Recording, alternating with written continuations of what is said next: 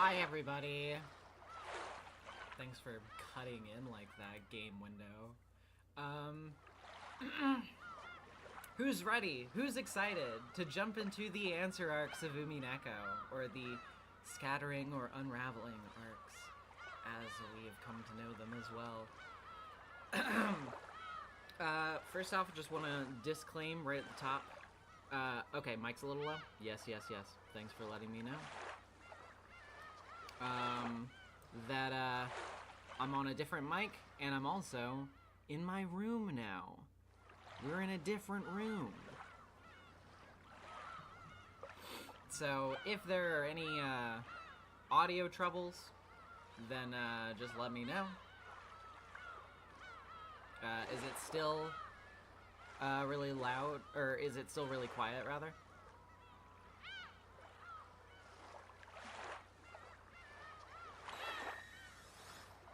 Also, Citrine Ray with the Canadian $20. Welcome to the Scattering Arcs to Lady Marcy Nezumi, Witch of Voice in Retrospect. May you and your entourage enjoy the events to come. Signed, Apprenticed Witch Ray. P.S. Happy birthday, chat. Thank you so much. Also, we had a member join from Twilby earlier. Thanks for becoming a channel member. Yeah, it's still pretty quiet? Okay. Interesting, because it is up pretty loud, but like it's at 95%. I don't want to like bust out your eardrums when I have to yell, but don't know what else to do there. Let me check my mic settings.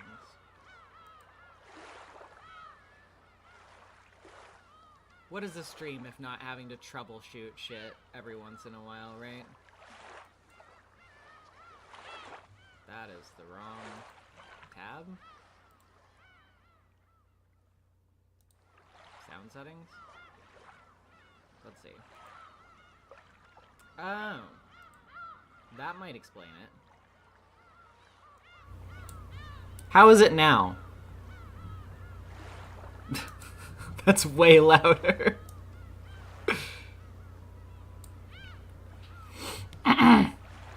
Yeah. Hold up. Let me turn the mic down now. Oh my god. Okay. I'm gonna put it like here. How's that?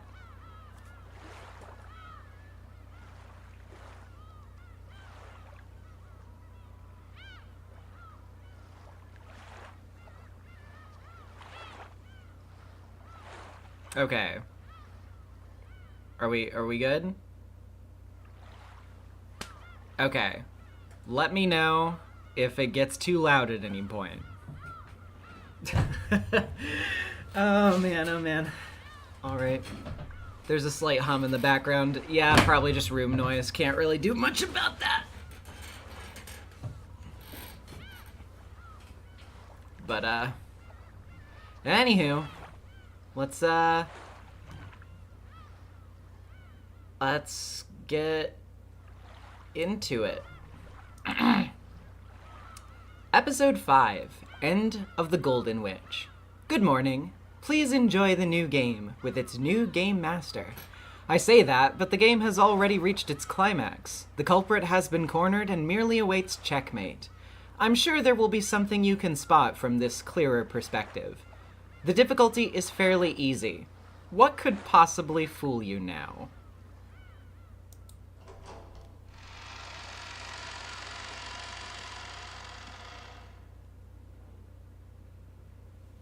Norisad, with the 100, thank you so much.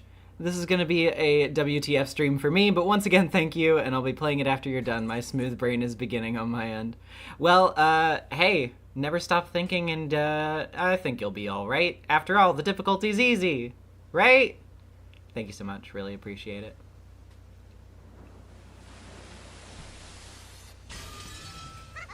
You idiot! Isn't it obvious? It'll be fun to kill her and see the pained look on your face. Why else? Look, look! Don't turn your eyes away. Look at it. Look, look, look, look, look! It's magic. It's furniture. No matter how much you try to deny me in magic. Look, look, look, look, look!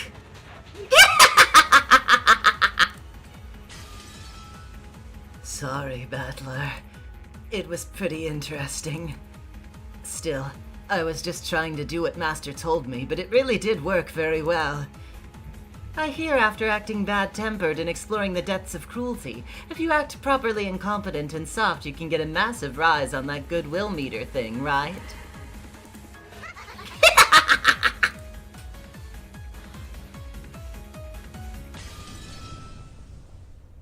Turned up the game volume just a little bit. Let me know if that's too loud or too quiet.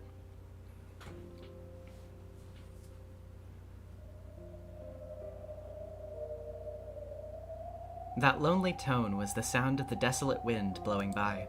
The color of the glittering flower petals on the rose bushes was that of gold. The group of golden butterflies, which had once danced through this golden rose garden like fluttering rose petals, could no longer be seen anywhere. The master of the Golden Land is the Golden Witch, Beatrice.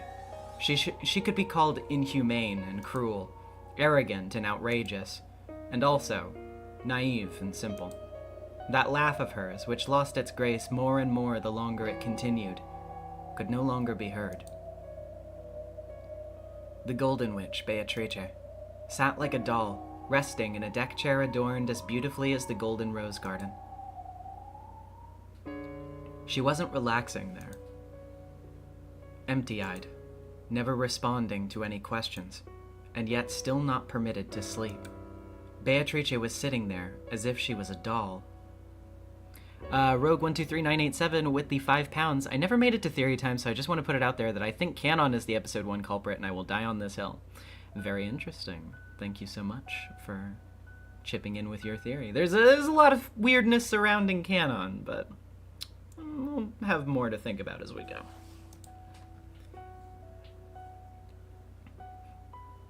Her hair was down, and Virgilia was carefully fixing it up with a comb. If Beatrice had been complaining about this and that regarding her hairstyle, then it would have been clear that she was the usual Beato. However, she gave no responses and showed no reactions. So instead, it only looked like Virgilia was combing the golden hair of a large doll. Alongside them, there was a table. On it was a chessboard, along with a mix of black and white pieces in an all-out battle. However, something about this setup looked different from normal chess. It might have been a game similar to chess, but not identical. And on the other side, sitting back in his chair as he contemplated his next move, was a young man. No, perhaps he wasn't thinking of his next move. Every once in a while, he would change the positions of the pieces, reconsidering the situation each time he changed it. Maybe he was reconstructing previous games, trying to discover the thought process behind those moves. In the past, Kinzo, the Ushiromiya family head, once likened studying chess games to taking a journey through the thoughts of the old masters. Ushiromiya Battler was on a journey in search of the Golden Witch's thought process, which had led her to create these arrangements and make these moves. Battler took a black piece which he had only just moved forward, and returned it to its original place, sighing deeply. Battler's pieces were white. However, on that chessboard, the side facing Battler was black's territory. He was stepping through the game from Beato's perspective. The more I do this, the less I understand your moves. Even Battler didn't expect that Beato would respond to that statement. No. He was holding on to the hope that there might be a chance of her responding, and had only made it sound as though he was talking to himself. Heartwolf with the $5. I haven't confirmed, but I may have accidentally spoiled the culprit for myself in YouTube comments for the soundtrack. Be careful about that, folks. Yeah, absolutely be careful about that. The comments on soundtracks are not shy about spoilers. Beato's eyes reflected nothing, and her mouth told nothing. After begging him to kill her, the Golden Witch had become a corpse which had given up on living. She wasn't sleeping. She was forbidden to step down from this game, and therefore sleep was not permitted. Criminal Sen with the $5. We'll be watching most of this later. Just wanted to drop in and say thanks for the excellent work you do. Thank you so much. So she must have heard. However, his words probably hadn't reached her heart. The Golden Witch would no longer sneer at Battler's moves, nor would she praise them or belittle them. Beatrice was no longer anything more than a living doll. Even so, she would glance at him every once in a while. It would be an empty glance, but a glance nonetheless. Sometimes she would seem to make some sort of gesture or even move her lips. However, her movements were never able to communicate anything to Battler. What led you to make this move in this situation? I don't get it at all. I don't understand your moves. Beato, Battler-kun is talking to you. Say something. Snicker or guffaw if you want. I don't even care if you use that shrill laugh of yours. It seemed unbelievable. That shrill laugh of Beato's would never be heard again. However, even if she couldn't answer, his voice was surely reaching her. Battler was talking to her because he believed this. So he said the same thing one more time.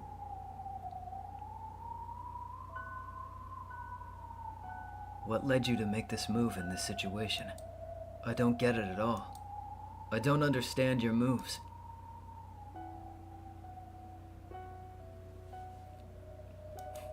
So, her thoughts don't make any sense to you? Virgilia answered in her disciple's stead. Up to this point, she had done her best to avoid speaking for Beato. After all, there was a chance that Beato would respond in some way, and Virgilia didn't want to be the one to take that opportunity away from her, which meant that Battler was being forced to bear with this silence. Until Beato herself answered. Virgilia could no longer bear to watch him like this. And Battler, too, wanted to have a conversation with Virgilia, with faith that their words would reach Beato's heart. Yep, I don't have a clue. The more I try standing in Beato's shoes and moving the pieces like this, the less I understand. The successful execution of a serial murder following an epitaph. He was stepping through the games from the witch side with that as the victory condition. But he just couldn't make it fit with Beato's moves. He could see several incomprehensible moves in the records of their past games that clearly conflicted with that victory condition. Norris out with 100 again. Holy crap. Broken Beato. the snooze emojis.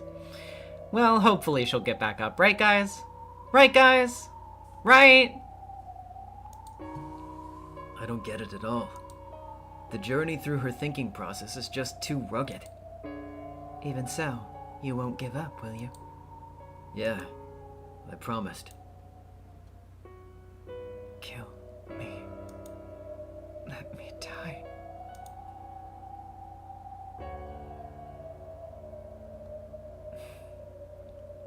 I promised to let her die peacefully. And I'm the only one who can do that. Beato's right ankle was bound with a heavy, cold steel shackle. It wasn't tied to anything, so it didn't restrict her movement. However, it symbolized restriction. It was a visualization of the restriction that prevented her from leaving the game without either victory or loss. And the shackle was probably hurting her. That mercilessly cold steel shackle was tormenting her over and over inside her waking dream.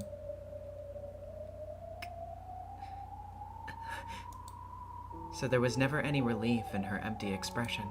Her eyelids would sometimes tremble like she was having a bad dream, and every once in a while she would let out a pained gasp. Unless I win, Beato will never be released from the curse that prevents her from resting in peace. Are you not in a hurry? It seems that the 5th game has already started. I'm not interested. Why should I take part in any game without Beato as an opponent? If that's the only alternative, then stepping through past games on a journey in search of Beato's thought process is a much better use of my time.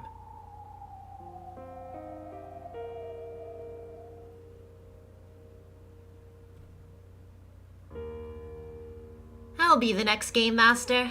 Any objections? You have none, right? I have tons. Beato has abandoned the fight and lost consciousness.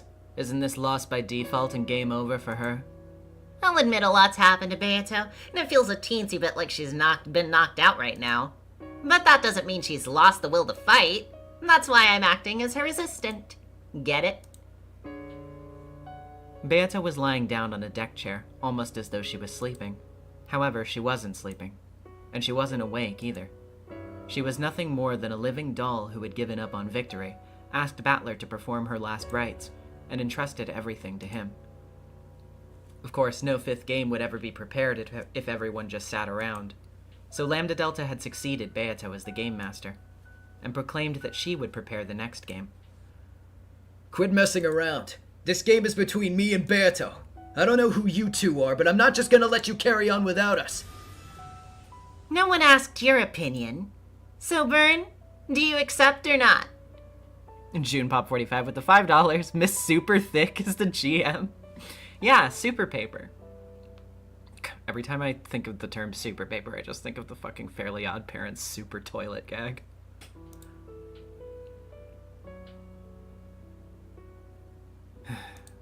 Sure. Go ahead and succeed her position. What the hell? How dare you say that? I don't know who you two are, but I'm not gonna let you ignore Beato and me and just carry on by yourselves. Calm down. Of course a different player will choose different moves. You might have a lot of reason to feel uneasy about the idea, but even so, it could give you some big hints, right? Who cares? And who put you in charge? Beato's game is repeated 4 times and you still don't understand anything, right? In that case, I think that changing the player might lead to some huge hints. That's none of your business. This is our game. Beato prepared it, and she designated me to be her opponent in it. I don't know what hole you two crept out of, but I don't want you screwing things up. In that case, wake Beato up and make her get the next game ready. Can you? Beato won't be getting up for a while, but there's no need for a new game. Just the 4 games she's already laid out are more than enough. Even if there is to be a 5th game, it just needs to be something that Beato lays out, and I challenge. You two have absolutely nothing to do with this. Abigail with the $5. Why is Battler third wheeling this date during Pride Month? He just has to let them do their thing. Battler couldn't hide his irritation at these 2 witches called Lambda Delta and Byrne Castell, who had shown up after the game's start and who had started to try and continue it on their own.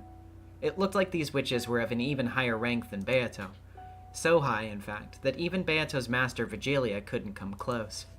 Battler had the feeling that he'd seen these two several times before. However, this was the first time he had learned their names and spoken to them directly.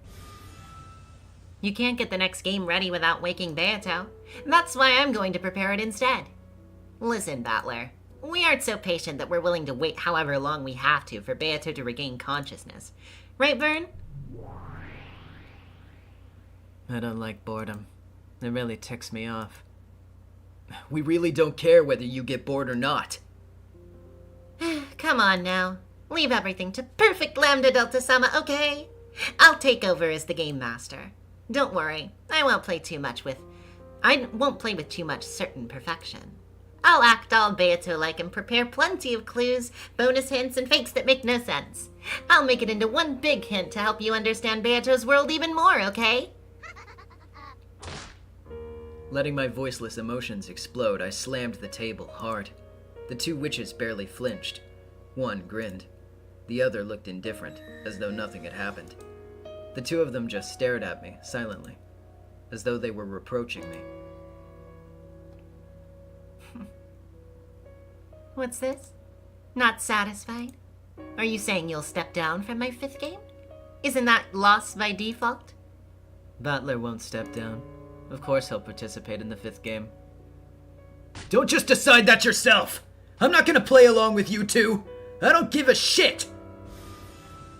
Then it really is lost by default, right? When the witch side wins this game, the humans submit and we wrap things up then. If you step down, then you lose by default and the game ends. Are you okay with that? If you want to make certain that your lonely sister will always meet with miserable circumstances in an endless number of worlds, that option is indeed open to you.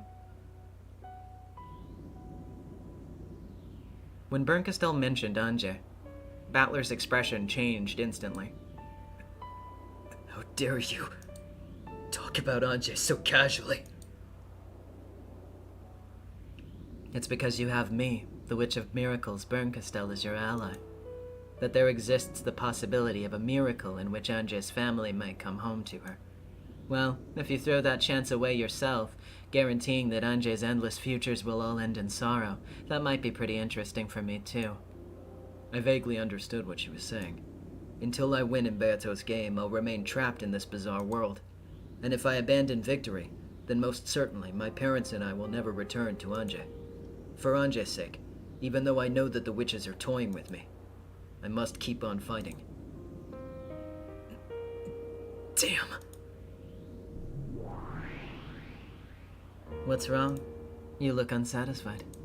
Did you already forget the anger you felt when your sister was turned into mincemeat? That spectacle when she was torn to bits, ripped to pieces by countless red-hot pliers. Do you need to look at it directly this time? Bernkastel faced the palm of her right hand upwards. As she did, a pale light gathered there, and some kind of blue glowing crystal appeared there.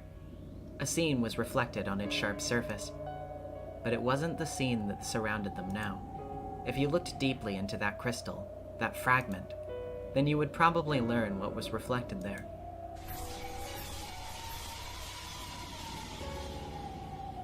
If you stared at it, then you would surely witness that scene where Anje finally reached her beloved brother after devoting 12 years of her life to that goal, only to have her entire body torn to bits while she was still alive.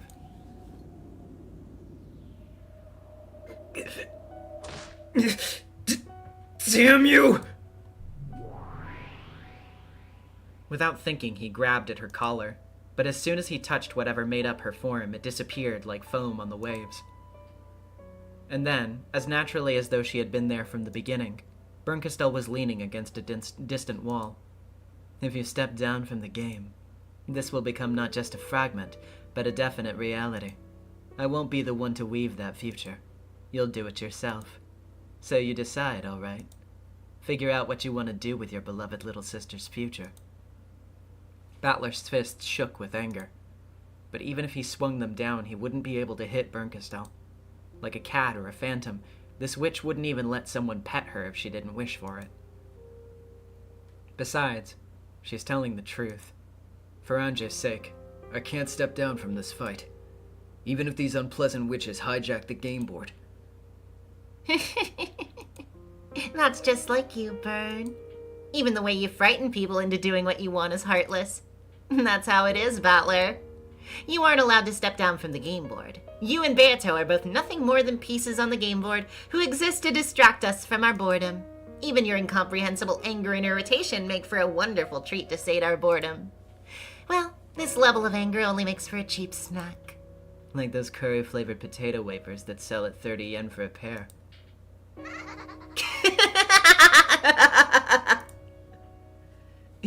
You damn witches. Fight for Anje's sake, okay? And for Beato's too, right? In a way, that was admonishing, or perhaps babying. Bernkastel smiled, tormenting Battler in a similar way to how something too sweet sometimes gives you a headache.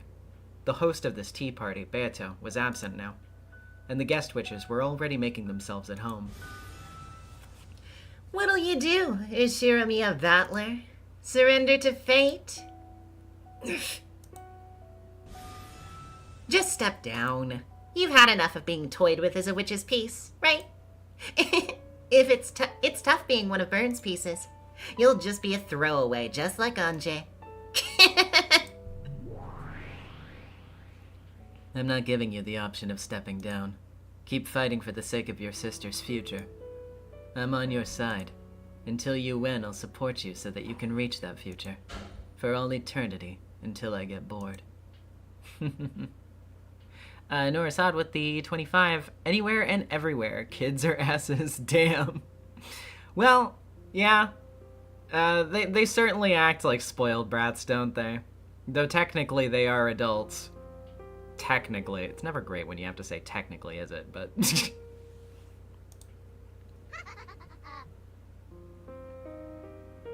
Battler couldn't allow himself to fall for their provocation and cajolery. These witches knew that he got mad easily, and they were trying to take advantage of that. Battler withstood it all, and finally relaxed his clenched fists. If you want to start this 5th game of yours, then just do it. Do whatever you want. Oh, I will. Hey, where are you going? Even though Battler had acknowledged this 5th game, he turned his back on them, which surprised Lambda Delta a bit. If you're going to be Beato's substitute, then I'm sure that Bernkastel witch over there can be mine if she wants. Not a bad idea. Otherwise, this'll turn into a loss by default. What the heck? Are you just gonna ignore this episode 5 that I put so much effort into making? Rude! Rude! Battler says he's going to take a break for a while. Until he comes back, I'll be the substitute player. How's that sound, Battler? You do that.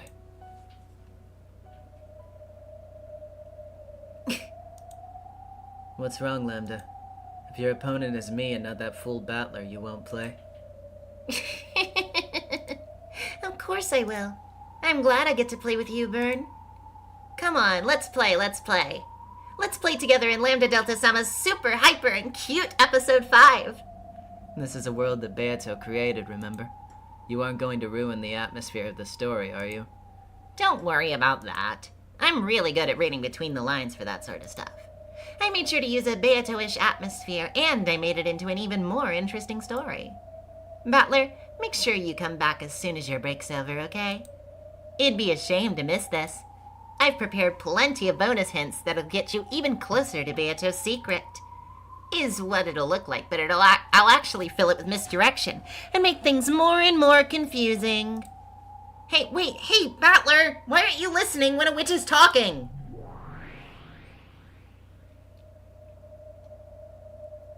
Without answering, Battler disappeared into the darkness. After shrugging and cackling, the witches immediately started playing with the game board they had stolen from Beato.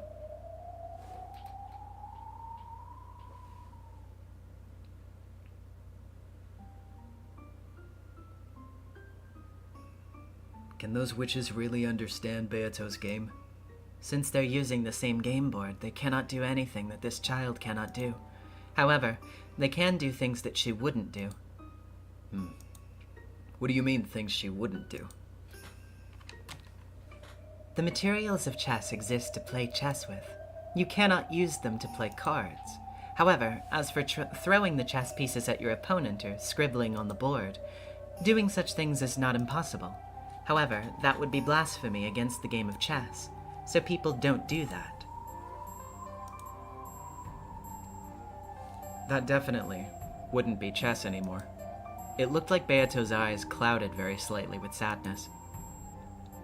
Damn them. This game is between me and Beato. I won't let anyone else profane it.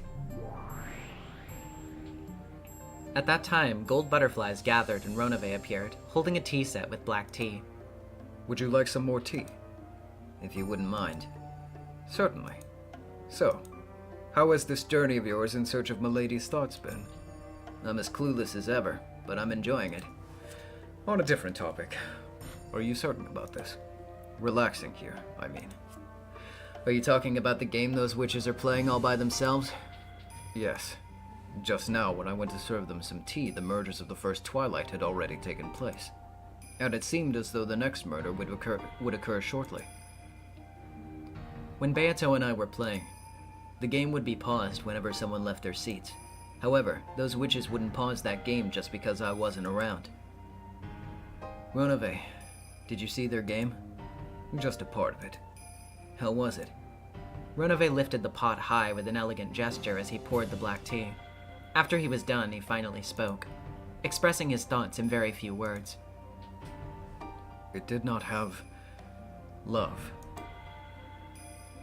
What do you mean, love? My apologies. That's how it would be put if a woman were to say it. What do you mean by that? As a man, perhaps one could say it was dishonorable. I understood what those words meant. When I met Virgilia's eyes, she shook her head slightly and stared at the floor. At a glance, I believe it resembles Milady's games greatly. However, the foundation is very different. Does it go against the rules of Beato's game? No, it does not. Lambda Delta Sama understands the rules of Milady's game very well indeed. However,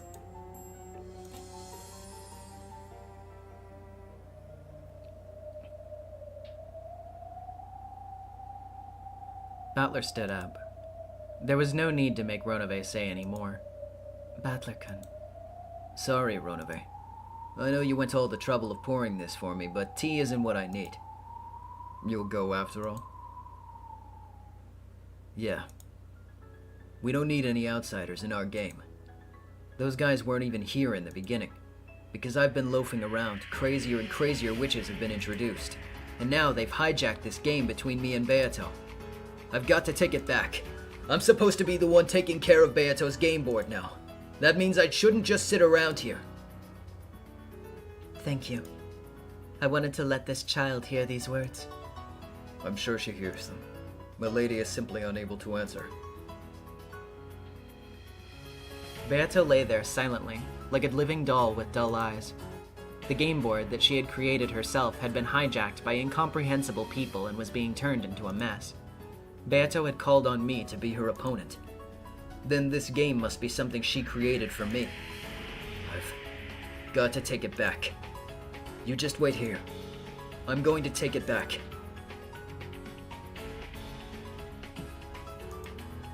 Of course, Beato didn't respond in any way. That's right. If she can't respond, then I have to protect it in her place. I'll be right back. Virgilia, Ronove, I'm counting on you two to look after this golden sleeping princess. Yes, leave it to us. See you later, Battler-kun.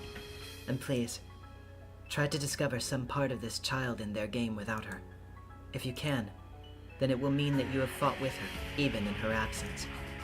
You're right. Yeah. This is no goddamn good at all.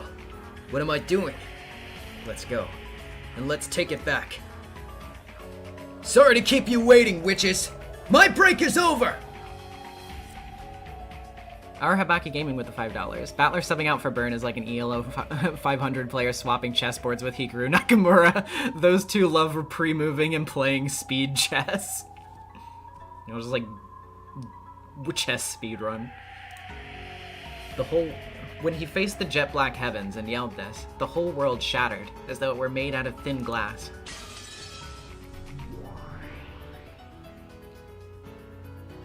Then, as though it had been that way since the beginning, it transformed into that smoking room where Battler had fought Beato so many times, and which the two witches had now hijacked.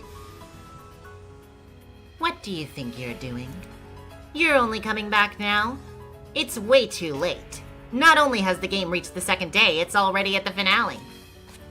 Dark Everyheart asked, I just had a thought, does this translation use a certain euphemism that a certain character likes to call themselves? Yeah. It's pretty much in every version, I think. And it is really uncomfortable, and you guys will know it when we get to it, but I don't really think there's a better description that you could have of her character. Like, unfortunately, I do actually think it is thematically relevant.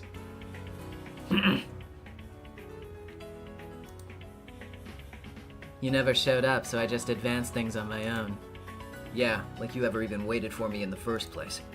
Burn was way sharper and more thrilling than you were, right? Shut up. I'm the player here. You substitute witches can just take a step back now. Well, I don't really mind if you join in starting now, but there's probably no need for you anymore. Seriously, after all, we were already at the climax. After this, Vern will probably corner me and win. What the hell? Why not, though? Let's let him watch the final moves. Yeah. Come on over, Shiramiya Battler. It's almost completely over, but here's the cute and elegant game I made. Episode 5. End of the Golden Witch.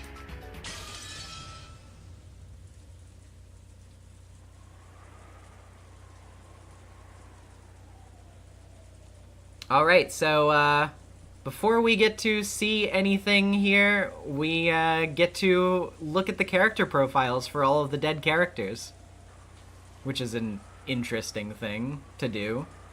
So, let's just go from top to down. Ushiramiya Jessica, corpse discovered in the cousin's room on the upper floor of the guest house. The direct cause of death is unknown, but her neck was sliced open by a sharp blade. The wound was deep enough that anyone could easily confirm her death with absolute certainty. Ushiramiya Hideyoshi, corpse discovered in a guest room on the first floor of the mansion. He had been pierced through the back with a demon stake. Its tip reached as far as his lungs. Because he was lying face down on the bed, suicide must be ruled out. Ushiramiya George, corpse discovered in the cousin's room on the upper floor of the guest house. The direct cause of death is unknown, but his neck was sliced open by a sharp blade. The wound was deep enough that anyone could easily confirm his death with absolute certainty. Ushiramiya Rosa, corpse discovered in the cousin's room on the upper floor of the guest house. The direct cause of death is unknown, but her neck was sliced open by a sharp blade. The wound was deep enough that anyone could easily confirm her death with absolute certainty. Ushiramiya Maria, corpse discovered in the cousin's room on the upper floor of the guest house. The direct cause of... yeah, it's the same description as before. Remember how they were just saying a minute ago, like, things that Beato could do in her games, but wouldn't do? Yeah, it's weird that Maria's dead so soon, isn't it? Runaway Genji, corpse discovered in the servants' quarters on the first floor of the mansion. The direct cause of death is unknown, but his neck has been sliced open by a sharp blade. The wound is deep enough that anyone could easily confirm his death with absolute certainty. Yeah. All right. The second day, October 5th, 1986.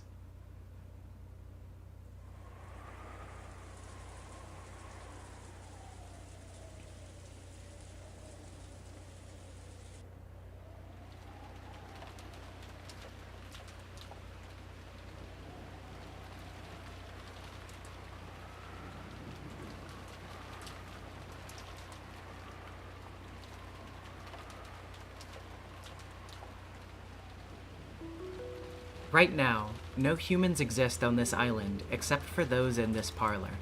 And with one exception, it has been shown that none of them have committed murder. And the culprit is among these people. Whoa. In that case, it's conclusive, isn't it? Unless the culprit is a witch who committed murders with magic, that is. It was you? You killed George? Killed my husband? Why? Why? I didn't kill anyone. I didn't do it. In a panic, and with a voice that couldn't really be called flowing. In a manner that was, to put it coldly, unsightly, Aunt Natsuhi denied the suspicion placed upon her.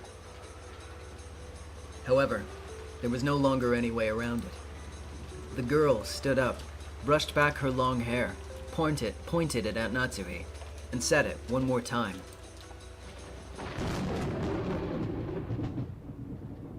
You are the culprit, Ushiramiya Natsuhi-san.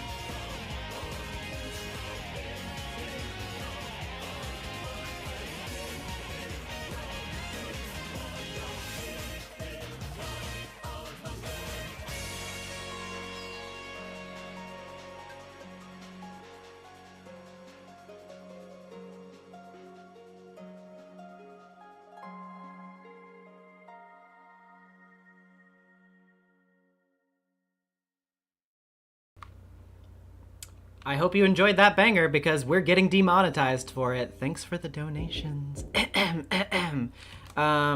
Let's read these donations that came in while we were doing that OP, by the way. Arahabaki Gaming with the $2. Bwa Torashan-san, the rat arrives, changing much. Very true. Daniel the Spaniel with the 10 pounds. Oh my god, the rat! I'm so excited for the rat. Will I like her? Will she like me? Am I making a good first impression? I think you'll find that the rat is very particular. Archiver of Worlds with the $2. The horizontal spinning rat is here. Very good. Oh yes, oh yes. Alright. Let's get going. It's Natsuhi! Please open up! Natsuhi yelled as she knocked loudly and repeatedly. Shortly after, there was a heavy clunking sound, and the sound of the door to Kinzo's study unlocking could be heard.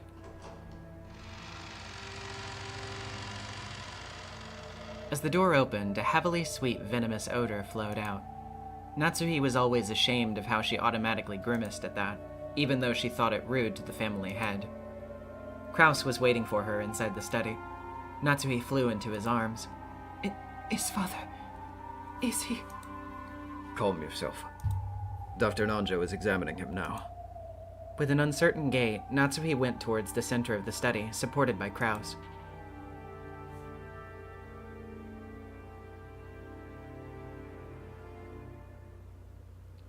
There, a dignified bed fitting for the head of the Yoshiramiya family could be seen, along with Nanjo, Genji, and Kumasawa. Dr. Nanjo... is father... After sighing deeply, Nanjo left the side of the bed.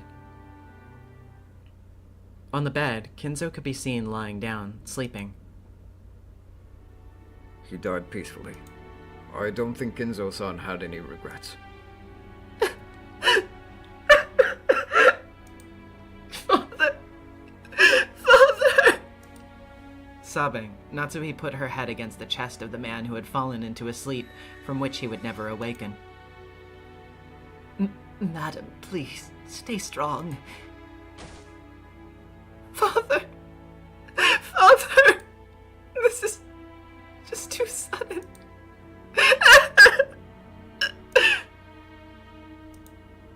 Natsui couldn't stop her tears over the death of Kinzo, whom she had loved like a second father.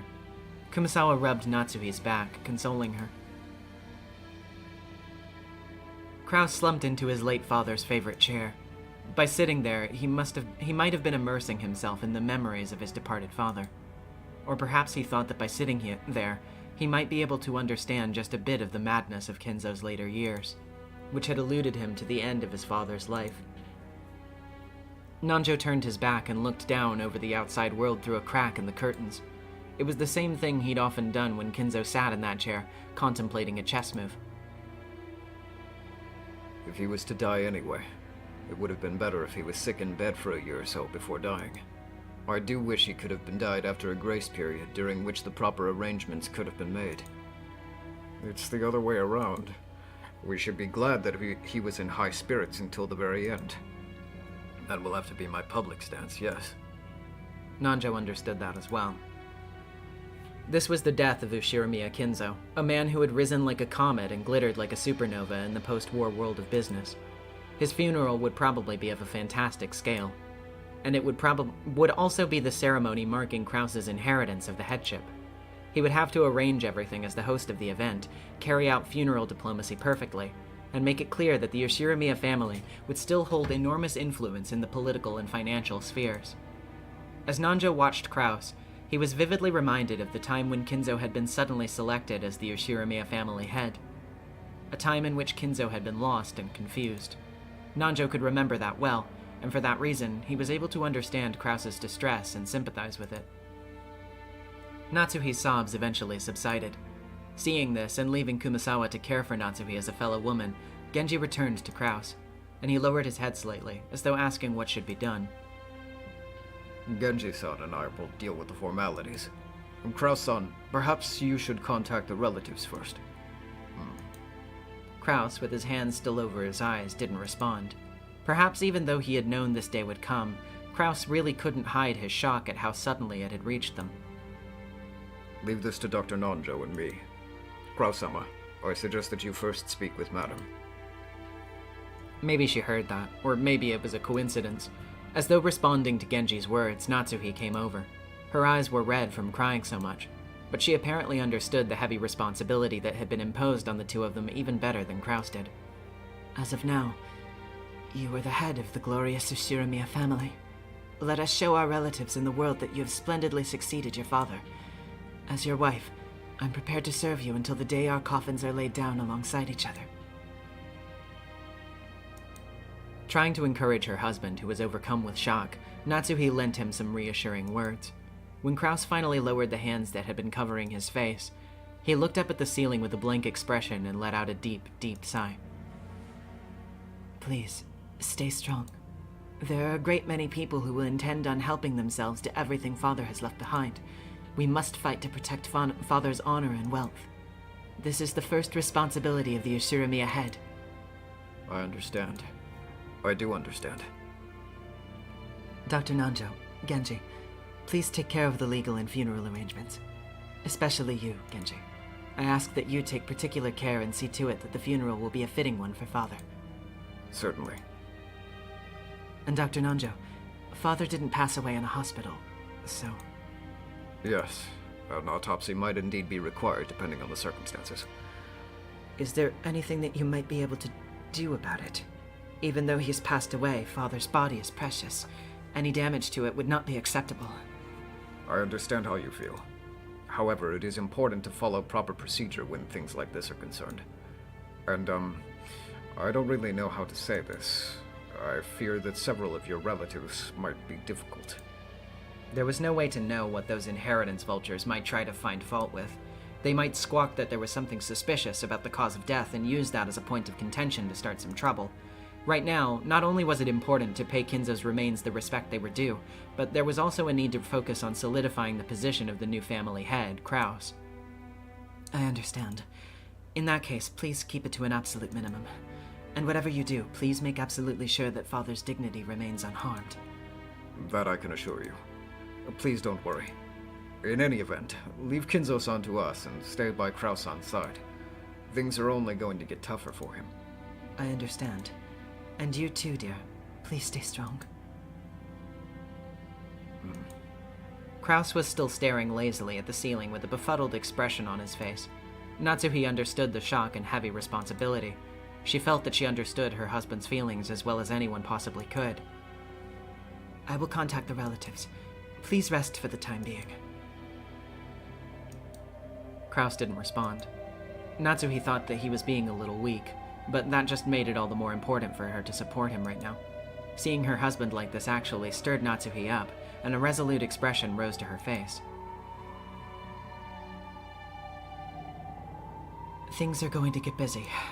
Let's get started with whatever we can do right now. I'm sure my husband wants to have some alone time with Father. We should step out for the time being. Yes, I think that would be best. After all, I expect this will be the only time he'll have. Being in charge of a funeral is tiring work. There's no time to shed tears. If Krause were ever to be given time to cry for his dead father, that time would have to be now. Everyone agreed with Kumasawa's words. Even then, Krause continued to lazily gaze up at the ceiling and didn't respond in any way. Natsuhi urged the servants to go. I'll go talk to Jessica, too. She is the successor to the head now. I'll have to impress upon her that she needs to be appropriately aware of it. Wait. As they each started to make their way out of the study, Krause finally spoke. They stopped walking. Yes? Wait. Yes? Hadn't she already stopped walking, just like her husband had asked? But despite that, he had once again told her to wait. From those slightly weak words, Natsuhi understood that he had probably stopped her because he wanted her to be by his side. The rest of you, downstairs. I will stay with my husband. Please call on us and call us on the phone if anything happens. Certainly. I said wait! When Kraus suddenly raised his voice, everyone jumped and turned around. Unable to comprehend what she had done to spark her husband's wrath, Natsuhi ran up to him. What's wrong, dear? Have I said something rude? If so, please forgive me. No, that's not it. That's not it. Wait a second. Give me some time. Yes, I understand. It's important to have time to sort things out inside your heart. We were just going to leave quietly to give you the time that you need. And I'm telling you to wait before doing that. Listen, just... no one move. Not even an inch. If you're tired, then feel free to sit in whatever chair or sofa you want. So just stay quiet and shut up in silence. Don't do anything, just stay right there! Those unreasonable words felt like a glimpse of how Kinzo used to be. Natsuhi couldn't hide a slight surprise at those words, which made it seem as though Kinzo had possessed her husband. Natsuhi told the servants to wait for the time being. She ordered them to sit in a sofa a short distance off, approached her husband, and spoke to him in a small voice. If you order it, I will wait however long you ask. I won't move. So please, try and calm yourself. No, that's not it. That's not it. Was it really his father's blood, or was he actually being possessed? Kraus's disorderly style of speech strongly resembled Kinzo's. As she watched this, Natsuhi felt with even greater certainty that Kraus was indeed Kinzo's son, and that he was the true successor to the head, more suitable than any other person.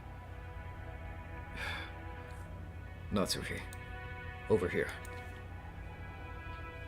Kraus stood up and headed towards the window, trying to lengthen the distance between himself and the servants waiting on the sofa by even a small amount. Natsuhi realized that he must have something secret that he wanted to talk about. Yes, dear. What is it? Dad dying would be bad. Would be, but he has already passed away. We can't change reality. That's not it. Now is a bad time. What do you mean? I've been putting Dad's fortune up as collateral. Once the issue of dividing the inheritance comes up, I won't be able to hide it. What? Collateral, you say?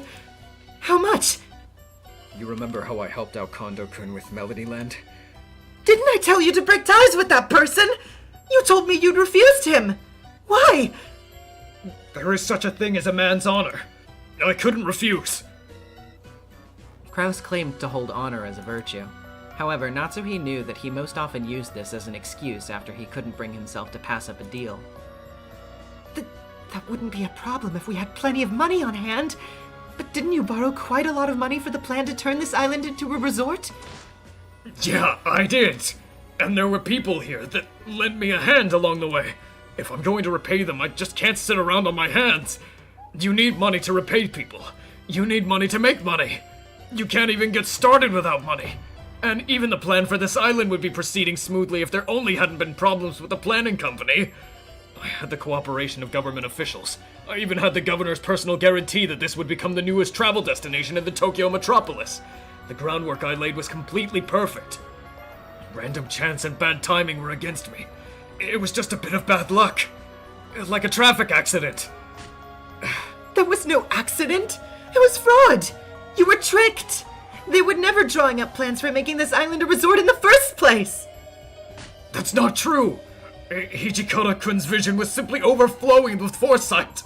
The way his eyes always focused on the whole world and the future taught me that things that I always believed to be mere dreams were only the tip of the iceberg of what is possible. Expand your dreams to the whole world, to the future. You heard him say that too, didn't you? Yes, I did. And I think I remember telling you that what I thought after we returned home. I said that he was suspicious. That he only spoke of dreams and didn't have his feet planted on the ground, and that you must not have any further relations with him. Hijikata-kun is a wonderful, pleasant young man. One could learn a lot from the way he lives. I can respect him despite his youth. I won't have you insulting him. That's what you said about the whole moon tourism thing. You just kept saying it was visionary, that it looked to the future, that it had high aspirations, and what was the end result? Eventually, even you yourself admitted it was utter nonsense. I was sure something was wrong from the moment that strange man showed up claiming to be a high-ranking NASA official. The only issue was that foreigner who was an international swindler. Mr. Sonezaki and I were both victims of that incident. Even now, his vision isn't mistaken. There will definitely come a time when space tourism will become a popular indulgence for the world's richest. And the very first enterprise in that area will probably be monopolized by a single private company. That viewpoint is not mistaken. There is simply a group of international swindlers who are trying to take advantage of that fact and deceive investors across the world. And I'm trying to tell you that this Sonezaki man was one of them too! Just how gullible are you? Why do you always accept these suspicious offers without any doubt? Our Hibaki Gaming with the $2. Kraus is a visionary. To the moon. Moon tourism. we finally got to it. Somebody pointing out the Sonozaki in the chat. It's not spelled the same as Sonozaki from Higurashi, so this is a different guy. June 45 with the $5. The moon is a plot point? Now you understand the Kraus moon jokes. And Normal Gabriel with the $2. You don't understand. They're non-fungible. Natsuhi, my apes! All gone! Stolen! Take that back. Mr. Sonezaki is a man with a brilliant future ahead of him. There's nothing suspicious about him, because the dreams he speaks of that anticipate the future, they sound crazy to people who can't look that far ahead. A woman like you can't see into the future. Yes, a woman like me can't see into the future, but I can see the present. Right in front of me, I can see a pitiful husband who's been taken in by sly, double-crossing swindlers and still trusts them implicitly, even after he's been tricked. Oh, shut up! You don't understand anything about money or business or economics. Don't try to butt in on the job of the husband. All the wife needs to do is the housework. You just keep quiet.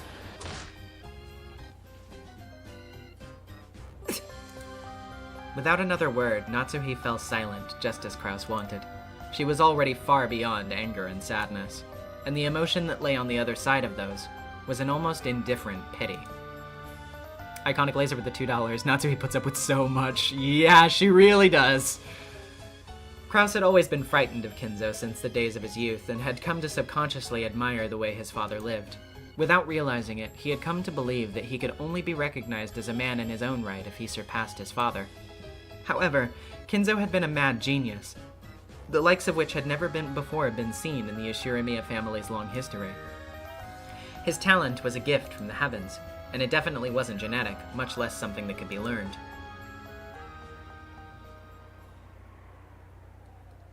Natsuhi instructed the servants not to tell anyone about Kinzo's death, and dismissed everyone for the time being to give the two of them a chance to talk alone.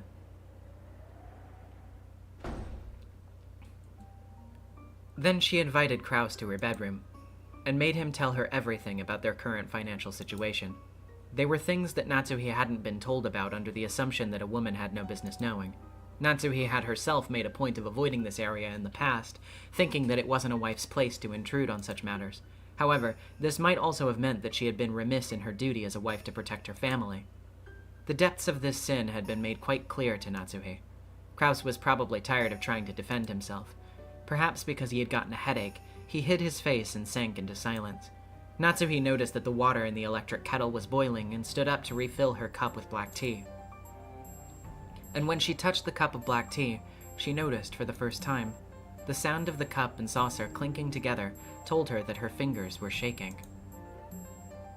Kraus had built up a large debt to obtain funds for his various projects and to cover the losses when they failed. Of course, he had put up the mansion and property as collateral.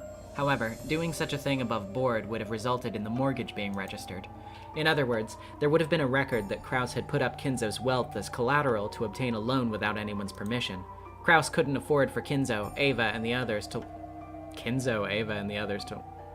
What? I think he doesn't have to worry about Kinzo finding out. Was that a... No.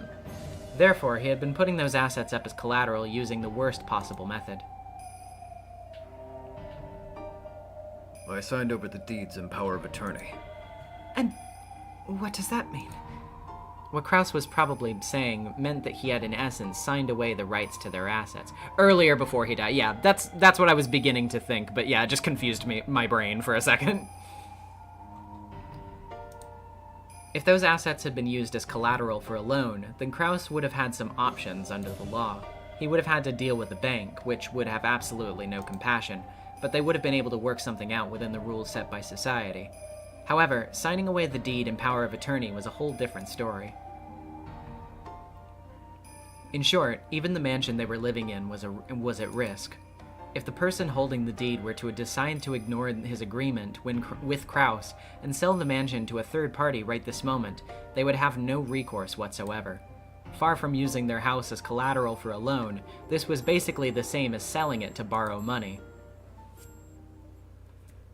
So this is such an interesting thing to me because so much of Umineko focuses on appearances, especially within the Ushiramiya family, who are so dedicated to keeping up appearances and masks.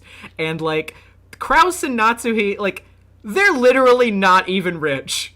They're literally just fucking LARPing at the moment. They don't even own this fucking house. Oh my god. Hold on, let me just check my Discord real quick.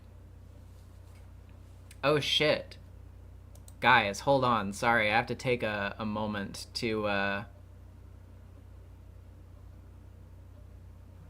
look at something real quick. Let me just make sure that this is okay to talk about. Yep. Hold on. Sorry, guys. You're gonna have to give me just a second.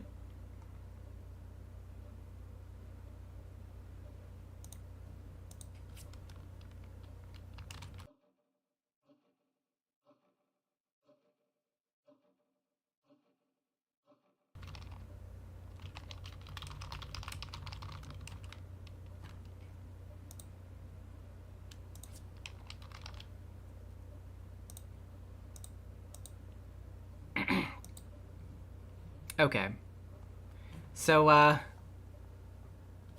yeah, I guess you guys will have to check this out after stream and I'm able to announce it here, but, there is a sort of cooking game, visual novel, hybrid, small, indie game called You Are What You Eat, where I voiced the main antagonist, Madame Bakewell, and, it is out now on itch.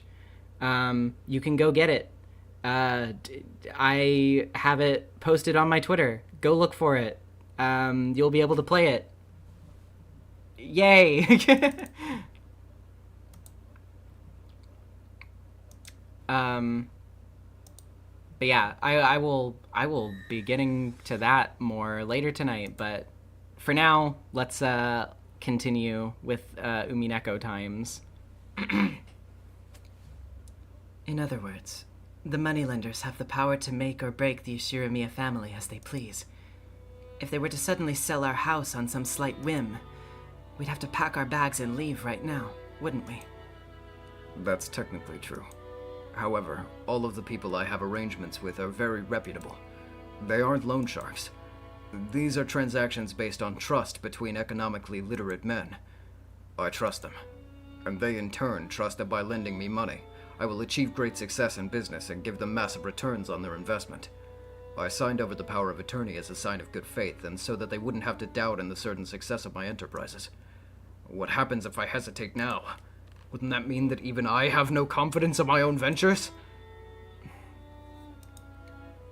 If your ventures had been successful, we wouldn't be in debt now, would we? Natsuhi only barely stopped herself from saying it. Father is dead. What happens next? Your debt will be exposed to the light of day and your siblings will hold you responsible? That won't be all. It will probably lead to criminal charges. Criminal charges? Why is that? It's better if you don't know. The point is, we can't allow anyone to find out about this. Kraus looked at the floor shamefully, shaking his head over and over. If it would come to criminal charges, then he must have broken some laws. He had probably been so intent on raising a large sum of money that he hadn't paid any heed to appearances. Kraus had seriously believed that his many projects would definitely succeed and return huge profits. So he had figured that even if he broke a few laws, he would be able to pay everything back before too long and pretend that the whole thing had never happened. This might have lessened his resistance towards breaking a couple of laws. And now, Kinzo's death, the worst possible thing had occurred, and soon he wouldn't be able to keep it all hidden. What will happen to us? There's no need to worry. You may not believe, but conditions are most certainly on the rise now. The value of the city real estate I invested in is rising rapidly. I have a project in progress to consolidate those and construct a massive business tower. This is the most reliable of all my investments so far, and it's proving to be the most successful. However, it will take a little more time for it to bear fruit. It's absolutely certain to do so, but it will not happen immediately. Will the success of that venture be enough to pay back our debts? Of course it will. I'll be able to write off all the debt I've accumulated so far. So believe me, I only need a little more time. But Father has already passed away. We don't have that kind of time anymore. I know that. That's why I have to obtain money from somewhere and pay off those debts right now. I need money. That's what it comes down to. Money. A lot of it. Right now. Ugh! Kraus roared and clutched his head, writhing about as if in pain. As Natsuhi watched, several conflicting emotions swirled about in her chest. She felt pity for her husband, but at the same time, she felt he was a fool. And she also felt a mixture of anger and regret towards her own irresponsibility in letting her husband run wild for so long. It should have been clear to him well before today that they were in a very critical situation, and yet he had irresponsibly waited for this moment to come and was now writhing about. Her husband was so foolish and pitiful. It was easy to feel frustrated with him. However, she was his wife. For a wife to ridicule her husband as a fool would run in conflict with her responsibilities. If he was a fool, then she would have to support him to compensate. However, she didn't have a clue what she was meant to do about this. If there was a massive amount of money like that within easy reach, there was no way that Kraus wouldn't have already laid his hands on it. It would also be easy to tell him to be a man and give up on everything, but that would also run in conflict with her responsibilities. She was Ushirimiya Natsuhi, the woman who had become Kraus's wife and sworn to support him, the new head of the Ushirimiya family, for as long as she lived. She had to somehow help her husband in his efforts to raise money. She understood it logically, but she couldn't suppress the indescribable feeling of dejection that seemed to rise up from the dark depths of her heart. That's right. Dad's hidden gold. 10 tons of gold is worth 20 billion yen. If I had that, that's right, if I had that, everything could be resolved. Natsuhi, that's it! The witch's epitaph! Let's solve that! Let's solve it together! If we can just find the gold, everything will work itself out! That's right, it must be hidden somewhere on this island. If we had that. If we had that! You're hurting me. Dear, please, stop this. Kraus, acting as excited as if he'd thought up a perfect, brilliant plan, grasped Natsuhi's upper arm tightly. Natsuhi couldn't help but be dumbfounded. It wasn't just because she had heard something as fake-sounding as the hidden gold brought up. Kraus usually disparaged the story of the hidden gold, saying that it didn't exist and that it was all fiction his father had created to borrow a lot of money. Natsuhi was doubly taken aback because of this. I know. Let's have Jessica help us too. Maybe some things can only be solved with the senses of a child. This is a family crisis. All of us have to stick together. Yes, it's just a fanciful little puzzle that Dad created. We should be able to solve it. There's no way we can't solve it. It's the only way. Oh, Natsui, this is wonderful. We still have an option left. And right here next to us. The gold is on this island. If we had it, everything would be resolved. Natsui, call Jessica here right away. Let's overcome this family crisis as a family. Yes, right now. The gold is on this island. It's right beside us. Natsuhi knocked Kraus aside, unable to withstand the pain in the arm he was twisting in his excitement. Kraus tripped over the edge of the bed and flopped pathetically onto the floor. Please get a hold of yourself! And please calm down! Do you really think that this Ushirimiya family crisis could be solved by saying something as dreamlike as that? Natsui. Please cool your head off and think of a realistic plan to gather money. I'm going to go cool my head off as well.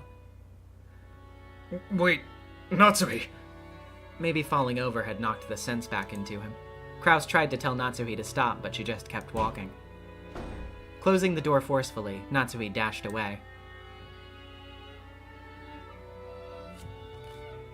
Natsuhi ran through the corridor. She didn't want anyone to see her like this, but she ran headlong into Genji. My deepest apologies. Madam, have you been injured? I'm alright. Leave me alone. Certainly. Oh, Genji. What's the state of Father's study? It is just as you left it. Dr. Nanjo is in the parlor. I see.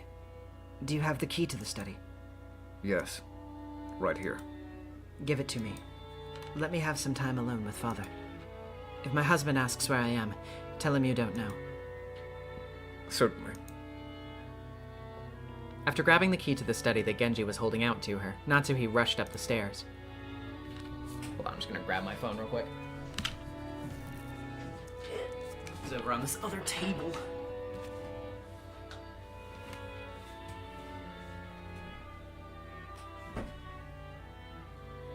Hello?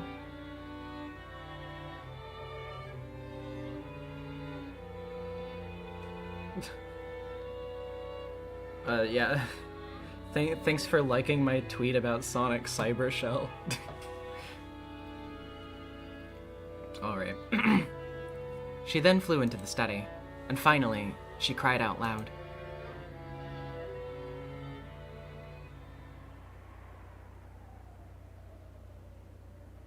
Father, please forgive our foolishness. My husband and I aren't capable of inheriting all that you created. Please, please, forgive us for our foolishness and our crimes. And if you can forgive us, please guide the way for us fools. Clinging to Kinzo as he slept in the bed, Natsuhi cried even harder. She kept imagining Kinzo sitting up suddenly and patting her head. No, Father isn't the type of person to pamper. More likely, he'd yell at me to stop being so noisy. However, neither of these imaginations would come true, because it was an undeniable fact that Kinzo had entered an eternal sleep. But even so, Natsuhi begged the sleeping Kinzo to forgive and help them. It had only been a few hours since his passing. Perhaps his soul was still here, listening to her. Believing this, Natsuhi begged for Kinzo's forgiveness and help even more earnestly. Noisy woman. Don't I always say that I value silence?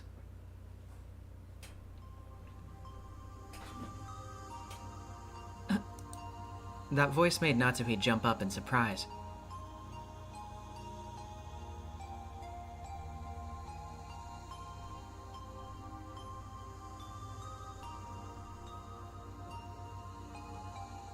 When she faced in the direction that the voice had come from, she saw Kinzo sitting at the study desk, folding up his reading glasses. Did you get in a fight with Kraus again? Neglecting his wife. That Kraus only inherited my bad traits. Father. What a wretched-looking face. Wash it. Aren't you the wife of the successor to the Ishiromiya family? You mustn't let the servants see you wear such a shameful expression. Yes, Father. My apologies. Natsuhi understood. This was just an illusion, one that Natsuhi had created from her desire to speak with Kinzo and her memories of the man as he once was. No, that's not it. She believed that just for now, Kinzo's soul had shown itself to her. She was sure that doubting this would cause it to vanish in an instant. It seems that a family crisis has arisen the very instant the headship was passed on. Yes, Father. I wasn't able to support my husband. I'm truly very sorry. The Ishiromiya family is so very cursed. I was in a terrible state when I succeeded the headship too. The hardships you two are suffering are trivial in comparison. Kinzo's succession to the family headship came suddenly. At the time, he was nothing more than a young man from one of the branch families, far separated from the Yoshiromiya main family. The main family might have had honor and tradition, but that was of no relevance at all to Kinzo, and he couldn't have cared less. Then, the principal members of the main family were wiped out in the Great Kanto earthquake, along with their businesses. On top of that, there was a complicated antagonism between the members of the family at that time. And the elders were all trying to impose their will on the others in the sinking ship. Because of this, they weren't even able to elect a leader to rebuild the Ushirimiya family. Abigail, I don't know that I would necessarily phrase it like that. Like, Natsuhi just acknowledged herself that she knew that this wasn't real, but she's still thinking of it this way in order to give herself comfort. I don't know that I would necessarily call that, like, deluding herself, because she's under no impression that this is anything more than it actually is.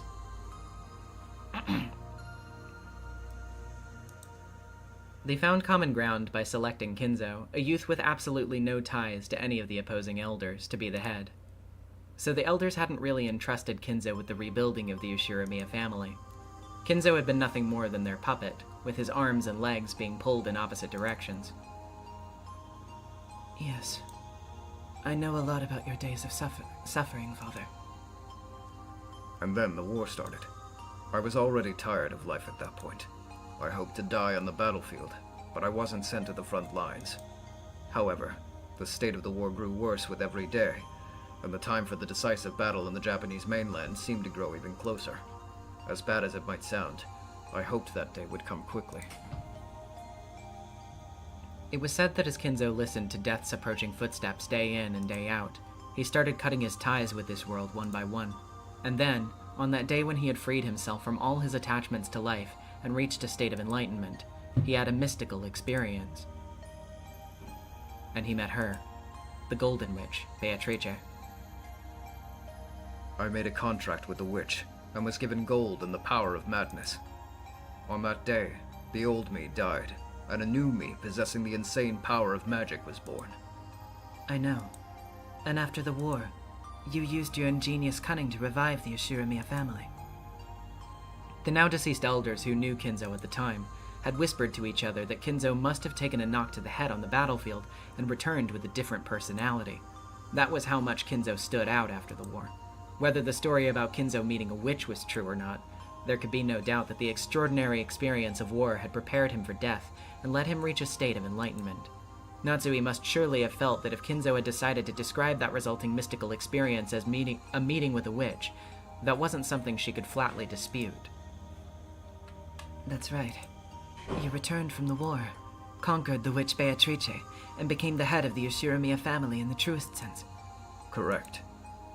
Before I met Beatrice, I was nothing more than a puppet, and only the head in name. I only became the head after conquering the Golden Witch. Father, will this Golden Witch aid my husband Kraus now that he's the new head? Oh, she will, assuming that she has truly succeeded the headship. What do you mean by truly succeed? I mean, it depends on whether he bears the responsibility and pride of the Ushirimiya family head in the truest sense. Natsuhi, you should understand this. The headship is not inherited by blood. It is inherited through spirit and conviction. Even though Kraus is my eldest son, he cannot be called the true head if he does not possess these things. And even someone other than Kraus would make a splendid new head so long as that spirit dwelled in their heart. The Golden Witch Beatrice will lend her power to that true head. Isn't that right, Beatrice?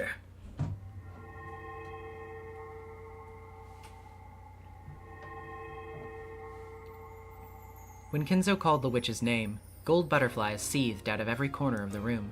This fantastical scene had an otherworldly beauty to it. It was like standing in the midst of a blizzard of golden flower petals being blown about a rose garden of gold. As Natsuhi stared at this scene in shock, the gold butterflies gathered and formed a human shape.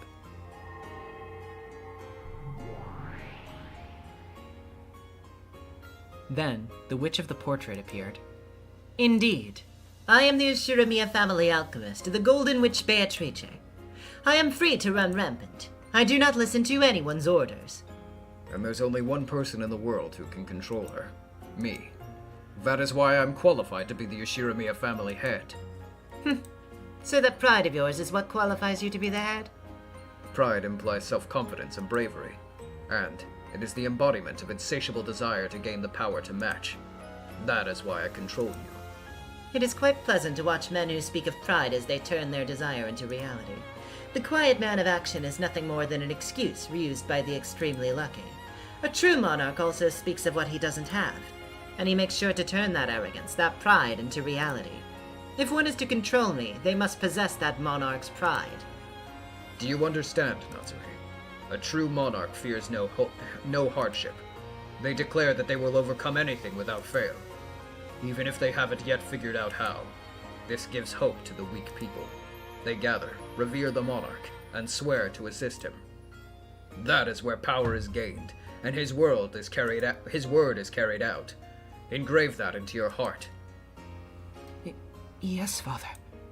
Natsuhi understood. Through this mystical experience, Kinzo was teaching her the attitude required to overcome hardship, even after his own death. Feeling a warm sensation rise up in her chest, she let the valuable words Kinzo had given her echo throughout her mind over and over. A true monarch, in other words, the true head of the Ushirimiya family, was not to fear hardship. They had to believe that they could overcome any hardship. If they could not believe themselves capable, there was no reason why they would be. Natsuhi suddenly felt very ashamed of the way she had come into this room, sobbing and asking Kinzo what to do. I was foolish. Of course, there's no time for crying when an Ushirimiya family crisis is upon us. And now that we have inherited the Ushirimiya family from you, Father, we must protect its honor no matter what. Oh? Even though you can't draw a blueprint on how to repay Krause's debts? As Beatrice laughed unpleasantly. No, that wasn't it. She was testing Natsuhi to see whether she possessed the mental readiness to be a true monarch. Natsuhi didn't hesitate anymore. She answered clearly, gazing into Beatrice's eyes. Yes. At this moment, I have not yet discovered the method that we should pursue. However, my husband is the new head of the Ushirimiya family, and I am his supporting wife. So in my husband's place, I will proclaim it. Let us hear it. Ushirimiya Krause and Natsuhi will definitely overcome these trials and protect the honor of the Ushirimiya family. You have nothing to worry about, Father. You do know the scope of Krause's debt, as well as the disastrous state things are in? Yes. Things could hardly be worse. We could even be ordered to leave this mansion tomorrow, and we wouldn't be able to refuse. Once the distribution of the inheritance comes up, his relatives might even file a criminal complaint against us. However, there is no need to worry. We will repay all of the debts before then and restore our honor. As she stood at attention with a resolute attitude, Natsuhi proclaimed this clearly with Ushirimiya Kinzo and Beatrice as witnesses. For a while, they remained silent, as though weighing Natsuhi's resolve. Then Kinzo chuckled and turned away. How vexing. Why couldn't this person have been my son? The very fact that a woman with such a disposition married your son is another sign of your great luck.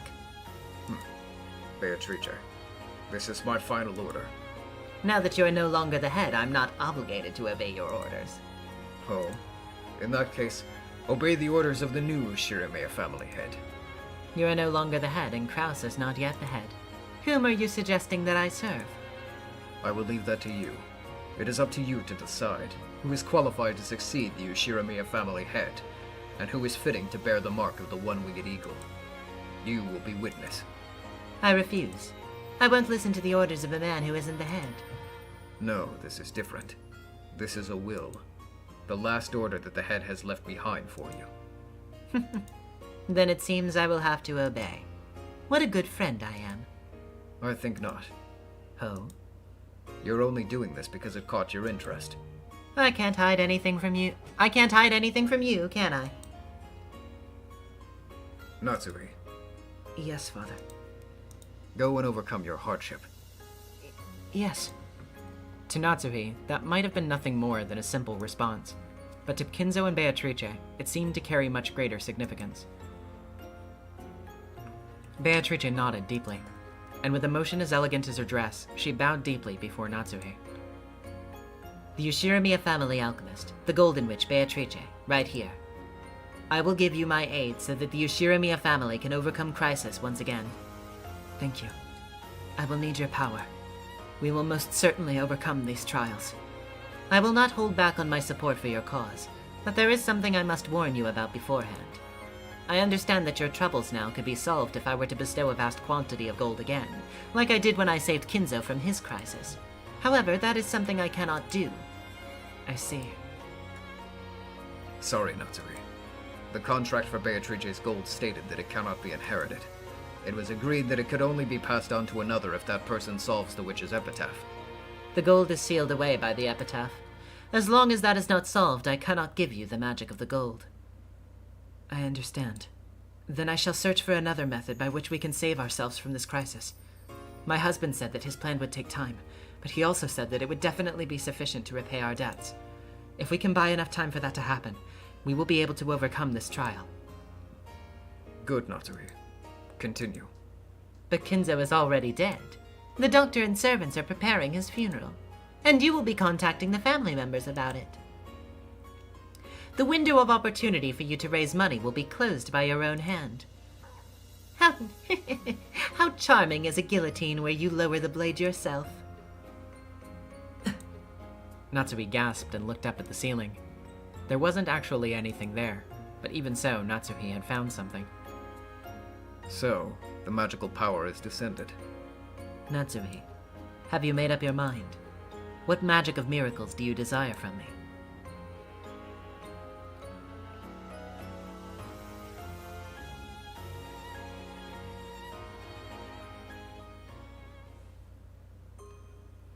All of those who had witnessed Kinzo's corpse were once again gathered in the study.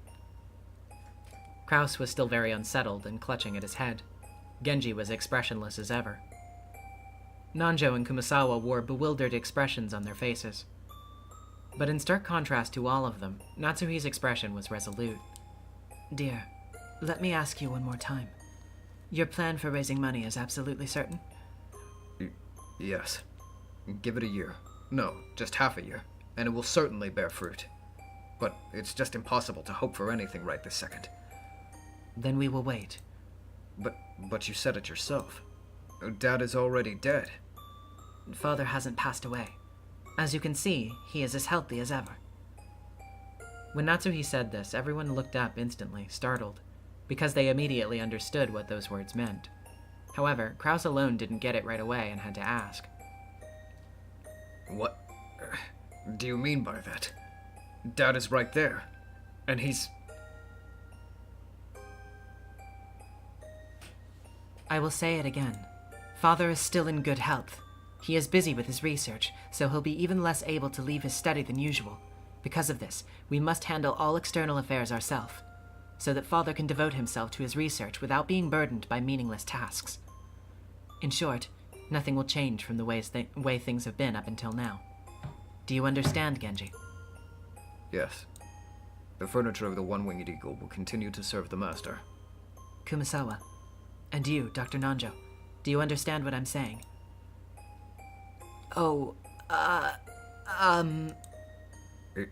Is this really what you want to do, Natsuhi-san? It may be true that Father passed away today, but if everyone here right now believes we can use magic to revive Father... It's impossible, madam. That's just too much. The time of death will be determined during the autopsy. We can't stop it from looking suspicious. Father will not pass away, so there will be no reason for there to be an autopsy. Of course, she wasn't planning to make Kinzo live forever. The fake life given to Kinzo would only last until Kraus could repay his debts. After that, Kinzo's soul would finally be able to sleep in peace. Nanjo repeated himself that the time of death would be discovered during the autopsy, but Natsuhi said again that this wouldn't be a problem. Father will not pass away by being reported dead. I see. He'll be reported missing. After clapping his hands together, Kraus stood up, shaking his fists. Yes. Once we've managed to pay back the debt and finish the preparations to lay Father to rest, we will then announce that Father has disappeared. Rokenjima's vast, uncultivated forest was the perfect place to stage a disappearance. One day, Kinzo would go out into the forest for a walk and never return. They would search for him without success and then be forced to report his disappearance. If he disappears, we can file a report of his death even without a corpse. In other words, we can conceal the time of death. What do you think, Dr. Nanjo? There won't be any problems this way. Yes, I can see the logic, but... Are you sure about this, madam? Yes, if all of us can keep quiet, then perhaps we could keep it a secret that the master has passed away. But there are so many ways that one of us could slip up and allow someone to find out. Kumasawa, keep your voice down. Have you forgotten that father is sleeping right over there? Are you trying to wake him? It isn't a corpse. Kinzo is sleeping. As Natsuhi said that, Kinzo lay quietly on the bed, as though there was nothing at all odd about her words.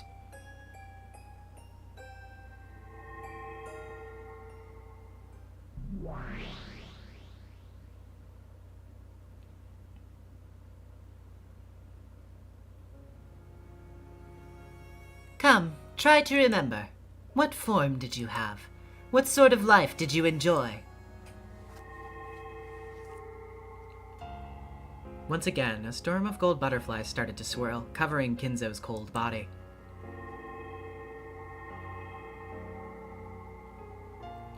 Then, after the butterflies exploded into fine gold powder and disappeared, just like those fairy tales that had been told over and over since long ago, Kinzo slowly opened his eyes and sat up.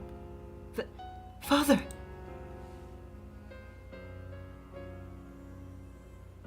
Natsuhi, let me first make one thing clear. I did not coax you into doing this because I have an attachment to life. You liar. Don't tell me you didn't anticipate this at least a little. How does it feel, Kinzo? How is your body?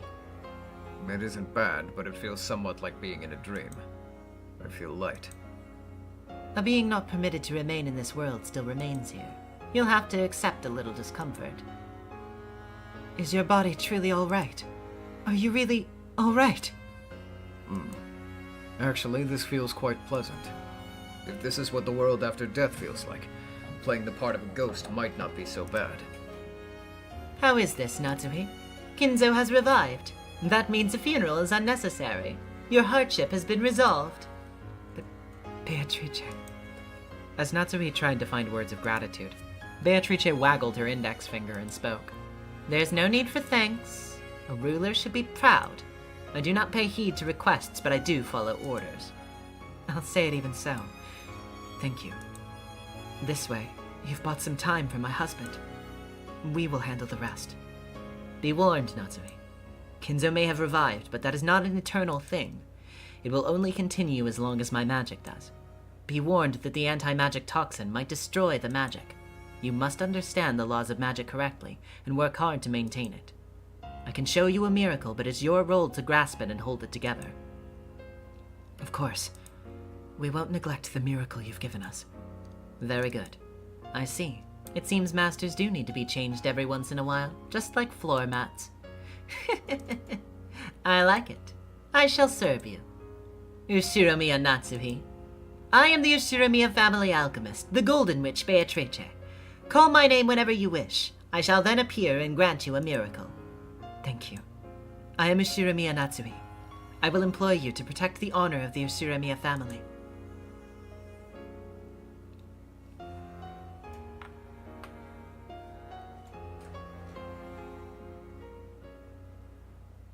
Oh boy. Natsuhi, Natsuhi. The family conference of the previous year, October 5th, 1985.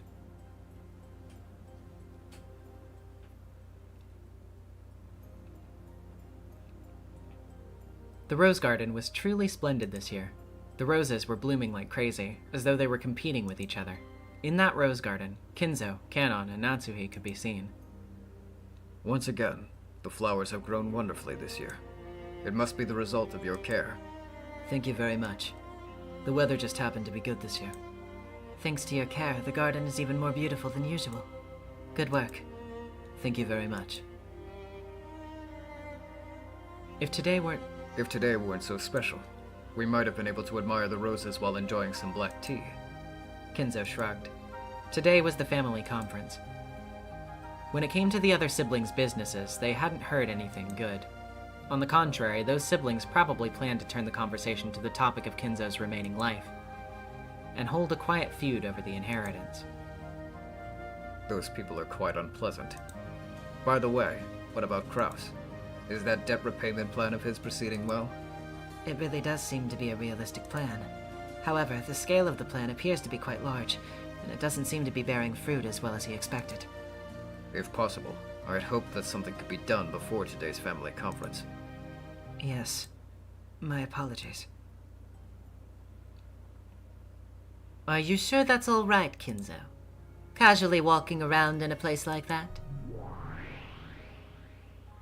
How had she gotten up there? Well, it's pretty pointless to wonder about that sort of thing when you're dealing with a witch. Beatrice was casually sitting on the roof of the arbor, almost as though she had been basking in the sun. Those relatives are like a massive lump of the anti-magic toxin, and they'll be intruding on us. If you bump into them, your soul will evaporate in an instant. I'm already dead. Even evaporating would be no detriment. Normal Gabriel, this is not the conference before he died. Kinzo died before the last family conference. This, like, the flashback we're seeing right now is the conference of 85, which is the year before the massacre, but he died even before that. He has been dead for, like, close to at least, like, somewhere between, like, 1.5 years and 2 years. We can't have that happen. Please, for the sake of the Ashuramiya family, lend us your strength just a little longer. Natsuhi, it seems that the boat with the relatives on it has left the harbor. It might be a good idea to end your walk soon. Is that so? Thank you. Please return to the study, Father. Just great. A shame that I must go back to where the weather is so perfect. Don't grumble, Kinzo. Right now you are nothing more than a ghost that I gave life to. It'll be troublesome for both me and Natsuhi if you're scattered away by the toxin. Just be a good boy, shut yourself away in the study, and put a blanket over yourself or something.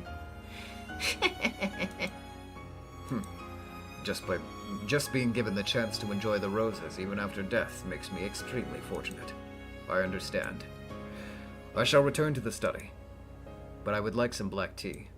Kanon, tell Genji to bring me some. Some Marco Polo would be nice today. Certainly. Then let's go our separate ways. Natsuhi, I want you to conduct the family conference splendidly without me. Of course, Father. He can't say it in front of them, but my husband is already the Ashuramiya family head, and I will do all I can to see that I don't embarrass him as his wife. Compared to Kraus, who's had a stomachache since this morning, you're so very composed, Natsuhi. My son is quite hopeless. My husband is talented in his own way. Supporting him where he's weak is my duty as his wife. Give it your best. I will make sure to stay shut away so that I don't get in the way of this farce. Kanon, go with Father to the study, and then have Genji serve some black tea. I'm not so senile that I need your help to stand up. Here I go. Refusing Kanon's attempt to lend him a hand, Kinzo rose from the flower bed he had been sitting on. The retired head left everything in Natsuhi's hands and returned to the study at a gentle pace. You're looking well. You possess a sense of dignity similar to Kinzo's deceased wife. On the off chance that the anti-magic toxin does get to Father, will the magic dissolve in an instant? Yes, in the blink of an eye. I can simply erase my form if necessary. But if someone already dead, such as Kinzo, loses his form, he will be blown away by the winds of the sun and disappear like dust in a matter of seconds. You must take care. Yes, I understand. You might have talent as a witch. The anti-magic toxin has been building up in your system over the years, and yet you're still able to understand magic. If you and I met during your youth, you might have become a powerful witch by now. I'm Ashuramiya Kraus's wife, the head's wife. I would become even a witch or a demon to protect his honor. I'm deeply grateful for the power of your magic. I wouldn't have been able to protect the honor of the Ashuramiya family without you. Let's discuss that at another time. I'd like to enjoy it with just the two of us women drinking tea. A friend of mine who went to Sri Lanka sent me some black tea with a wonderful rose fragrance. Oh, you mean Dimbula? That isn't bad. Then you should also have patties on the side.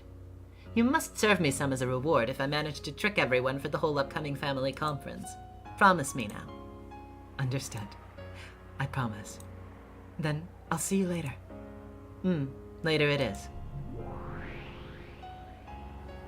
The witch made her body crumble into the rustling winds, became gold flower petals, and scattered into thin air. Natsuhi watched her go, then turned on her heels and headed for the mansion. After that, there was no one left in the rose garden.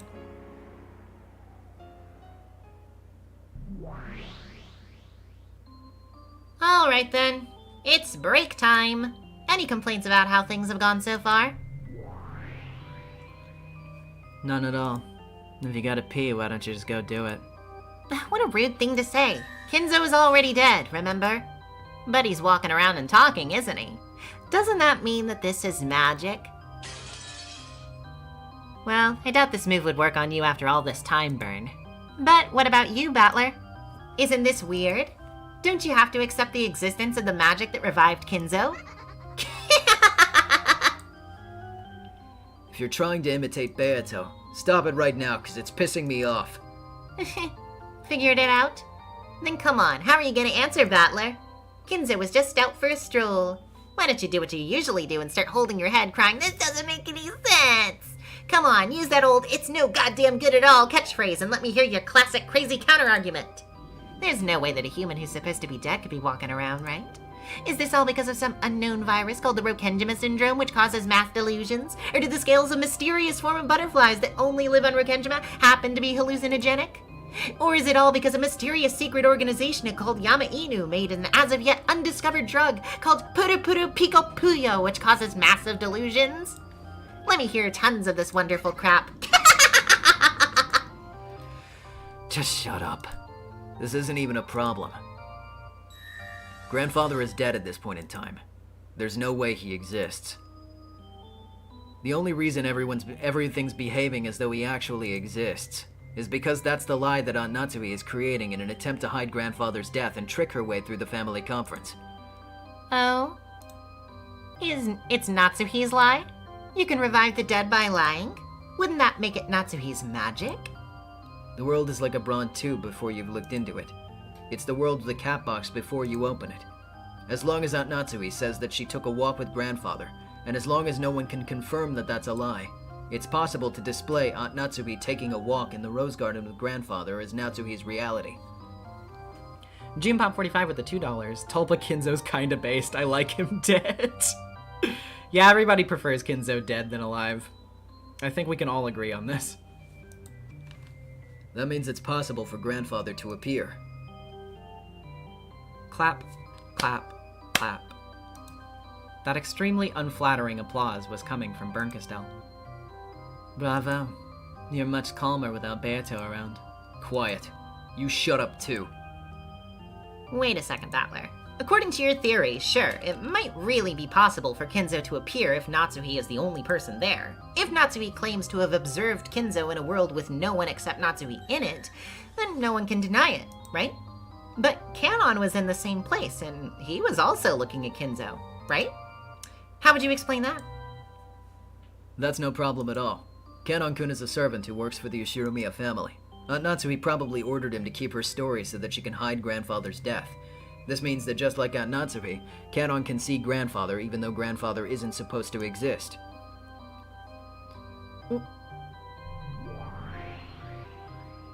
Too bad, Lambda.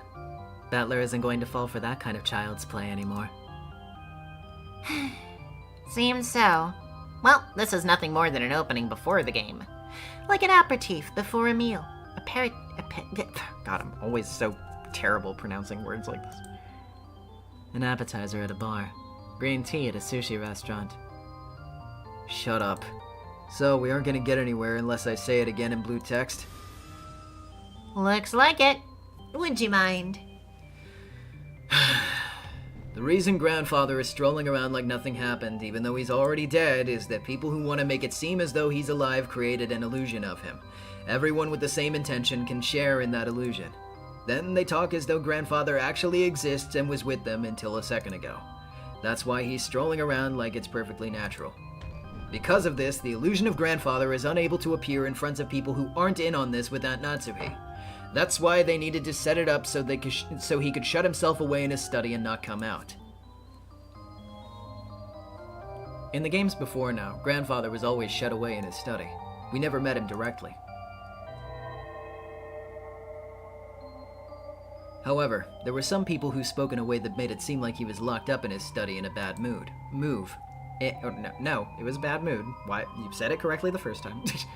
And who claimed to have only met him a short while ago. We blindly accepted that and believed the grandfather was in the study. That's why it's possible for an illusion of grandfather to exist in the study. That's right. In the games before now, the only people who met grandfather were Uncle Kraus, Aunt Natsuhi, and the servants. Because they all stuck to the same story, an illusion of grandfather was able to exist on this island, making it seem like he was alive. You were even kind enough to show me a scene at the beginning of this game of Aunt Natsuhi convincing Dr. Nanjo and the rest to cover up grandfather's death. I'm not gonna fall for this kind of cheap trick now. Not bad. But I was hoping for an unknown drug Puru Puru Pico Puyo. There's no way he'd say something so ridiculous, right?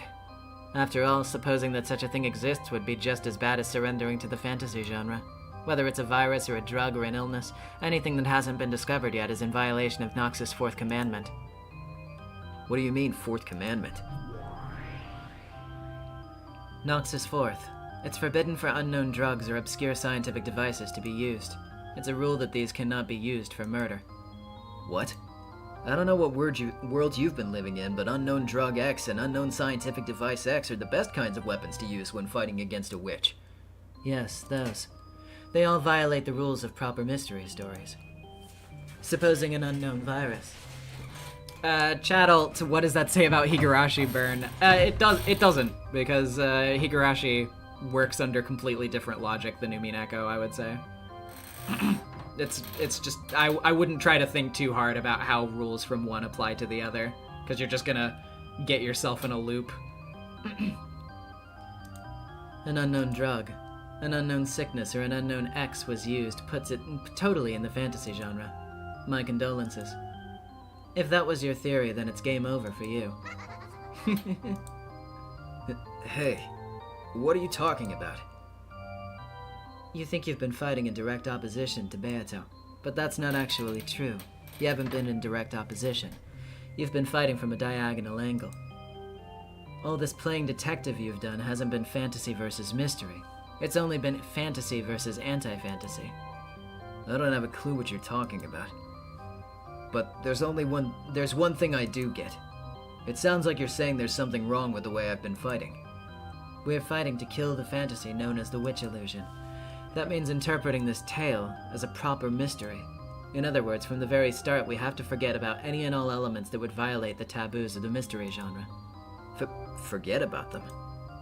For example, several locked-room murders have occurred in the games before now, right? Yeah? Rogue123987 with the £2, and yet Rosa said she talked to Kinzo in episode 2. Did she? I can't remember if she did or not. But, I mean, yeah, Rosa's a fucking liar.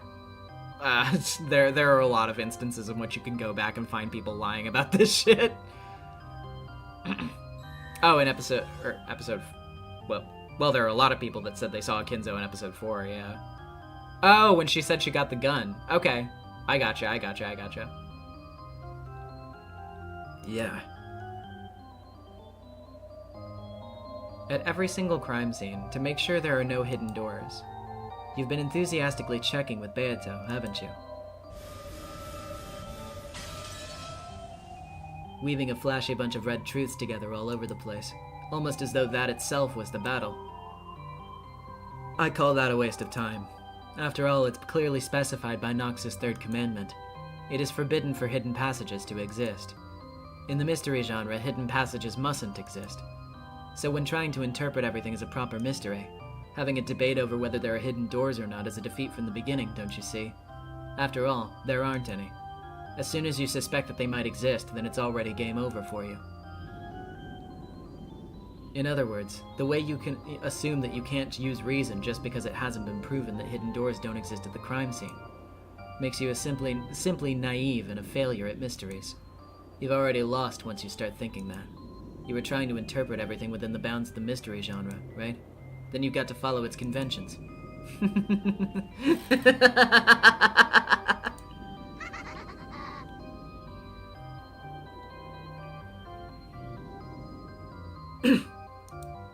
That's how it is. Hidden doors must not exist at any of the crime scenes. That means that anything you do to try and check whether they exist or not is a waste of time.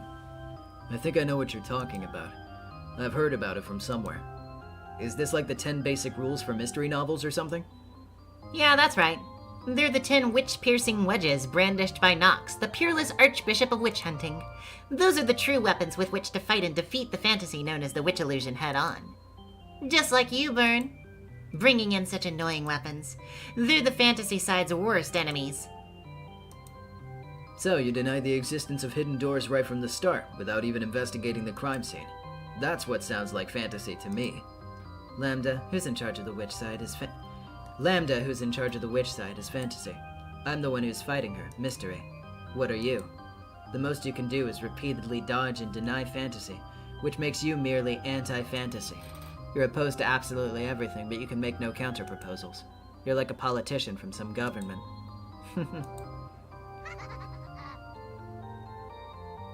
Shut up. I didn't come here to speak gibberish with you two. Just get on with the story. Quiet down. That sleeping princess behind you suffering, you know. When he turned around, he saw Beato's living corpse resting in a chair. However, sweat glistened all over her body, and it felt like she was breathing a little harder than normal. She looked as though she was suffering from a high fever. Beato, what's wrong? Are you okay? What do you mean, okay? You sure do say some strange things. You're fighting to kill that girl. We've rewound this 5th game for your benefit. But where we're at right now, Byrne's cornered me pretty good, and she's about to break through the witch illusion. That girl's existence has almost been completely denied. It's only natural that she's suffering. Even just now, you smashed a witch illusion by saying there was no way Kinzo existed. This is the proof that your attack reached Beato. This agony of hers. I tried to at least wipe away the sweat on Beato's forehead with a handkerchief. It's true I promised Beato that I'd let her die, but that was supposed to be peacefully. I wasn't planning to make her suffer first. My goal isn't to make the sleeping Beato suffer like this before killing her. As if the complicated feelings inside me were plain as day to them. The two witches grinned together.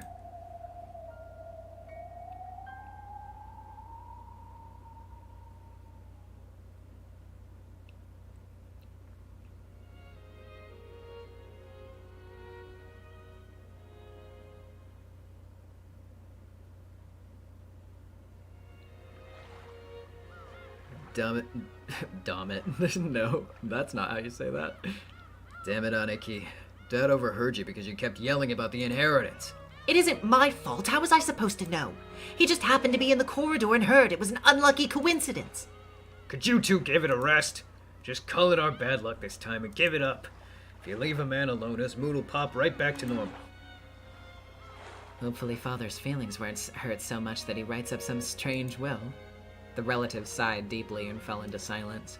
Hey, Maria, no jumping around. What if Anji-chan trips over? Sorry to keep you waiting. The boat is ready. Alright, let's go. Won't get anywhere by complaining now. We eagerly await your return to this island.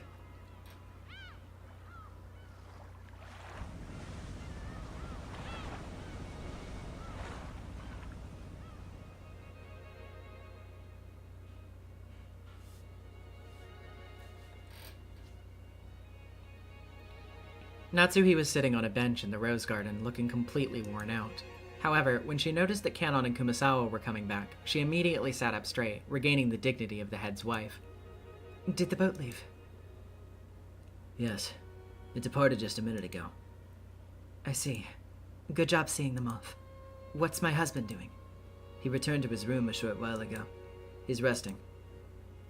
Since the previous day, Kraus had been almost overwhelmed by anxiety over the thought that Kinzo's death might be discovered. When the family conference ended, his weariness must have suddenly gotten a hold of him. However, the way he had refused to let even a sliver of his true intentions slip out, and the manner in which he had managed to act as though everything was normal, showed that Kraus's nerve was nothing to sneeze at. How was it? Did they seem to notice anything suspicious about Father? Nope. Ava-sama in particular was raising quite the racket about the master overhearing her talking about the inheritance, right? Wasn't her panicking just priceless? Yes, she was quite shaken up. Kumasawa, you really are quite an actress. All that panic in the corridor made it seem like father really was there. Kumasawa-san's quite talented at that sort of thing. Oh, come now, I don't deserve such praise. I'll have to make it very clear to Genji not to believe you easily when you call in sick. Now that's just too harsh, madam. You really did a good job. As promised, both of you, as well as Genji and Shannon, will be reimbursed for the time you've sacrificed over the past month, and will receive 5 days of additional pay. This bonus is a secret. Speak with Genji when you collect your pay to ensure that the other servants don't find out. Don't you worry, we understand. Don't we? Kumasawa-san, your voice is too loud. Oh, how very careless of me. Yes, we should be careful. Let's leave it at that for the time being. All of you, please return to your regular duties. Oh, that's right. I had Go to prepare some special tea. Tell him to serve it.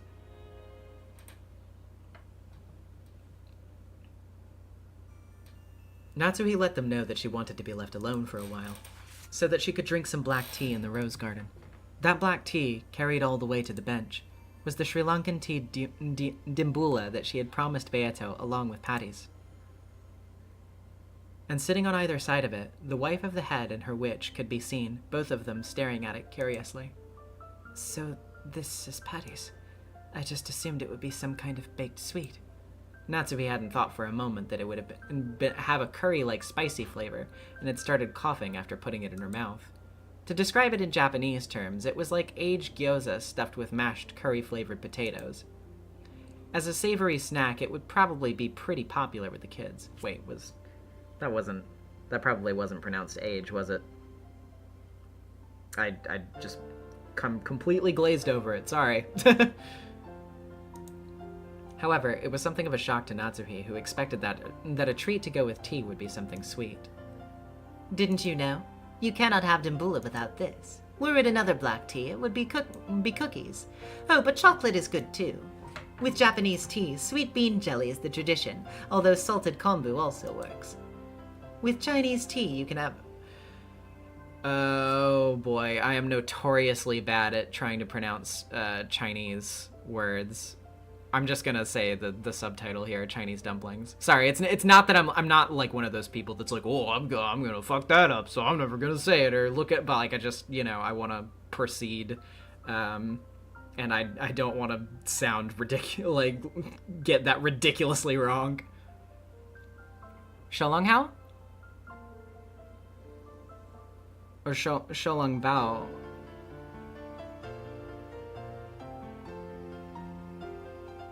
That's actually, that's slightly different than I thought it was, but it's not, like, that much different than I thought it was. Though I like mooncakes as well. I'm surprised. You know a lot about culture, don't you? Well, I haven't been living 1,000 years for nothing. I've sampled all the finest teas from around the world. Perhaps you could call me a tea traveler. That does seem like it would be a wonderful way to travel the world. Before today, I never knew that one could enjoy tea like this. I'll treasure this experience. I cannot leave Rokenjima. This is the only way I can travel. What about you? I'm sure you've traveled the world in luxury as the wife of a rich man should. Before Jessica was born, my husband took me to many countries. Before marrying, I never once traveled overseas, so each time was a fresh and new experience. Sounds like you were also born into a very restrictive household. It was strict, but they gave me a wonderful upbringing. It would be rude to my father and mother to call that restrictive. That tells me eloquently that it was. Kraus might have pitied Natsuhi, or he might have wanted to take her away from the restrictive Ushiramiya family for a little bit and let her rest. Or he might simply have wanted to take his wife around countries he knew well and show off everything he knew. Unlike father, my husband likes countries in Asia. Hong Kong, Taiwan, Korea, Thailand... Thailand, yeah. God, why did I... Bleh. That wasn't me not knowing how to pronounce it. That was just me... tongue, mouth, bleh. I think we also went to Malaysia. That Kraus, was he trying to rebel against Kinzo's Western obsession? But Asia's good too. The Japanese are strongly influenced by the West. When they think of foreign countries, only Western ones come to mind. But the East exists as well. I myself knew a few things about the West, but I knew very little about the... I don't know if I should say that. I seem to recall my husband making fun of me now and then during our travels.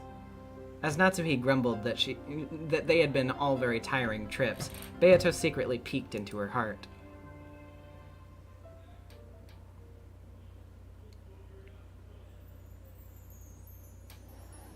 Now listen, this is called an ERIKA nut. It's a popular luxury food item around here. It looked like a small, round, gourd-like nut that had been split open, with a slice of cucumber wedged in it. At a glance, it looked as though it would probably taste like pickles. I see. So I just bite it here? As she tried to bite the one her husband was holding, he suddenly moved it away. It felt kind of embarrassing, like she was a fish who took the bait. Whoa, wait up. You have to eat it a certain way. Yes, you're supposed to bite it. Bite it. Chew it. But don't eat it. Even though you bite and chew, you can't eat it? Yes. Bite and chew. Don't eat. And don't drink the juice. It'll make your stomach hurt. I don't understand. Why would you eat something like that? Think of it as something like gum. Chew it and enjoy the flavor. Spit the juice and scraps you've chewed off into a paper cup like this. Dear, the inside of your mouth is bright red. Wipe it off, wipe it off. The handkerchief she had wiped Krause's mouth with was a favorite of hers, also had bright red marks on it now. Something that's poisonous if eaten or drunk, and it makes the inside of your mouth so bright red. And on top of that, having to spit something out after you've put it in your mouth. How indecent. Thinking this, Natsuhi firmly refused what Krause was offering her. No. Thank you. Oh no, wait, that's not Krause. No, thank you. Thank you, but no. This is a cross-cultural experience. What's the point of traveling if we don't do things that can only be done here? Krause kept chewing, ignoring the fact that even his lips were being colored bright red. Father likes these too. He must have ordered some long ago because he used to chew away at them on the mansion's terrace. Although he seems to have stopped ever since you came here. Come on, Father. The person you respect even more than me chewed these all the time. Come on. Don't hold back. Try it. No, stop it, dear! When he was traveling the world, Krause had the innocence of a child. He wouldn't even conceal his jealousy of the respect Natsuhi normally gave Kinzo. Just being able to see that side of her husband made traveling all the way to another country worthwhile. Krause kept on urging her to bite it, but Natsuhi, undaunted, ran from place to place and finally yelled at him that he was being too pushy. Krause was miffed for most of the bus ride. What a child to let something like this get him down. Natsuhi thought astounded. Then a native tour guide on the bus took out one of the ERIKA nuts and started explaining about it. He talked about how it had been a beloved luxury item in these parts since ancient times, similar to tobacco. About how its popularity was declining because young people were starting to take a dislike to it, just like Natsuhi. And about how it was treated as a good luck charm in this area, and was known as a symbol for couples. She looked at her husband's face. He turned away abruptly, but it looked like his cheeks had gotten a little red.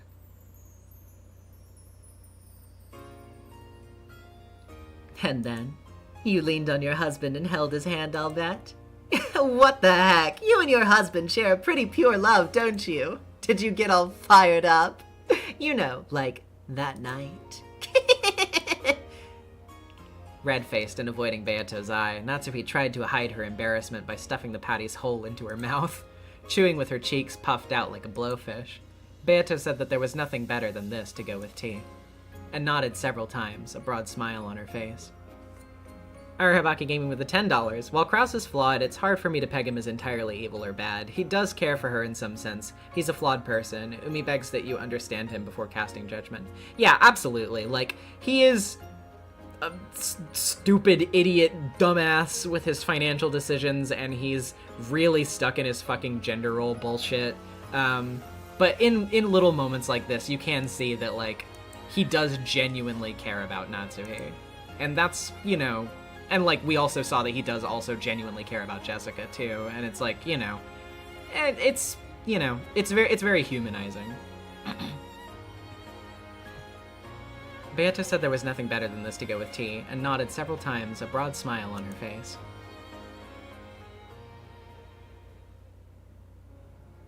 Of course, that was when we were newlyweds. Right now, I cannot even leave Rokenjima. I'm a bird in a cage. Well, it's the same for me.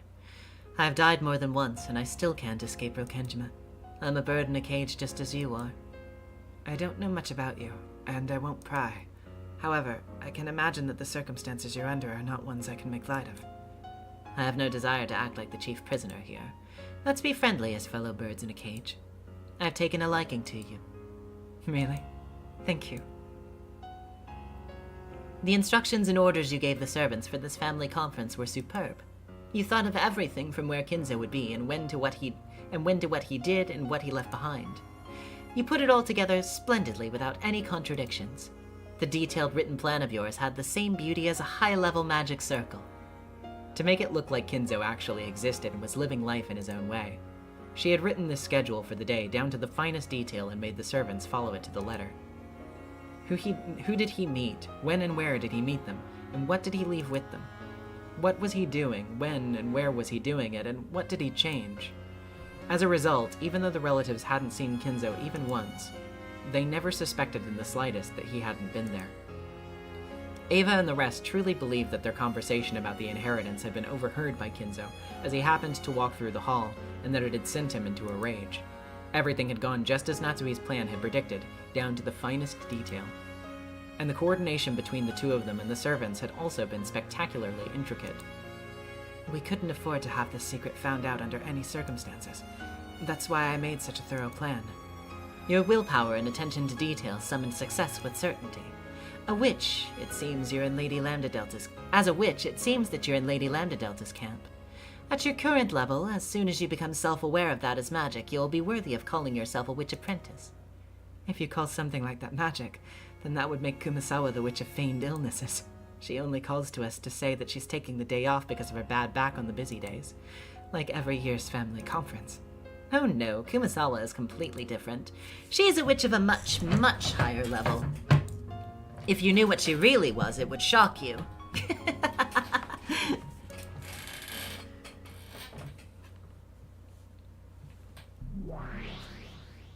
Watching these two have their pleasant chat was another pair with steam rising from their black tea.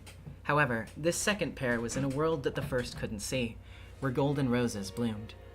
Ronove was kind enough to make us some of that Dimbula tea, too.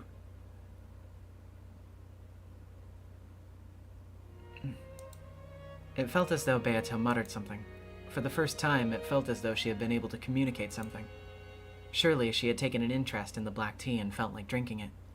Norasad with another 100. Going to bed, but we'll keep watching. Awesome YouTuber giving us an amazing story with her awesome VA. Thanks, Mercy. Thank you so much. Really appreciate it. And have a good sleep. Thinking this, Battler took Beato's cup in her hand and made her grip on the cup.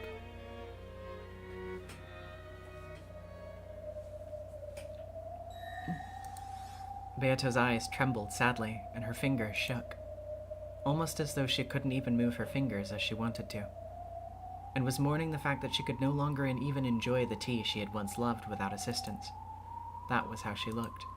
So Battler rested his hand on Beato's, softly took hold of the teacup and lifted it to her lips.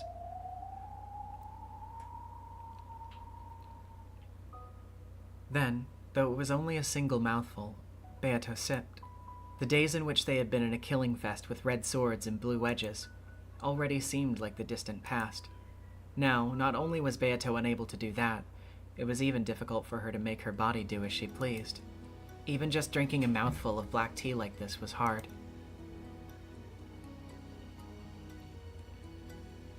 How is it? That rose aroma makes for a great black tea. Do you like it? Of course. Beato didn't respond. What happened to you? This is another strategy, right? You're pretending to be in a slump so that you can shock me later. that's what you're after.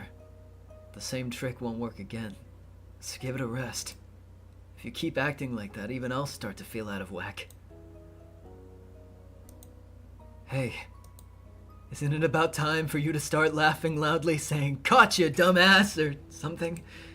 Any kind of joke stops being funny if you use it too much, especially if it's a rehash. Laugh. Just like you're cackling over there as you drink with Aunt Natsuhi.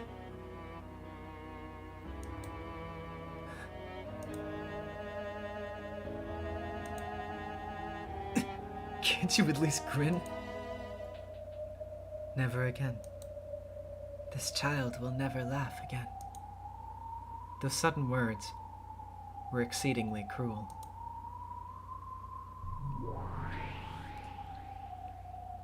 Oh, okay, I thought that was Virgilia for a second. How can you say that for sure? Quit trying to steal away Beato's right to laugh! Oh, should I say it in red then? I shook my head furiously. Then, with an expression that didn't reveal her thoughts in the slightest, Bernkastel spoke while looking at Beato's face. And I didn't understand the word she used in the slightest. Congratulations. For what? Beato is like this as a result of your victory. What are you talking about? You said something interesting in a previous game. You said that this would be eternal torture where you both torment each other. That was right. It was torture for Beato as well. And you won that torture game. That's why Beato's soul was killed, and why she became a doll-like corpse. Are you saying that I did this to Beato? The battle ends when one of you loses the will to try and win. As far as the battle between you and Beato goes, the conclusion was already reached last time. Well, it probably happened without you noticing, though. In that case, why hasn't the game ended when I've already won? Why is this game still continuing? The shackle attached to that girl's ankle. That's a rule Lambda made. Even if Beatrice tries to yield or gets discouraged and gives up, she isn't capable of stepping down from the game. That's the rule. Or maybe it's a curse.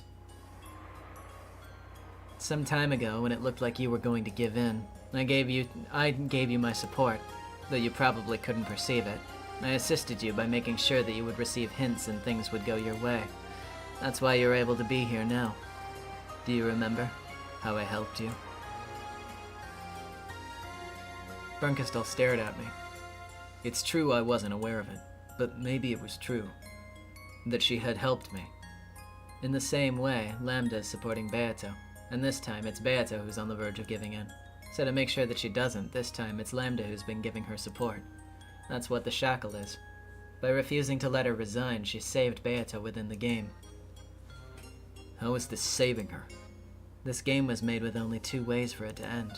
Either one side accepts defeat and resigns, or one side wins the game with a checkmate. Beato was about to collide with the first way. That's why Lambda crushed that chance and managed to just barely avoid her losing. That's a wonderful bit of support within this game. In that case, the only way left for this game to end is for me to win. At the very least, until I do win, this witch called Lambda Delta can probably try to buy time for Beato's condition to turn back around.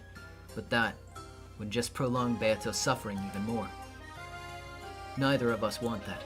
Both Beato and I fought with all we had trying to win. It was because we were both giving it everything we could muster that the game repeated several times to begin with. And that was also why, that one time, we confronted each other head-on with all of our strength, and Beato admitted defeat.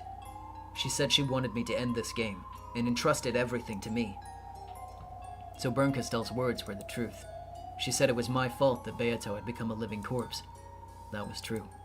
But it was something both of us wanted. Our match has already been resolved. Even so, the game won't end. That's why Beato put her trust in me. She told me to win quickly and end this game. Now that the game has been resolved, for it to continue any further would be torture without end to Beato. Nothing more than a nightmare. I have to give her a perfect checkmate, end this game in the truest sense, and give Beato a peaceful sleep. For that reason, I'll keep fighting. But by continuing the game, Beato's eternal torture will continue. It felt as though I could only let her sleep peacefully by slowly strangling her to death. I'm starting to feel like the truth doesn't matter anymore. Who gives a crap about the game if Beato is satisfied? Beato resigned. I'll ignore the truth of the witch illusions and return home with my family. What's wrong with that? If only Lambda Delta hadn't placed the curse of that shackle on her, this battle would be over already. That's why I find it detestable. This game, where I have to torment Beato even more to end it, is detestable. What's this? Beato has started to look like she's in pain every time you get closer to the truth. So you're suddenly going easy on her? Then just go as easy on her as you can. And why don't you just let Beato win while you're at it? Then your little sister can have a lonely, tragic future forced on her endlessly.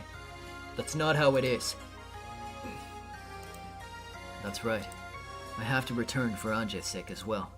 I know that this isn't the time to start feeling compassion for Beato. In that case, make sure you kill her. Kill this witch without fail. Even though Beato was right there, Bernkastel spoke without holding back. Your goal is to kill this woman. In the last game, you said it at Beato's request. You said, "I will kill you." Yeah, that may be true. But that doesn't give you a right to comment on it. Did you know? When you tear one of your fingernails out, it's better to do it in one go. Pulling it out like you do, gently, timidly, twisting and slow, hurts much, much more. What you're doing sounds much more like torture to me. If you have any compassion, kill her in one blow. That's how killing works. That's none of your business. I'm the one who to decide how to perform her last rites. You and that Lambda Delta witch have nothing to do with this. I will kill her. I won't let anyone else do it. As long as you don't lose that willpower, I'm betting on you. Alright? Make sure you don't forget. Unless this game is resolved, you will never be released. You won't be allowed to abandon this game either. I get it. I know what Lambda is after. She wants to make you lose your will to fight just like Beato. To make you a pair of living dolls and to keep this world in perpetual equilibrium. You don't want that, do you? I wouldn't like it either. Why should I care about what you want? Still, I won't throw this game away. I won't abandon the responsibility of fighting with Beato. I'm glad our goals are the same. So this means you'll be able to kill this child without any hesitation, right? That's right. I have no way of knowing whether those words eased her pain or hurt her, but because of this dull tingling in my chest, I believe that she must have been hurt. I have no way of knowing what the silent Beato feels. If I believe she's been hurt, is that any different from her being hurt? And if I hadn't thought I hurt her, would I have been able to get by without hurting anyone?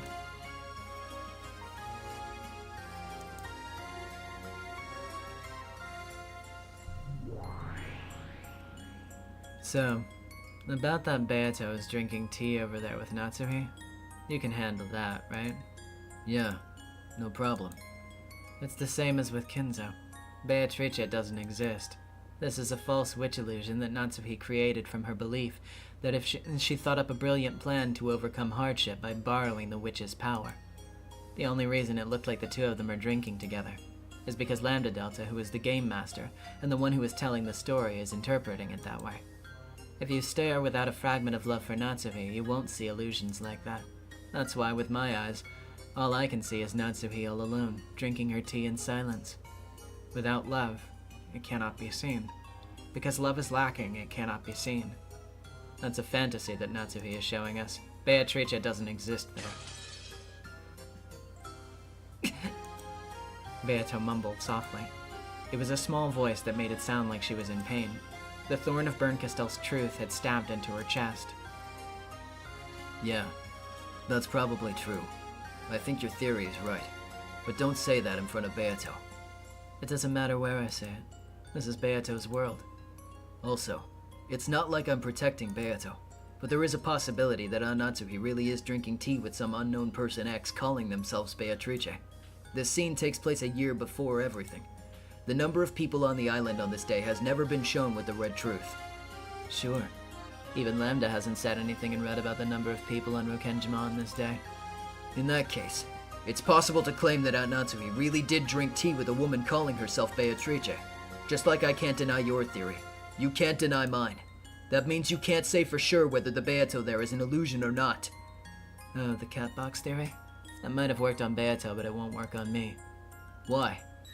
After all, Natsuhi is drinking tea all by herself right there.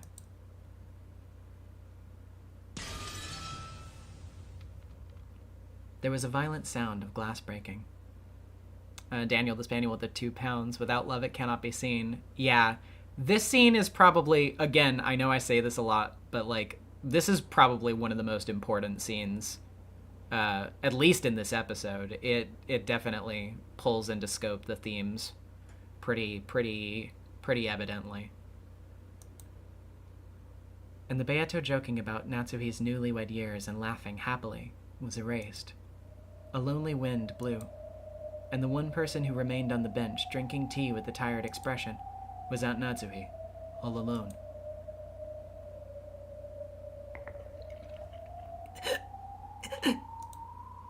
Beato groaned. I could see clearly that she was in anguish. Another witch illusion had been smashed, calling Beato towards death. In short, this is what the battle to let Beato rest in peace is all about. A second ago, Bernkastel likened our fight to the torture of tearing fingernails out. If I had to tear them out anyway, then my last bit of compassion toward Beato should be to minimize that pain. In other words, even if I want to minimize the pain, I still have to cause it. I have to accept that look of anguish on her face. And at the same time, this made me realize what a merciless thing the Red Truth was. Right now, in this rose garden, there is no one except Aunt Natsuhi. In other words, there are no observers except for Aunt Natsuhi. So if that lone observer were to say that she'd had some tea with Beato, no one should be able to refute that. If no one can refute it, doesn't that mean it's the truth? Aunt Natsuhi is enjoying the roses and drinking tea together with Beato. How could anyone have the right to mercilessly trample that pleasant moment? The Red Truth is a lot like a blade. In a battle with a witch, it's a blade that sometimes tears your theories apart, and sometimes serves as a weapon that you can fight back with. I know. So what? Don't use it without reason. A blade is a tool if you use it as intended, but it's nothing but a murderer's weapon if you use it out of malice. It was true that Aunt Natsuhi hadn't really been drinking tea with a witch. However, saying that with the Red Truth probably has nothing to do with our game. Our game is the tale of October 1986. The 2 days of the crime give us more than enough time to injure each other with our red and blue blades glistening. This isn't about the witch illusions. It's about Aunt Natsuhi's privacy. How could anyone have the right to expose that? Do you want to acknowledge that a witch actually existed here and drank tea with Natsuhi? Weren't you trying to deny the existence of witches? Yes, during the game of the 2-day period from October 4th to October 5th, 1986. But I have no desire to question whether or not witches exist outside the game board. In the first place, it's impossible to deny the existence of witches because of Devil's Proof. And, according to the rules of this game, saying something like that in red is a forbidden move that leads to a stalemate. You can't deny the existence of witches, even with the Red Truth. True. I never thought I'd hear you talk about witches existing. Not bad, Lambda. You've done a good job of getting Battler stuck between his human culprit theory and the thought that it doesn't matter whether witches exist or not. She really excels at controlling a human's heart. Looks like I'd better start helping you out even more. I really couldn't care less about you two. Disappear. This game is between Beato and me. We're gonna keep this game to ourselves. No way. What? After all, I'm enjoying this game too.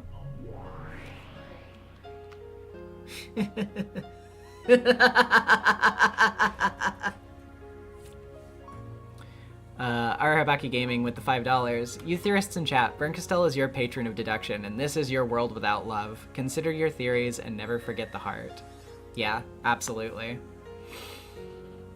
Because, yeah, this is really important. Like, you know, our whole task here is to deduce what happened on October 4th and 5th and 6th, or god damn it, you know what I mean. To discuss what happened on this game board, these murders, but anything outside of that, like, what would be the purpose of like stripping this away in such like a voyeuristic way? Like what's the purpose of, you know, peeling back Natsui and being like, oh, she's such a fucking loser for thinking there's a witch in the garden with her. Like, there is no point. There's no point to doing that. Bernkastel disappeared, leaving only that unpleasant laugh behind. After that, all that remained was Natsui, sipping tea all alone. Beato, her hands still on the teacup as she stared blankly at the surface of the liquid. And me. Bernkastel and Lambda Delta. Virgilia called them your friends, but you really should have chosen your friends more carefully. Or wait, maybe they actually make a good match with an ill-natured person like you. And yeah, exactly, Atropos, you're nailing it there. Who are we to deny someone the comfort of illusions? Who are they hurting?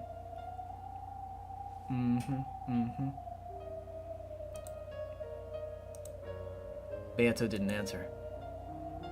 Battler took Beato's hand, made her hold the cup again, and brought it to her lips. Beato made a quiet sound in her throat and drank just one more mouthful.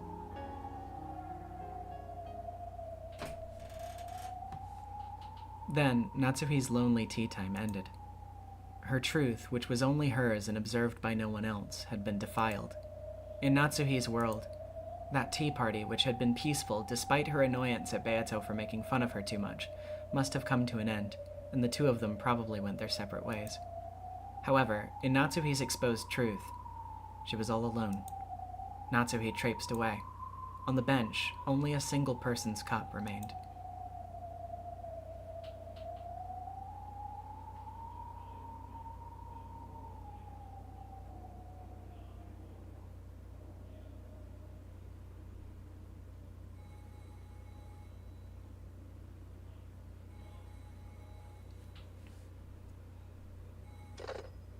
After dashing to her bedroom, Jessica answered the phone call that had been transferred there. Hello? Sorry to keep you waiting. Battler! What do you think you're doing not contacting us for 6 years? How's it going? Oh, really? How the hell would I know? Cram it, you jackass! So you'll be coming to this year's family conference? It's been 6 years!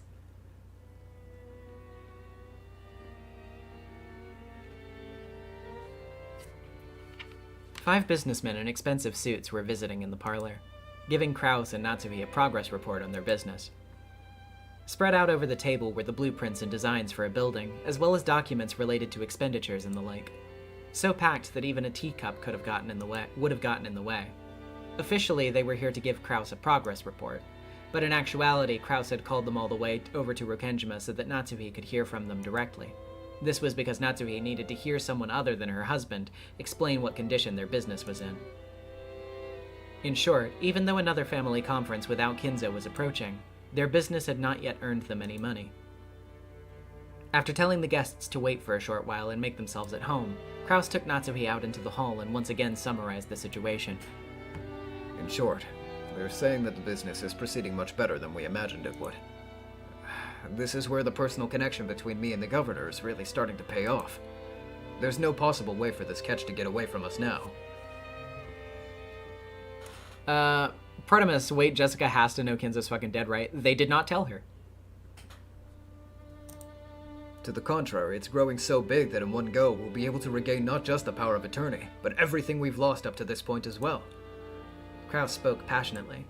This made things seem all the more suspicious to Natsuhi. But at the time, at least, she had to admit that everything really did seem to be going well.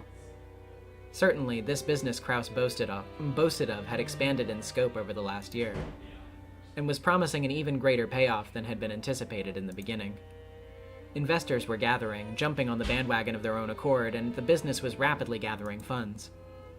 It was a perfect example of the saying, money makes money. This was probably the greatest success of Kraus's life so far. No, it probably would become his greatest success yet. That point was where Natsuhi's misgivings lay. True, it was certain, and as Kraus had said, they wouldn't lose this catch now. However, the fish on the line had gotten too big. we'll definitely be able to reel this fish in. Sorry, I'm just tilting the mic a little bit. Yeah. There's no need to rush. It's such a success that I wish I could show it to Dad to be praised, if he were still alive. Yes, I know. However, I believe you made me a promise last year. You said you were sure that you could manage something within a year. A pained look rose to Krause's face. They certainly had hooked a fat fish that guaranteed a great success. However, it would require an appropriate amount of time to reel it in. Natsuhi pressed Krause, asking if there was any way for them to make money before this year's family conference, but Krause kept saying that he needed just one more year. Krause planned to use this unprecedented success as a springboard to future endeavors. Because of this, he didn't want to do anything that would raise suspicions by making it seem like they were rushing to get money. Certainly, fortune tends to turn against people who take it for granted even in the slightest. There's a saying about hasty anglers. On many occasions before now, Krause had gotten cold feet and sold businesses that would surely have brought in a profit had he just waited, and had in effect given away his winning picks. Natsuhi also knew this. She knew that guts were the thing her husband lacked most. That was why she was unable to refuse when Krause said he wanted to prudently wait just one more year.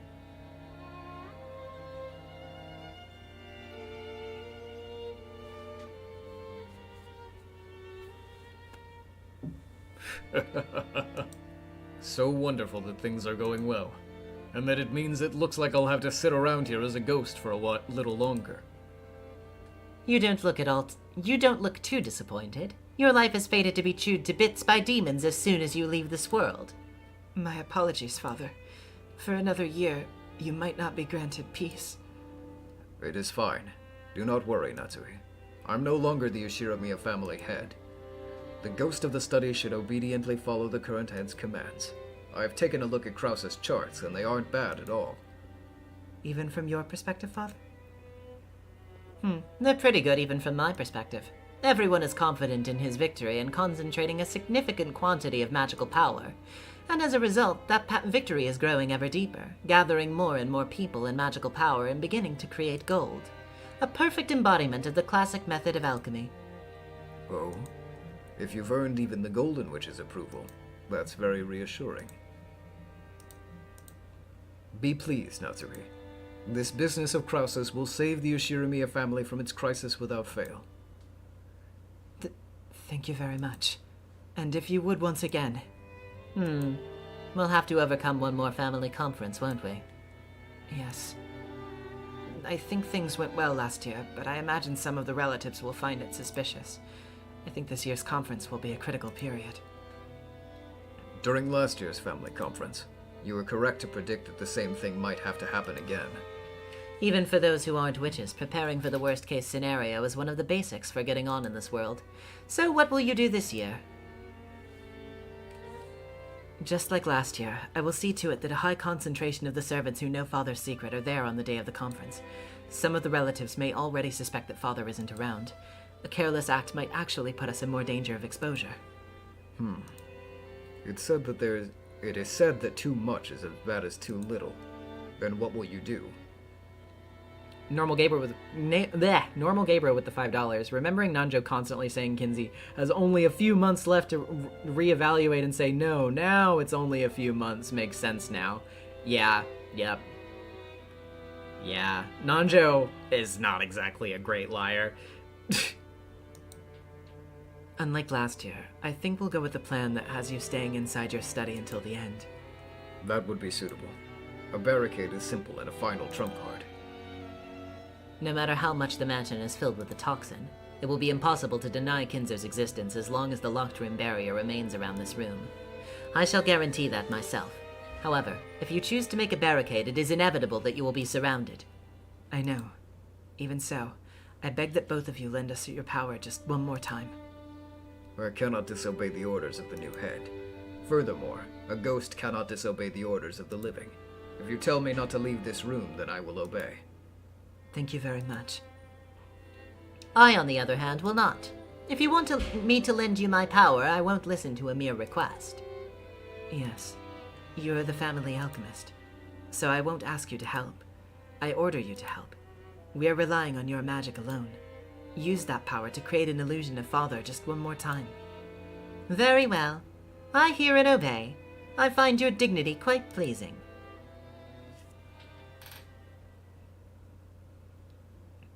From the shadows of the study, Butler watched the exchange between these three. I see. And then this year's family conference comes around. Grandfather shuts himself in the study because he's in a bad mood and doesn't appear in front of anyone. Natsuhi spoke boldly, saying that she would find a way to overcome this year's crisis and protect the Yoshiramiya family honor to the end. Kinzo praised her, saying that he was relieved to hear it and trusted her to succeed. Beato also praised her, saying that Natsuhi's dignity was even more fitting for the family head than Krause's. However, right now, the true number of people in this room was... At the same time I thought that. No, just because I thought that. Beato grabbed her chest and moaned. Don't worry. We're still outside the game board, so I won't deny you her grandfather over there. As Beato tried to hold back the pain deep inside her chest, I put my hand on hers. I already told Berncasto. Denying the witch illusions in just the 2-day period of the 1986 family conference is enough. In the last game, you said and read that Grandfather is dead at the start time for all games. However, you never mentioned whether Grandfather was alive or dead before the start time for the games. In short, even if Grandfather exists in this place right now, that doesn't create any contradictions.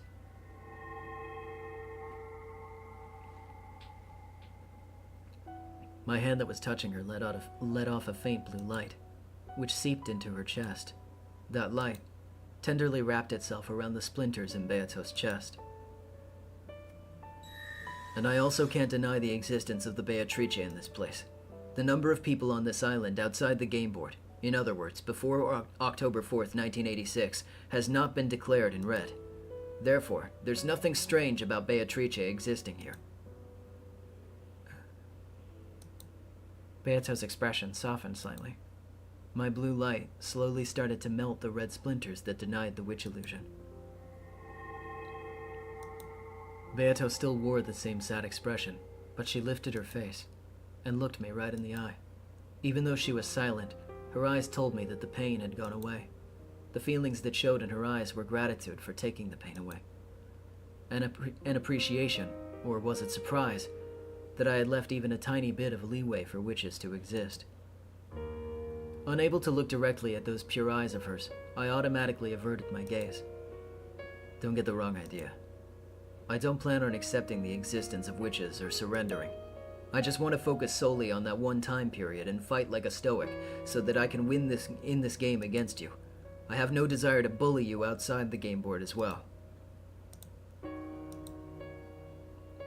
Beato hung her head. I was still facing away from her. However, we waited wordlessly for a while, my hand still on hers. By now, no one would believe that this woman with such sad eyes was the same person as that prideful Beato. So, I asked once more. Even though I said it aloud, it wasn't a question to her. I was asking myself, just what in the world were you thinking? That's right. Even though this is Lambda Delta's game, I have to find you here. I have to find what you thought, and what you were trying to do. Very soon, this game will also reach October 4th, 1986. The 5th game will finally begin. And at this time, I'll reach the end. The end of that journey. I'm not worried about the obvious stuff, like murders and tricks. What did you, the Golden Witch Beatrice, think? And why did you do what you did? What were you hoping for? That's what I'm gonna find out. That's right. I already know the method for reaching the end of that journey. And I've been shouting it since the very beginning. This time, I really will flip over the chessboard. I'll untangle this tale, not from my side, but from yours. And this time, I'll understand you. And I'll pick my way to your heart. I won't let you feel pain. Don't worry. I won't let those witches make you their toy anymore. Beato looked up at me again and gave me a small nod. That's right. The position of the Game Master might have been snatched up by Lambda Delta. However, as long as I continue this contest with the intent of fighting against Beato, our fight will continue no matter who controls the game board. Very soon, the curtain will rise on our game.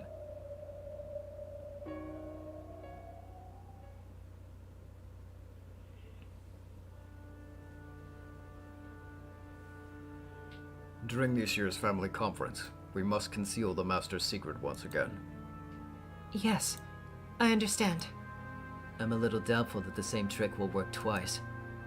Madam shares your concerns. Because of that, it was decided that this year, he will not leave the study even once. In other words, we'll make it seem like he's shut away in the study the whole time? Yes, and the only ones allowed to enter the study will be the three of us, the servants permitted to wear the one-winged eagle. Which means that the three of us will have to perpetuate the lie about the Master. Correct. The relatives will probably question you about the Master's health and mood. Make sure you answer without hesitation, and see to it that nothing is suspicious. Yes, I understand. I'm sure you'll screw up right away, Ne-san. Maybe it's better to say you have a cold or something so that you can skip that day. That's mean.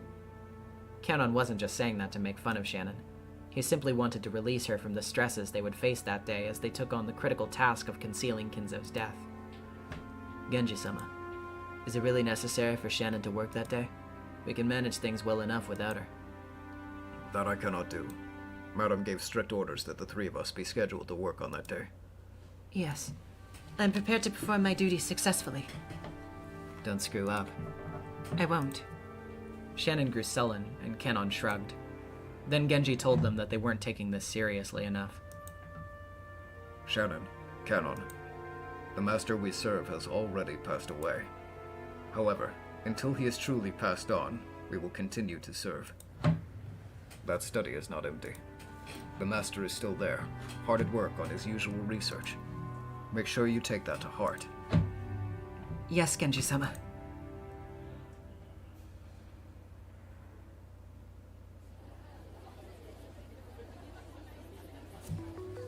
Father has already passed away. That's insane. Settle down. It's only a possibility. It's well known that Takeda Shingen said in his will that his death was to be kept secret for 3 years. Know about that? Is that how it went? My Japanese history isn't so great. At the time, Takeda was in the middle of a war with Oda and Tokugawa. If his death had been known at a time like that, it would have probably had a negative effect on the war. Because of this, he left a will saying that his death should be kept hidden for 3 years. Hideyoshi did the same thing, right? He's completely suppressed information about the death of his master, Oda Nobunaga, so that the enemy wouldn't find out. Quickly made peace with Mori and defeated Akechi in the Battle of Yamazaki. Shibata Katsue, on the other hand, that's where he failed. The enemy, Uesugi, learned of Nobuyuki's death, so Shibata had to deal with an unexpected counterattack and was slowed down. That's why later on he suffered a great loss against Hideyoshi in the fight for the succession. Hideyoshi, who had a strong fascination with the commanders of the Sengoku period, would always show off his knowledge whenever he got the chance. Wincing slightly, Ava made him get back to his point. Long story short, the whole time since last year's family conference, something's not been feeling right to me about what happened. Do you mean the time from when Rudolph and I were talking about the inheritance and Father overheard us from the hall? That's just it. Natsuhi-san and the servants kept saying Father was here or there, and he seemed to be in a bad mood. But not a single one of us relatives saw Father, right? If what you're thinking is right, what does that mean? Does it mean that Nissan is trying to get all of the inheritance for himself? Of course. Hiding someone's death's a very dangerous thing to do. And all things considered, I'm not sure Kraus-san would be willing to do it just to have the inheritance to himself. But it is possible. Well, it's true that Nissan has always been greedy. He always used to take things that were meant for all the siblings and keep them all for himself. Kraus-san's meant to be the most affluent of your siblings. For Kraus-san to scheme to keep the inheritance all to himself to the point of accepting the risk of hiding Father's death, I don't know. Sounds a little unbelievable to me. But last year's family conference was just so strange it makes me wonder.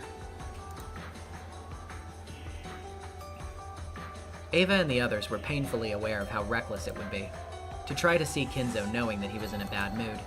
So ever since hearing about Kinzo getting into a terrible mood during last year's family conference, they had never actively tried to contact him.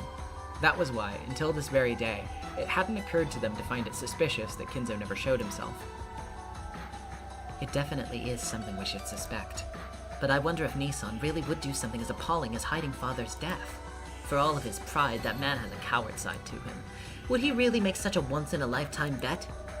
In any event, it'd probably be a good idea to make sure we get a chance to meet with Father during this year's conference.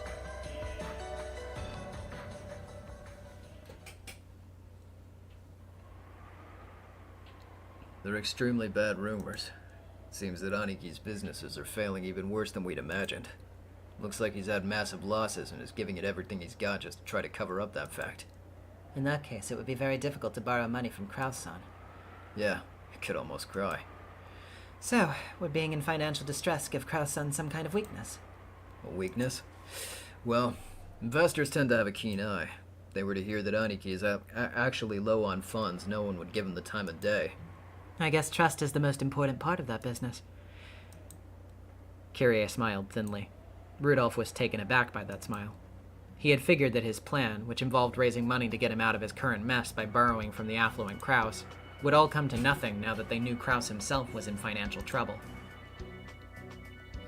Kraus-san's credibility might be something he needs for his future work, but we won't have any use for it. You're suggesting extorting money from Aniki? If I was in your place, I'd hate the idea. Who would want to undermine their own blood sibling like that? Rudolph felt a shiver go up his spine at Kyrie's cold smile. At times, Kyrie was able to throw away all compassion and think in an extremely ruthless manner. Whenever he felt that, Rudolph thought about how he never wanted to have her as his enemy.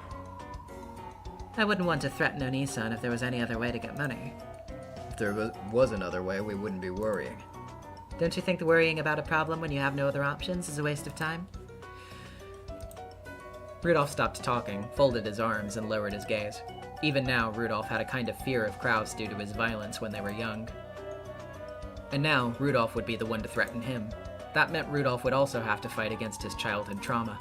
So to give her husband a little push, Kyrie smiled reassuringly, and perhaps coldly. I never wanted to do business based on trust.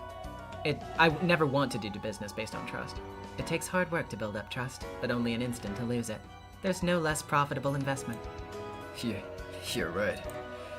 All the trust in the world isn't worth a crisp new banknote. Even though Kraus-san has been taking huge losses, he should be able to prepare enough money to buy us some time. Of course, this will involve forcing him to exchange all the trust he's built up for cash. This is gonna get rough. We'll have to prepare sufficiently. We haven't been given any time or room for failure. Isn't that right? Among my Kyoto friends, there are a few people who are very good at investigating that sort of thing. I'd rather not be in debt to any of these people. But do you want to try meeting them? They don't give receipts, but I'm sure they'll dig up something that makes them worth the investment.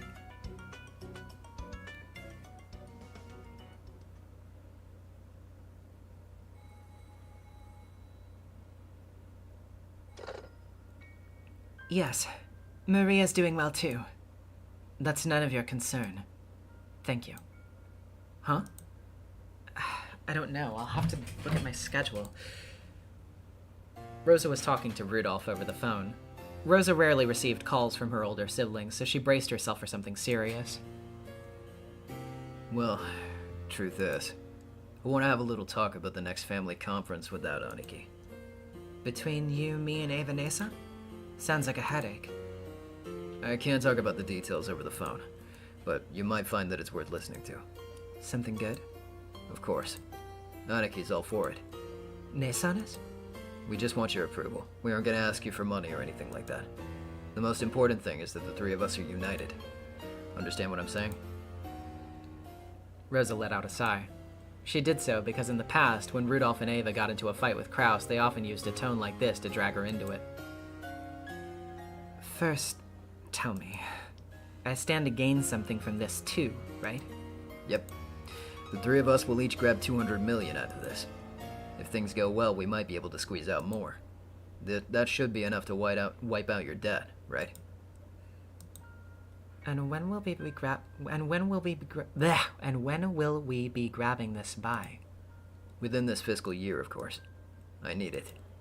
Aniki needs it. And you need it too, Rosa. All three of our problems will be settled. So its chances of success are good enough that Nei-san has agreed to it? Now do you want to hear?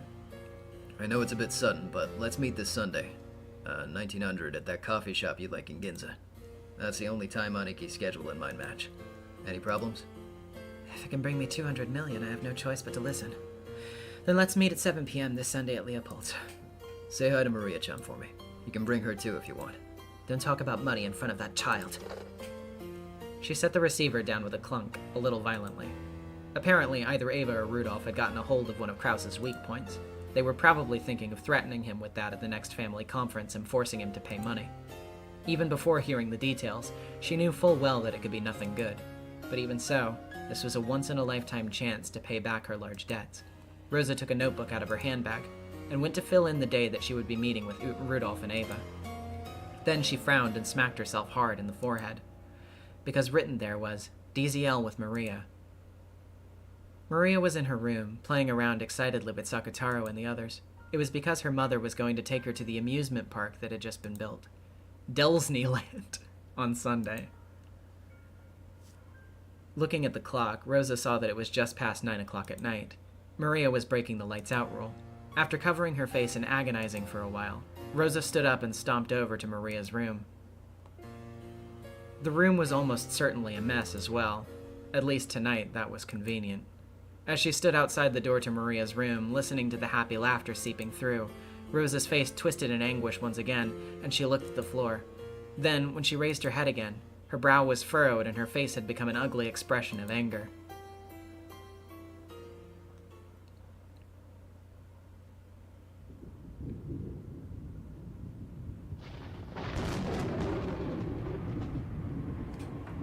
I gotta check Discord real quick. One sec. Okay, cool.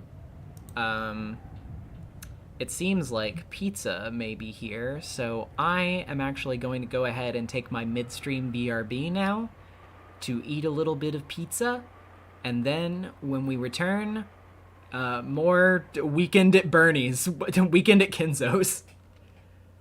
See ya in a bit.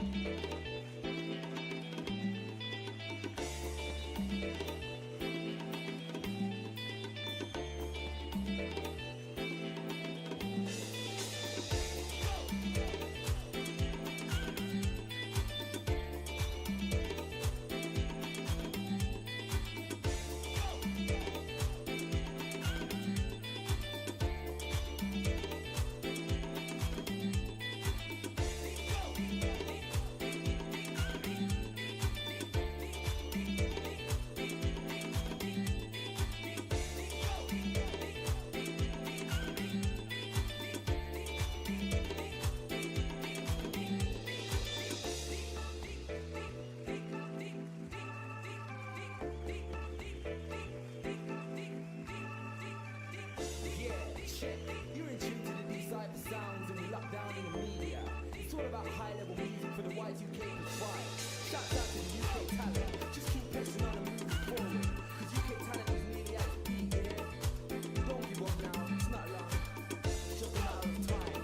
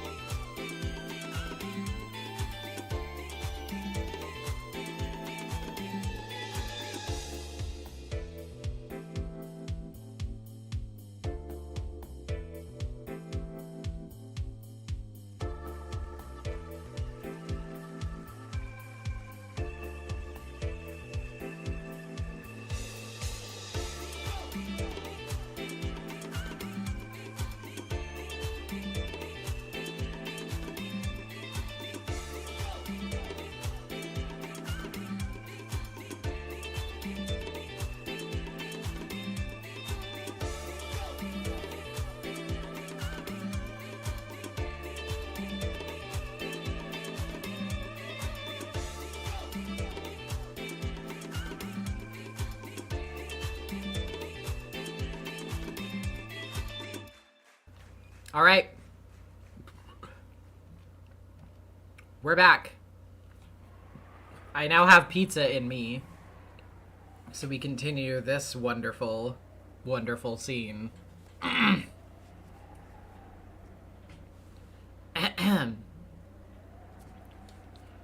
weather wasn't looking very good. The weekend forecast had said that there would be a high likelihood of a tropical cyclone growing into a large typhoon. It was true that premonitions tended to be right. Then this year's family conference would probably take place in absolutely horrible weather. In fact, Natsuhi wished that a typhoon large enough to stop boat travel to the island would seal Rokenjima away forever. Well, it's funny that you mentioned that, Natsuhi, because... If that happened, she would be able to keep Kinzo's death hidden as long as she wanted. If only the typhoon would keep them at bay forever. Natsuhi let out a deep sigh. Just doing that made her headache throb. As the day of the family conference approached, the intensity of her headache just kept on increasing. At that time, the phone rang. Natsuhi turned the television off and picked up the receiver. Hello? I apologize for calling you during your rest. It's Genji. Is something the matter? There's a phone call from you, from the external line. However, they will not state their name. They aren't saying their name. Yes.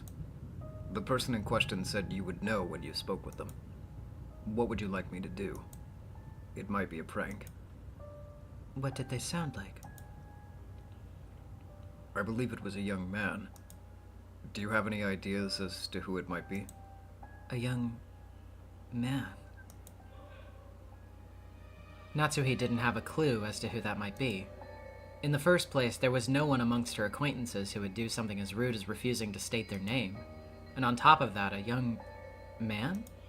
Natsuhi thought that as a wife, it wasn't right for her to have connections with men other than her husband, much less a young man. It might be considered suspicious.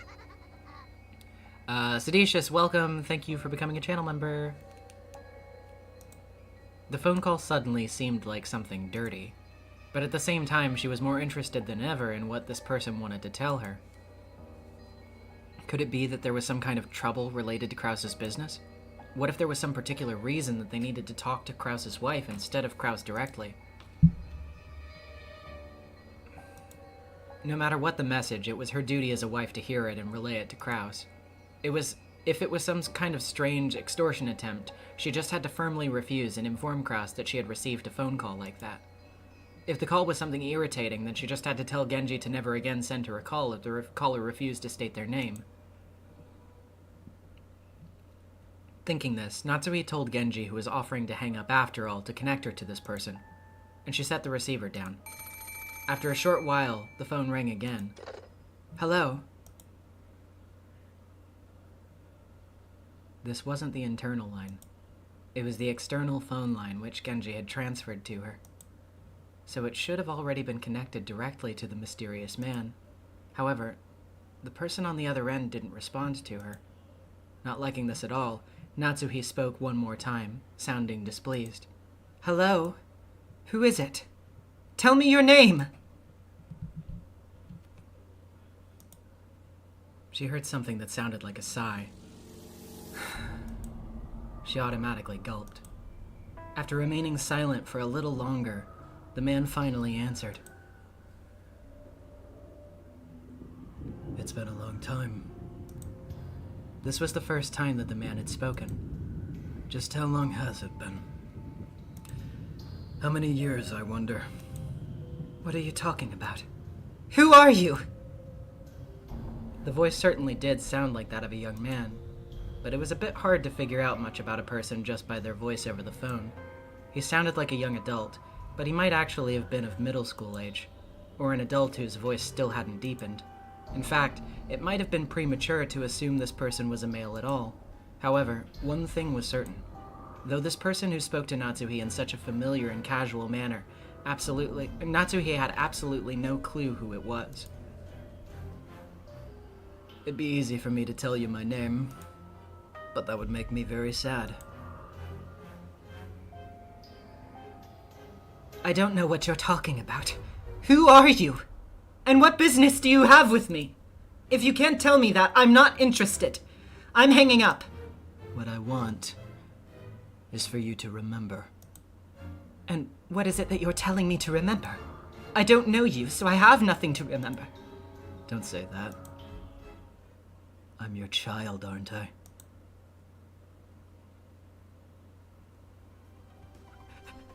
What did you say? What are you talking about? Don't say things that'll make me so sad, Mother. That unsettling word thrust itself mercilessly into the depths of Natsuhi's heart and started churning it about. In Natsuhi's entire life, no one had ever said anything so unsettling to her. In her bewilderment, Natsuhi felt her heart beat so loudly that it felt like it would explode. I have no idea why you think that you have the right to call me Mother. I don't know what you're thinking, but I am hanging up. I came back for revenge. Revenge for your crime of 19 years ago. Natsuhi's mind went blank, and beyond the sound of the wind howling outside the window, she most certainly heard the roar of the sea from that day. remember, actually. Don't you? I told you I don't know what you're talking about! Never call her again! I haven't forgotten what you did to me 19 years ago, so I will call you Mother despite what you did. No, because of what you did. To curse you. It'll be the family conference very soon, won't it? I'm your son, Mother. After all, I'll come on the day of the conference, after 19 years, so that I can have my revenge on you. Click. Breathing so hard her shoulders heaved, Natsui slammed the receiver down and hung up. Then she hit the phone violently, knocking the receiver off, so that there was no chance of that man calling back. I can hear the roar of the sea. The voice I'm hearing from beyond the howling wind must be... No matter how much I cover my ears,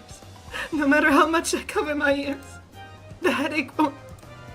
Completely pale, Natsuhi kept shivering as though cold.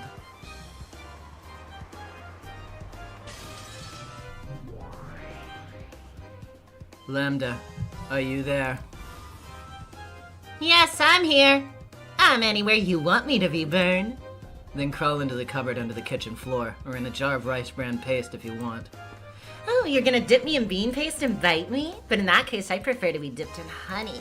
And in return, I'll cook you in sugar water. At least make it sweet soy sauce with sweet sake. So what's up? You wanna play it and play with your repetition requests? That's right. Is Natsuhi's phone conversation here a fact? Lambda Delta grinned unpleasantly, as though sizing Bernkastel up. She was probably trying to tease Bernkastel by taking her time on the repetition request. Declining to repeat? I don't know. Let me see. Should I decline or should I respond? As the game master, that's up to me to decide, and I get to make that decision anytime I want. Unless I stated in the blue text, you aren't obligated to respond. Exactly. For now, the best you can do is be all like, Natsui has a secret from 19 years ago. What could it be? Make sure you're sitting on the edge of your seat, all right? Of course, this fishy telephone call occurs before October 4th, 1986. This is still before the start time of the game, so it's not necessary to question whether it's true or false in the first place. Since you, the game master, went out of your way to show me this, I'm just going to assume you're setting up something for later. It might be a trick, but I'll at least keep this move of yours in my memory. I place this card face down onto the field. Ouch! What? Direct attack. After suddenly being conked on the head, Lambda Delta was bewildered. But perhaps this incomprehensible exchange was funny to her because she quickly went back to giggling. Are you done preparing the game board now? Yeah, that's right. Now we'll finally move on to the game. On to October 4th, 1986. I wonder what number October 4th, 1986 this is. The Endless Witch. Beatrice. She really is a frightening child. Taking any actions on your side, Baron? No. If you aren't going to respond to my repetition request, I'm done. Turn end then. Start to clean up, draw. Come. October 4th, 1986.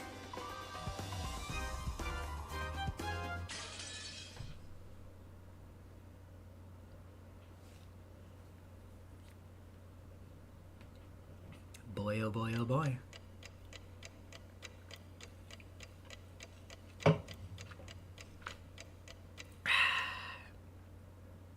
How are you guys doing? The first day, October 4th, 1986. Oh, and the chapter name, Furudo ERIKA. Anyway, yeah, are you guys freaking out? Because I was waiting for that. Oh boy, oh boy, oh boy. This rose garden really is a masterpiece. It's gotten even more awesome than it was 6 years ago. You're so lucky to have this as your yard. You kidding? For me, it just makes a longer walk to the harbor, which is a real pain. That's a pretty luxurious worry. Getting to say hi to the roses every morning before school. So awesome! You must get laid after saying hi to so many roses. Shame about Anje, though. I hear her stomach gets upset easily. Yeah, apparently. It's probably her intestines that are weak. She's always getting diarrhea. You shouldn't say something like that about a lady. Sorry about that. Yeah, I forgot. Marshmallows are what comes out of a girl's butt, right? So, Anja got sick and the marshmallows turned into syrup. Yeah, that's just... Too disgusting. George and Jessica slammed a knee and a right fist into either side of Battler's gut. Whack, smack, thud. The smack thud was probably the sound of his knees hitting the ground and him falling over. Normally, Battler possessed the good sense you'd expect of an 18-year-old man. However, it seemed that this reunion had brought him back to the mental age he had been 6 years ago. And bit by bit, Jessica and George realized that they were also returning to the way they'd been 6 years ago.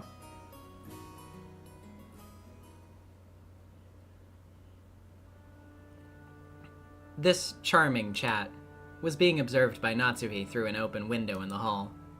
Madam, Kraus-sama is searching for you. I'll go in just a bit. It isn't even lunchtime yet, and I'm already tired. The sparks had been flying between them and Ava's group only a few moments earlier. The others had pounded on Kraus and Natsuhi over and over to get Kinzo out of his study. Apparently, they hadn't been fully tricked at last year's family conference after all. There are no problems with father, I assume? Correct. Leave it to me. Shannon and Kanon are also fully aware of today's arrangements. Kumasawa's a good liar, so I'm not worried about her. But I am a little concerned about Dr. Nanjo. I get the feeling he's bad at hiding things. Leave that to me. I intend to support Dr. Nanjo from nearby as much as possible. It's very reassuring to have you there. It really helps a lot. Without your strength, we wouldn't be able to succeed. I'm honored by your words. Don't worry. The locked room barrier in the study is perfect. As long as the barrier remains unbroken, no one will be able to expose Kinzo's secret. Yes, I understand.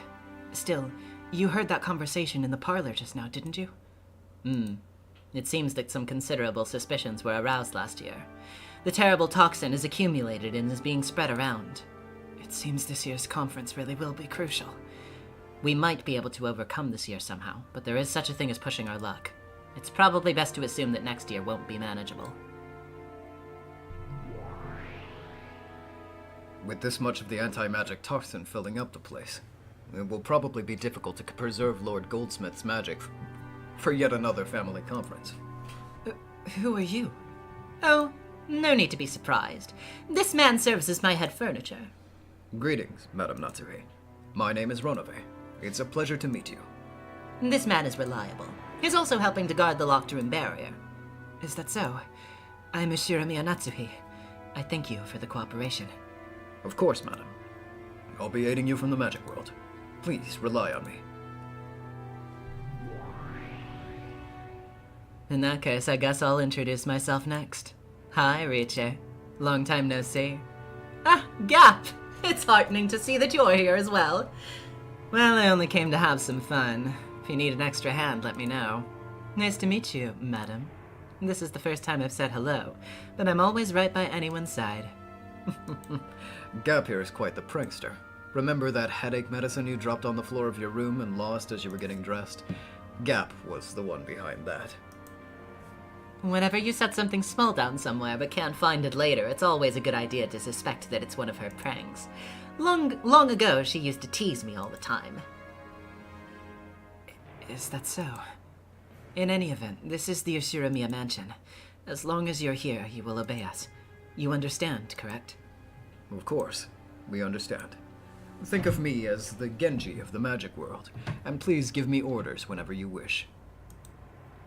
I'm pretty sure I know how to be a good guest. I won't let the landlord lose face. You can count on Renove and Gap. However, the magic world and the human world are two different sides of the same coin. I understand. Of course, I will do all I can in the human world. Let's work together and protect Father's secret.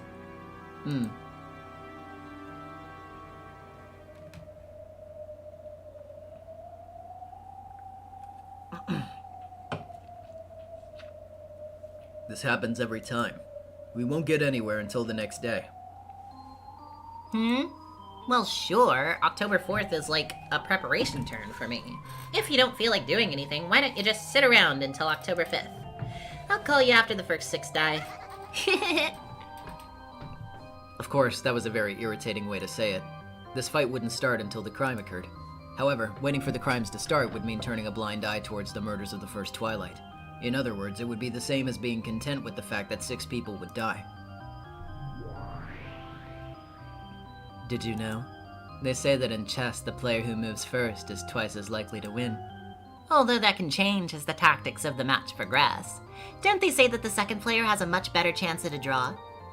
Even I know that the first to strike what the first to strike wins means. Then what are you trying to say?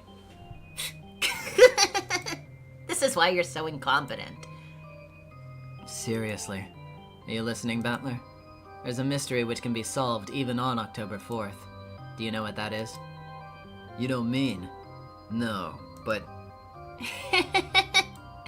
Well, watch and see, Battler the Incompetent. I have a general idea of what these witches are talking about. I've tried solving it several times myself in the past, but I still haven't found anything resembling an answer.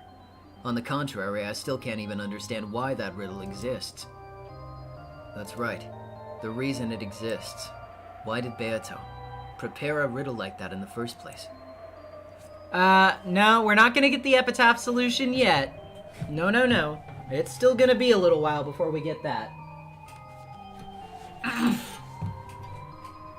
We all discussed it together from time to time in past games. However, I've been avoiding thinking about it under the assumption that there's no point in investigating the riddle unless we can solve it. This time, I should change my viewpoint. I shouldn't just focus on the obvious parts, like the truth of a riddle and how to solve it. What's more important is why that riddle was set up in the first place and displayed for us to see. That's why what I should be thinking about. And the one proposing that riddle is Beatrice. Even if I can't solve it, I should be able to try and figure out what Beato was thinking when she showed it to us. Alright, this time I'm turning the chessboard over. The witches keep calling me incompetent. Let them laugh. My enemy isn't them. I'm continuing our match, Beato.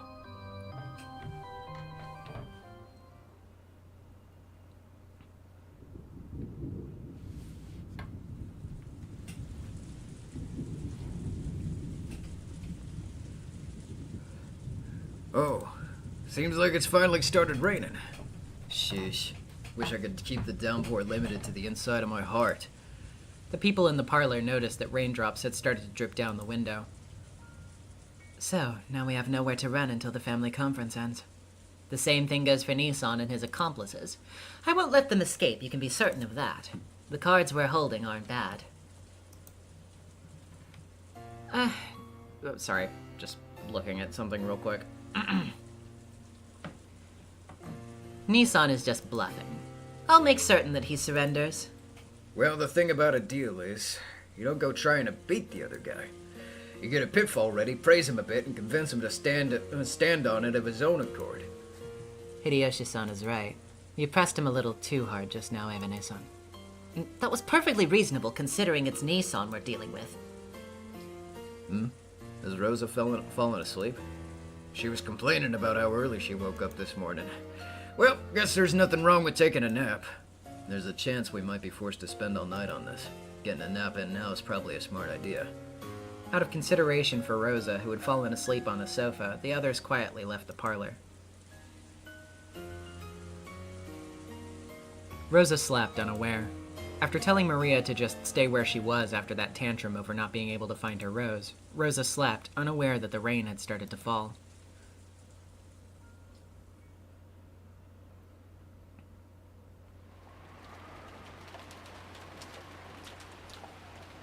The rain poured down as though it had been saving up for this moment. Of course, Maria noticed that the rain had started falling and was soaking her to the bone. However, that just made her even more stubborn. Unable to find the poor, slightly unhealthy rose that she herself had marked, she just couldn't stand having that search be interrupted by something like the rain. So the more the rain fell on Maria, the more stubborn she grew. And she wandered around and around the rose beds. As she did, from behind her back, came a patter-patter, the sound of approaching footsteps. Then, whoever it was stepped in a very small puddle, making a light splashing sound, and Maria finally heard. However, even the slight distraction that sound caused made her feel irritated, and Maria ignored it despite having heard it. Hello. Huh? Maria turned around, bewildered. After all, that voice was one she didn't recognize at all. On the sealed-off Rokenjima, that voice belonged to no person she knew.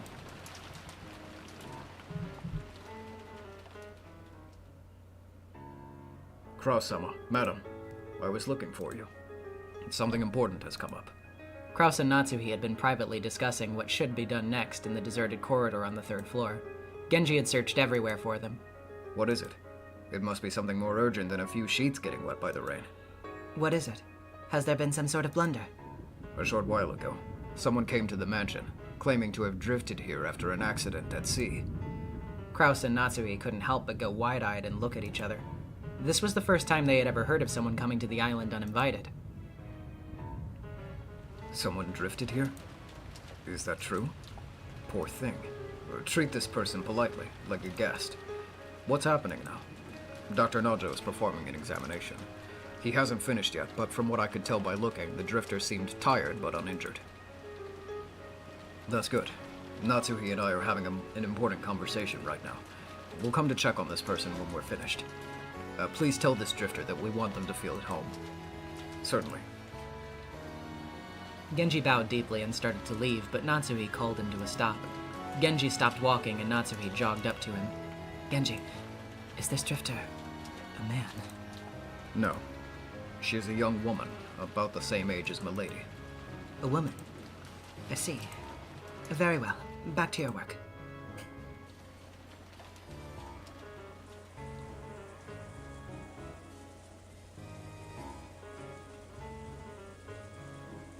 The parlor of the mansion was bustling.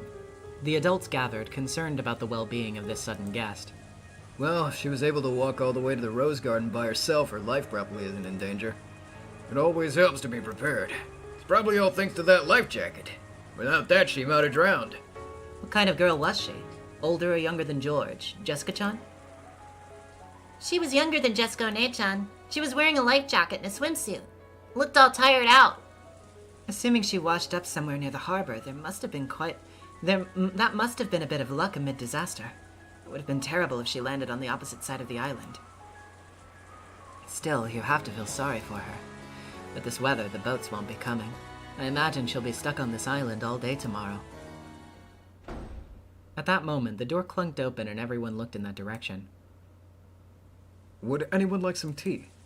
It was Goda and Kanon, with the latter pushing a serving cart laden with a tea set. Goda understood well that doing a little extra at times like this would earn him points. The relatives, hungry for information, crowded around Goda. Goda ordered Kanon to serve the tea and became the sole object of the relatives' attention. Goda-san, how's that kid doing? Does she seem well? Well, I don't know about that. But there's no need to worry. Dr. Nanjo is giving his full attention to taking care of her, and Kumasawa and Shannon are with him. Please do not worry. Why not relax with some black tea for now? Come, Kanon-san. Quickly, serve it. Why do I have to? Kanon knew that this tea was just Goda's way of earning points, so he lined the cups up with a slightly sullen air. I'll help too.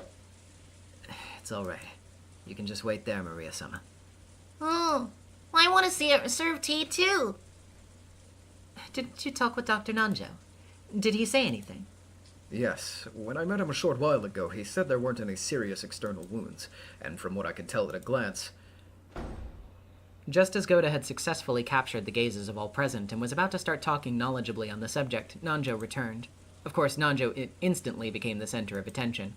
Kanon turned his back on Goda, who seemed downhearted. Dr. Nanjo, how is her condition?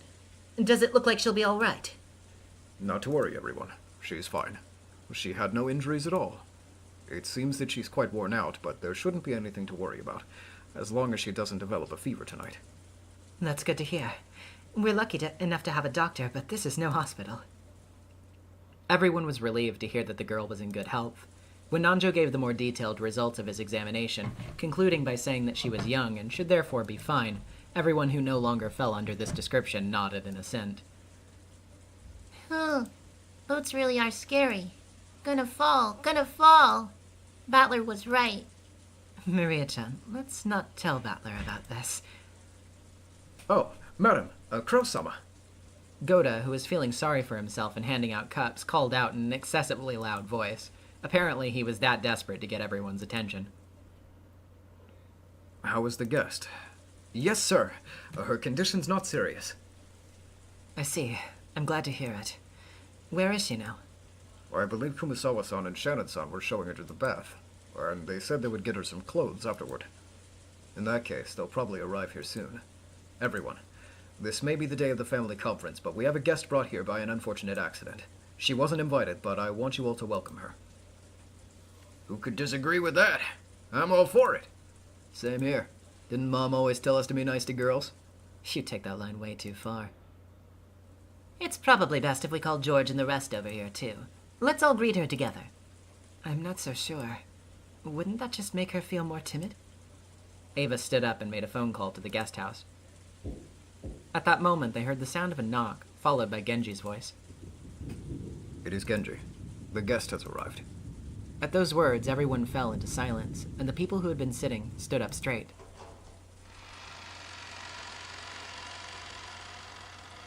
Genji came in first, opening the door slowly, then moved off to the side, bowing deeply and urging the guest forwards.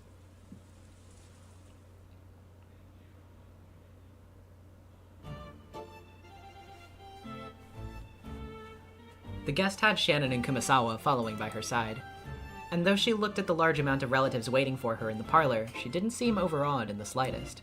Just this single point showed that this girl possessed a dignity appropriate for a guest invited in by the Yoshiramiya family. Iconic laser with the $5, Disco Elysium narration voice. Detective arriving on the scene. Even the clearest water, if deep enough, can drown. Oh yes, it's the detective, everybody.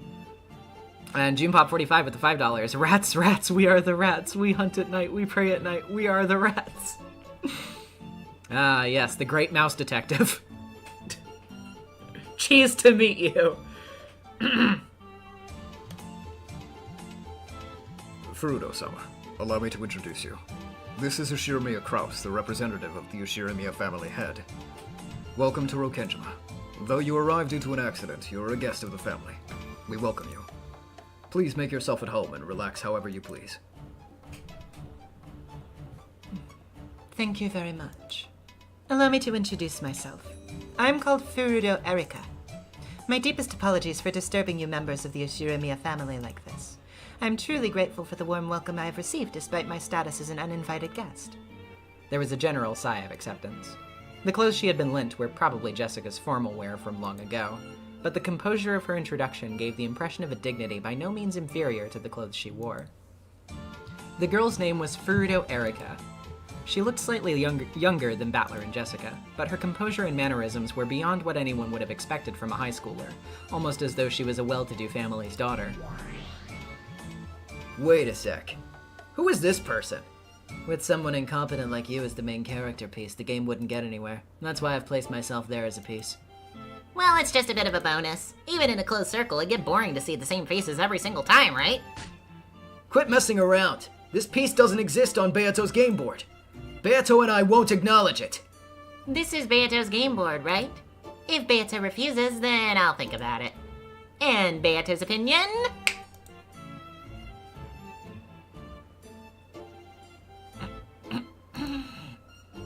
Beato was unable to answer. Lambda Delta grinned as though in triumph. Want to try complaining about the rules and stepping down from the game? Isn't that the favorite move of you mystery people? If there's even a tiny element that goes against your expectations, you have a tantrum and totally stop thinking. Don't worry. I'll make a detective proclamation about this piece. Detective proclamation? I proclaim that Furudo ERIKA is the detective. The detective is not the culprit. No proof is needed to show this. In short, there's absolutely no need to suspect this girl. With this guarantee, you can theorize the same way as you always did, even now that she's appeared as a human piece, right? That's Nox's 7th commandment. It is forbidden for the detective to be the culprit. There was an exception clause in the original, but for this game, the detective isn't the culprit has been proclaimed in red, so you don't need to consider the exception. I hate word games, so I'll say it in red too. Furudo ERIKA is not the culprit. Repetition requested. Furudo ERIKA has no influence on any of Beato's games before now. Sure, I'll respond. Furudo ERIKA has no influence on any of Beato's games before now. She is nothing more than an extra character who appears for the first time this round. She does not exist in the worlds before this one, nor does she influence them. In that case, what happens to the number of people on this island right now? Our Herbaki Gaming with the $5 burn. Yes, this is my self-insert OC. She's awesome and perfect. She's super smart and better than everyone, and everyone loves her once they see her. Literally, yeah. Of course, it's +1 over the previous number. But don't worry, it has only increased by one person, Furudo ERIKA. Besides her, the number of people on this island is exactly the same as it was in the previous games. At that time, the loud sound of people running through the corridor could be heard. It was Battler, George, and Jessica who had come from the guest house after being called here by Ava. They immediately spotted a guest they didn't recognize and their eyes went wide. Whoa. Who are you? Oh, guest. She came by falling. Huh? Fall. Genji-san? Who is this person? This is Furudo ERIKA-sama, a guest. Furudo-sama. This is the daughter of the family, Jessica-sama, along with her cousins, George-sama and Battler-sama. Nice to meet you. I'm Shinomiya Jessica. Hello. My name is Furudo ERIKA. I'm very pleased to meet you. Though Battler, George, and Jessica didn't have a clue what was going on and were utterly bewildered, they each introduced themselves. Isn't that convenient? This way, the number of people is clear. The people in the guest house have joined up with the rest, and now all of the pieces except for Kinzo, all of the humans, have gathered in the parlor. Looks like it. In other words, the number of people in this parlor now is equal to the total number of people on this island. There were supposedly 18 humans on the island, but since Grandfather was actually dead, that became 17. And now, that one piece of Burn Castells has been added. The number of humans on this island has returned to 18. I glanced around at the humans in the parlor. The guest, Furudo ERIKA. And behind her, Kumasawa-san and Shannon-chan. Off to the side was Genji-san. Uncle Kraus and Aunt Natsuhi were welcoming the guest. Goda-san immediately started showing off, and Kanon-kun was being unsociable, wearing his usual blank expression. There was Dad and Kiria-san, Auntie Ava and Uncle Hideyoshi, Auntie Rosa and Maria, and Dr. Nanjo. And on either side of me, George Aniki and Jessica. This is everyone, the true number of people on the island at the moment. All of us are Ushiramiyas, so please, don't feel obligated to call us by our family name. I'm George. I'm Battler. Nice to meet you. Thank you very much, George-san, Battler-san. I'd be pleased if you would call me ERIKA. Nice to meet you, ERIKA-san. Erika was welcomed like a guest, and it was decided that she could borrow the bedroom next to the cousin's room on the upper floor of the guest house. In front of all the relatives, she had seemed dignified and a bit stiff. However, as she talked with George and Jessica, her expression began to soften gradually. And so, the detective, Furudo ERIKA, was placed on the game board.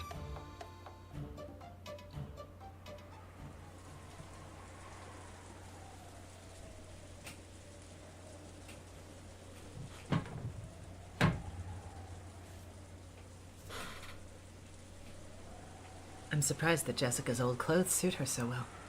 Kumasawa made the decision on her own to use Milady's old clothes. Please forgive her. The clothes Erika was wearing were Jessica's old formal attire. Though the guest possessed a dignity that would put many adults to shame, her body was still physically similar to a middle schooler's. Jessica's old clothes fit her perfectly. Not to worry. They match this guest perfectly. If she likes them, I should think that it would be all right for her to keep them as a sign of friendship. Certainly. Thank you very much. Can you imagine Jessica wearing that getup, by the way? Literally, like Atropos just said, I cannot imagine Jessica wearing that. It is so weird. It's such a weird outfit. And it contrasts Jessica very harshly, and we're also going to see in which ways it kind of contrasts Erika herself, too. Damn it. Sorry. Slid my desk around while I was trying to get comfortable. Certainly. Thank you very much. Have you contacted the police and her family? Yes. They seem to have been quite distressed. By the way, our guest really did have an accident, right? She said that she fell from a boat as it was returning to port. Is there anything to back up that claim? I checked with the Coast Guard. It seems that she fell from the rear of a pleasure boat, unnoticed by the others on board. We don't know the exact location she fell from, but it was probably somewhere near the island. How foolish to be out boating with such a bad weather forecast. All the same, is it really conceivable that she nearly drowned in the nearby waters and drifted to this island? It's not impossible. Tales of drifters washing ashore exist on several of the islands around this area. I believe it likely that there was an accident. This is the middle of a typhoon. There's no place on this island where it would be possible to land a boat. Genji had already figured it out. Natsuhi almost certainly suspected that this mysterious guest, who had arrived during the already high-stress family conference, might be a pawn in someone's plot. Therefore, Genji had already checked to make sure that the accident was real, that Furudo ERIKA was her real name, and that there was nothing suspicious going on. Very well. My husband has ordered you to roll out the red carpet for her. Make sure that there are no blunders. However, you understand, don't you? Yes. We will not allow her anywhere near the family conference. After dinner, I will see that she retires to the guest house. Make sure that they don't start talking about letting her meet father or anything like that either. Of course. I will keep that in mind. Oh? Furudo ERIKA, was it? It's rare for guests to come here to Rokenjima. She looks as though she'll be entertaining, don't you think? She's probably Lady Burncastell's piece. Though she will follow the rules of humans, the player is a witch. We can't underestimate her. There is no problem. Even if she were Lady Burncastel herself, she is a human and she is no match for us. After all, we have Gap with us. Humans certainly cannot win against Gap. Thanks. Still, it's not a good idea to overestimate yourself. The definition of a witch doesn't only imply the ability to use magic. True. A joker in the eye of a typhoon. That is what a witch is. I'm the one who gets to call herself a witch on this Rokenjima. Only I, the Golden Witch and Endless Witch Beatrice. Let us see how good Lady Burncastel's next piece after Ange is. I intend to watch very carefully.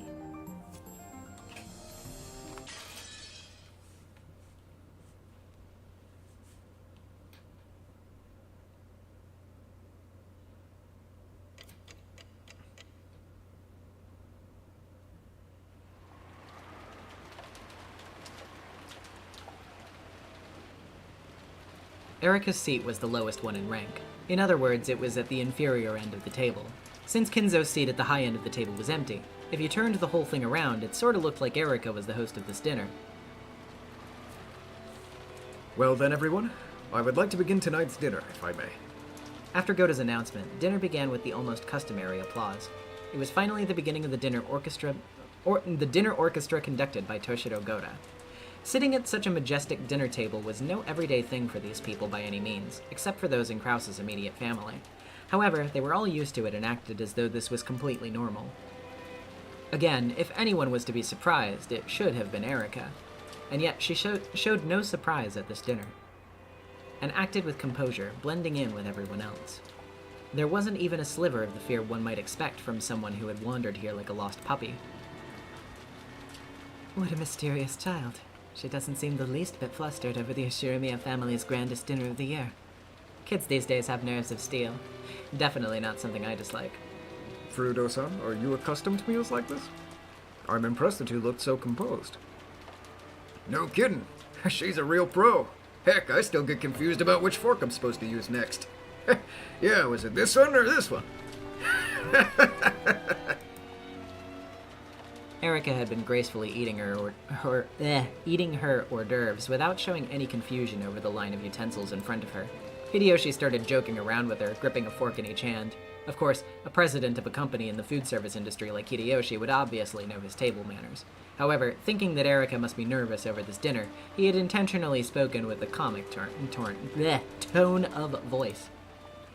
You just have to start on the outside and work your way in. If that's too much trouble, then just ask for some chopsticks. Any self-respecting Japanese would use chopsticks. Chopsticks are wonderful. Just a single pair and you can handle any kind of food. As soon as she began talking about chopsticks, her eyes started glittering. The smile she now showed for the first time was far different from the dignity she had shown before, and more like something you'd expect from someone her age. But you'd use a spoon for curry and rice at least, wouldn't you? Simply pour it into a bowl donburi style. Is there anyone who eats gyudon with a spoon? Of course not. We Japanese must unwaveringly, unfailingly, unflinchingly use chopsticks. So, Goda-san, if you please, I would like some chopsticks. I shall show everyone the proud and proper way for a Japanese person to eat. Incidentally, what is the next dish? Unfortunately, that would be soup. As she pretended to shrug, Erika winked at everyone. She's like doing the fucking like sitcom, like the laugh track plays in the background. She does her little like, whoops, did I say that? Like her fucking God. It's so funny. Of course, no one was laughing at her. She obviously knew that the soup came after hors d'oeuvres in a full-course meal. Furthermore, Erika had even noticed that she had performed a little too perfectly, creating a sense of tension that led Hideyoshi to think that she was nervous herself, and that this was why he had tried to break the ice. That was why she'd started behaving a little childish and lighthearted, acting out the part of a guest and enjoying a harmonious dinner. Pretty soon, not only Kyrie, but everyone else also caught on. Even though she was an uninvited guest, she was apparently worthy of participating in an Ushiramiya family dinner. Smart kid. Did she really just come here by coincidence? Are we sure she isn't an illegitimate child of Nizan's who is secretly invited to today's family conference? Seems she's not only smart, but knows how to brighten the mood too. And her manners are simply wonderful. It wouldn't be all that bad to have this girl as a daughter. That's pretty cruel. Where does that leave Jessica-chan? That's mean, Rudolph Nissan. What's wrong, Jessica-chan? Headache? I can feel my reputation dropping by the minute. Come on, as the daughter of the head family, you can't let this stand. Try fighting back with the table manners and dignity Aunt Natsuhi's always teaching you. Wanna see table manners. Hey, making a fuss is bad manners. Come on, Jessica-chan. Show us how it's done. Sure, no sweat. Jessica straightened up so much it looked like someone had poked her in the back with a pole. She had a good posture, but it somehow lacked elegance. She looked, well, kind of like a triangle ruler. She sat at attention with her gaze fixed straight ahead, tried to bring her food to her mouth despite this, and failed miserably.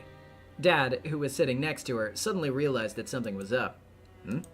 What is it, Jessica-chan? Your stomach hurt? Jessica turned bright red. Sorry, can't help myself. We laughed our heads off. Jessica protested, still bright red. Aunt Natsuhi scolded us for not behaving ourselves. In the end, no matter how much we tried to smooth it over, we were who we were. We couldn't act like we were anything else. Still, that laughter really did help us to relax. We had been so concerned about the guest getting nervous that we had grown even more nervous ourselves. The lively chatter spread from where we were sitting at the center of the long table to both ends, and ultimately the dinner went even more smoothly than usual.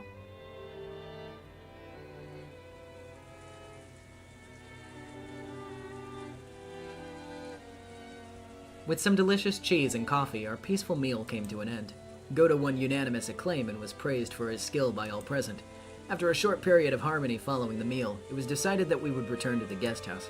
Normally, dinner tended to have a very dark atmosphere about it, and the adults would often move right on to the family conference with the same dark atmosphere. However, perhaps because this year's dinner had been oddly peaceful, everyone decided to take a break, the adults included. After eating, taking a bath, and relaxing while watching TV, I wonder if they'll gather again in the mansion in the middle of all this rain and resume their high-tension family conference. I'd rather not think about that. Auntie Ava seemed to get very worked up trying to convince the rest to start the family conference right away, but it didn't look like many people agreed with her. The meeting had probably come to a close for the night. Since they had guest house duty, Goda-san and Kumasawa-san were chosen to guide us to the guest house. It must be tough for Goda-san. Even after making and cleaning up such an extravagant dinner, he also had the midnight shift at the guest house. I heard that Kumasawa-san, old as she was, would be going to sleep soon. It seemed that she had been assigned to the servants' quarters in the guest house. Please allow me to guide all of you to the guest house. Erika-sama, your room has also been prepared. Thank you very much. Why not rest a bit? Are you sure you feel all right? Yeah, that's right. I'd totally forgotten, but you nearly drowned and floated here, didn't you, Erika-chan? It's probably best if you take it easy today and get to bed early. I'm perfectly fine. On the contrary, I'm so nervous and excited that I doubt I could get to sleep. Then let's play. Let's all play together. Play cards. Maria latched onto her, giggling. This lack of restraint particular to youth was very much like Maria. But for now, we really should be thinking about Erika's physical condition. Maria, why don't you play cards with us? Erika One-chan says she's tired. I like cards. Please let me join you after I've had a short rest. Hooray!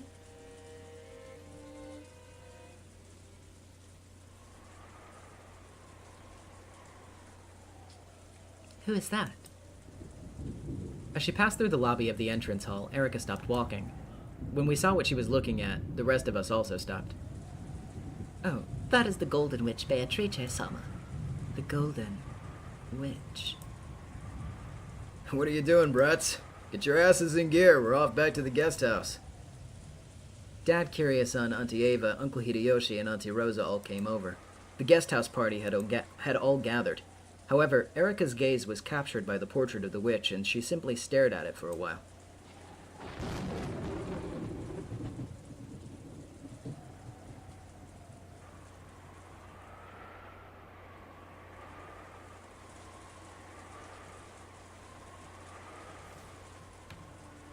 Yeah, supposedly Dad has a stash of hidden gold worth 20 billion yen. And the hiding place for that gold's written off on this epitaph. Perhaps because it was too early for them all to disperse into their individual rooms, the relatives who had returned to the guest house were all gathered downstairs continuing their chat. The topic was the witch's epitaph, which Erika had taken an interest in. It really is a fascinating riddle. He displayed it in a place where anyone could see it as a challenge to our intellect. I adore challenges like that. Whoa, I didn't expect you to be so into this, Erika-chan. Do you like solving riddles or something? Well, they're interesting, don't you think? These kinds of challenges. I have no doubt that Kinzo-san intends to use that epitaph to choose his successor. When she said that, the adults froze, and slowly turned to face Erika. Why do you think that? Auntie Ava spoke with a coaxing voice. Though there had been whisperings between the relatives every now and then that the person who solved the epitaph's riddle might inherit the family headship, that had been nothing more than wishful thinking, since such a thing had never been specifically stated. And yet, even though she had only read it once, this outsider had already reached that conclusion. How had she come to it? No, that wasn't the problem. If you solve the epitaph, you can become the next head. She wanted to establish this not as wishful thinking, but an outright fact. So they closed in around Erika, asking why she was so sure. It's somewhat common for extremely rich people to relinquish their wealth to the person who solves a riddle. Furthermore, Kinzo-san didn't publish this epitaph in a newspaper, but displayed it within the mansion. That means the riddle is intended for the people in this mansion. You're right. Since it's inside the mansion, there's no way for someone who can't enter the mansion to solve it. So, that means Grandfather has been challenging the people in this mansion. Good. Well thought. Just by the simple fact that the epitaph is inside the mansion, it's possible to figure out that much. At first, this Furudo Erika girl had seemed to be the fairly silent type, but apparently that wasn't the case. When she grew excited about being challenged to a game of wits, she became much more talkative than I had imagined. I see. Well, it does make sense that an epitaph inside a mansion would be there so the people in the mansion could read it. But can you really be so sure that the one who solves it would be given the headship too? If the treasure gained by solving the riddle had been something small, I would not even have considered it. That's right. The hidden gold is worth 20 billion. You could consider it the wealth of the Ishiramiya family itself. Inheriting that would be tantamount to inheriting the Ishiramiya family itself. In other words, the riddle contained within the epitaph that indicates the hiding place of the gold is nothing less than a way of selecting the practical successor of the Ishiramiya family.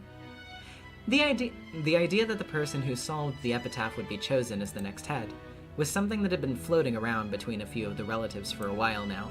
However, since it had never been stated specifically, they had thought of it as nothing more than an optimistic dream, and so they had abandoned all consideration of that aspect and left it as a gray area. Erika had declared in clear terms that this uncertain part was, in fact, true.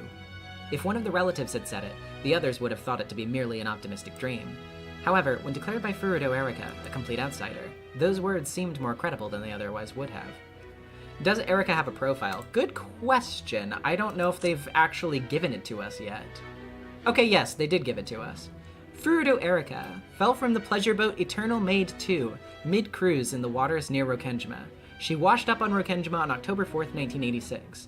The Yoshirimiya family welcomed her as a guest. She managed to drift to the island unharmed thanks to several miracles, including the life jacket she was wearing.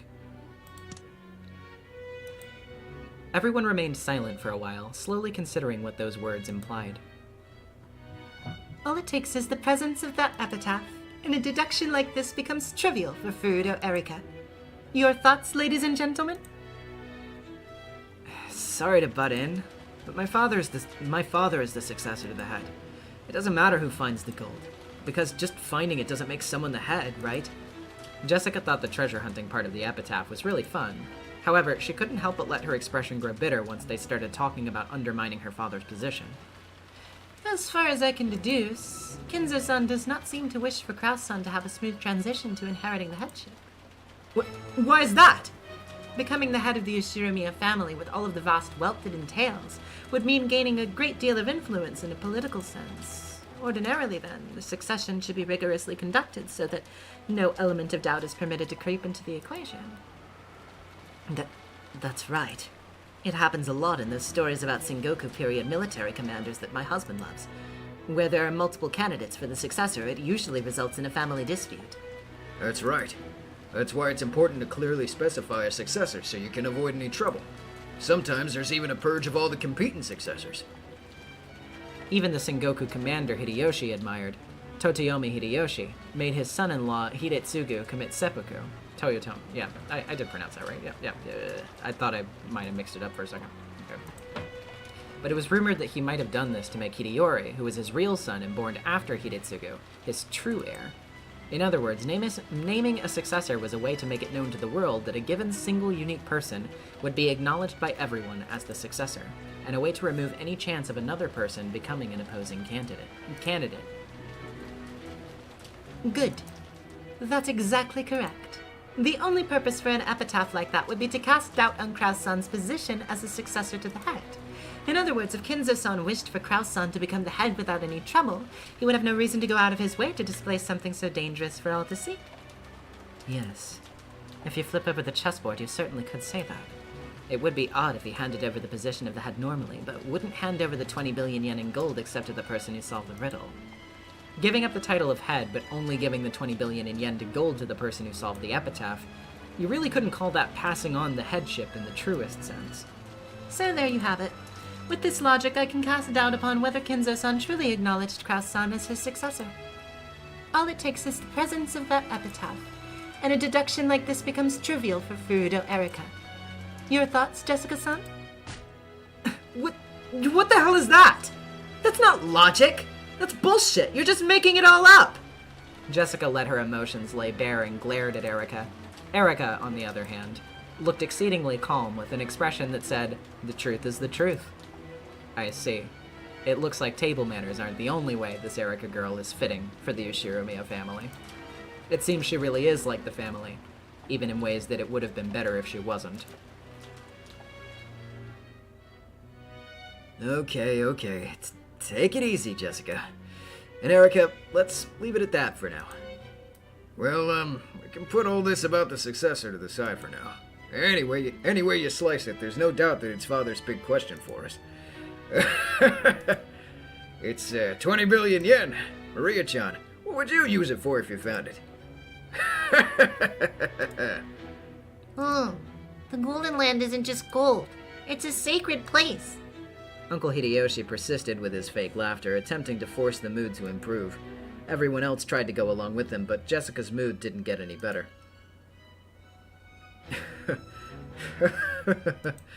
So, Erika-chan, would you like to have a go at the epitaph's riddle? Yes.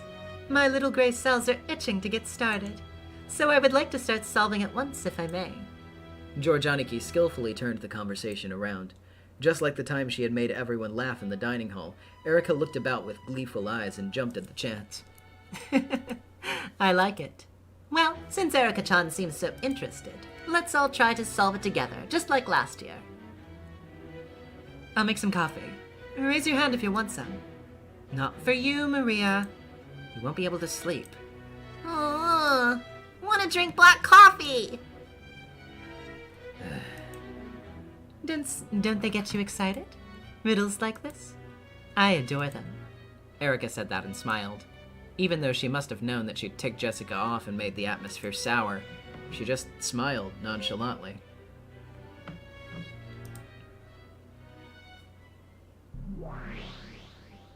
See, there's a mystery that you can solve even without waiting for the crime on October 5th.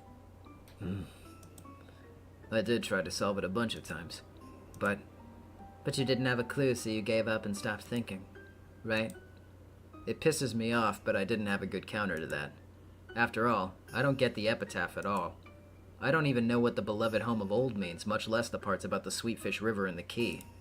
Thinking that a few more hints would show up if I waited, I kept on waiting, and just stopped thinking. Have you figured out an answer on your own?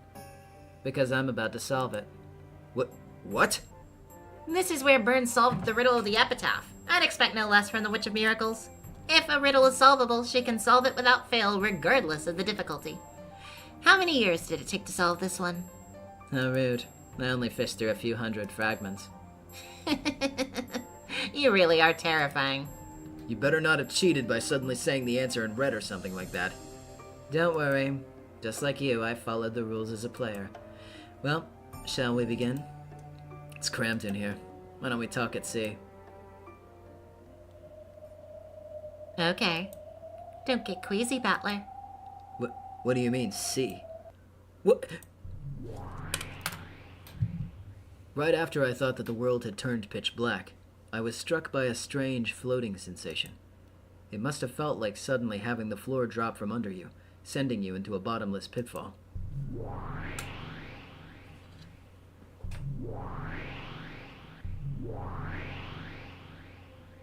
When I looked, I saw that the two witches and I had been thrown into a pitch-black universe.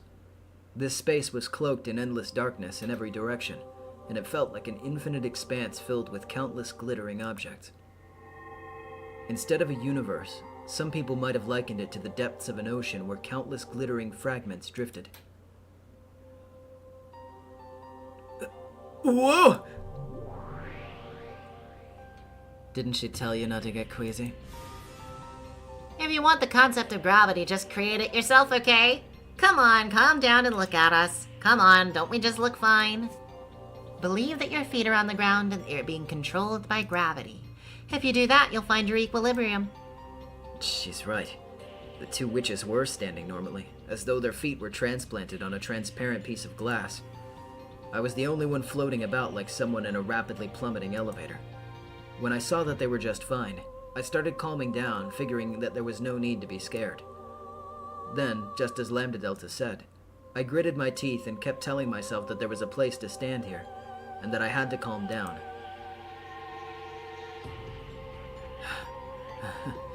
Whoa. Very good, very good. What's your name? Shiromiya Battler. Who else do I look like? Okay. No matter what, you mustn't lose your will, emotions, or form. After all, this is the ocean. If you lose your purpose, you'll fall into the depths of eternity and become a scrap of ocean seaweed. Be careful. I didn't get what Lambda Delta was saying, but I tried to calm down for the time being. I seemed to be regaining my balance the more I calmed down. Gradually, that weird floating feeling, like I was falling forever, began to disappear.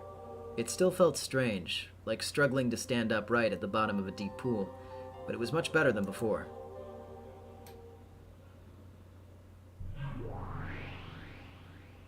Then let's begin. I'll weave a fragment for solving the riddle of the epitaph.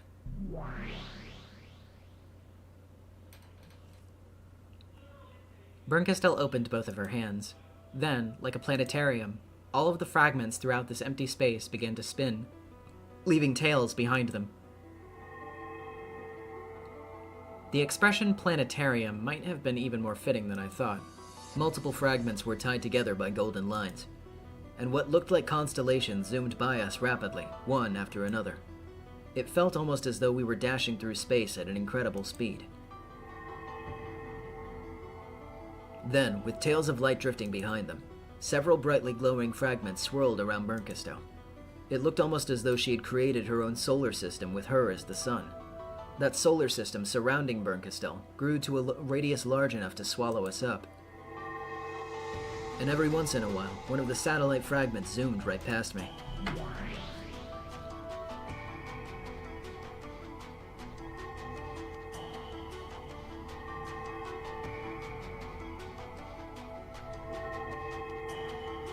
When those fragments passed right by me, it felt as though some kind of memory welled up inside me. I could feel it in my gut. These fragments were probably like crystals of memories. They aren't memories. They're fragments of worlds. Well, I guess they might feel like memories to you. Then let's begin. Let's start with this fragment. One of the satellites in this solar system was slowly sucked in towards Bernkistow as its orbit around her decayed. It drew a spiral as it approached her and came to rest on the palm of her outstretched hand. Then it shone brightly, painting over the world with pure white.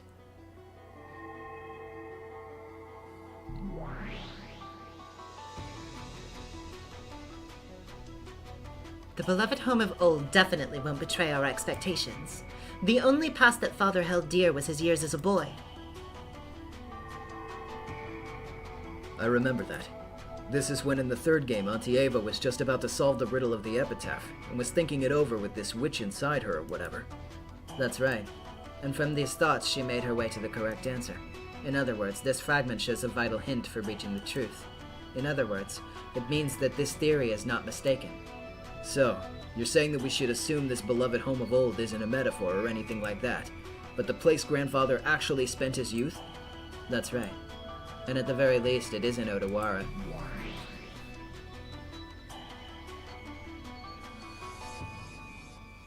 Odawara is definitely where he was born, but I don't think this home Father loved was Odawara. I believe all of us siblings are thinking of the same place. Yes, this probably isn't Odawara. From what I heard, he had a very fun time as a youth. That's right. Auntie Ava and her siblings said that it wasn't Odawara. And not only that, it looks like everyone had a good idea where Grandfather's home was. Right. And annoyingly, the actual location isn't spoken of in any of the fragments. Of course. If I told you that, there'd be too many hints. If a riddle isn't hard, there's just no point in it. Uh-oh. That's a hint too.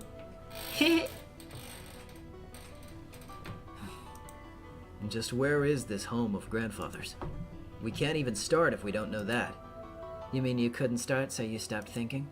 Since it had to be a place where he could have lived, the number of possibilities is limited. Well, this is the toughest part. You were the witch who could certainly solve any riddle that can be solved, weren't you? So you took those limited possibilities, in other words, everywhere on the Earth, and considered every single piece of land that Grandfather might have lived on? That would work too, but that way no amount of time would be enough. So I needed to take some more hints into consideration to wring out the answer.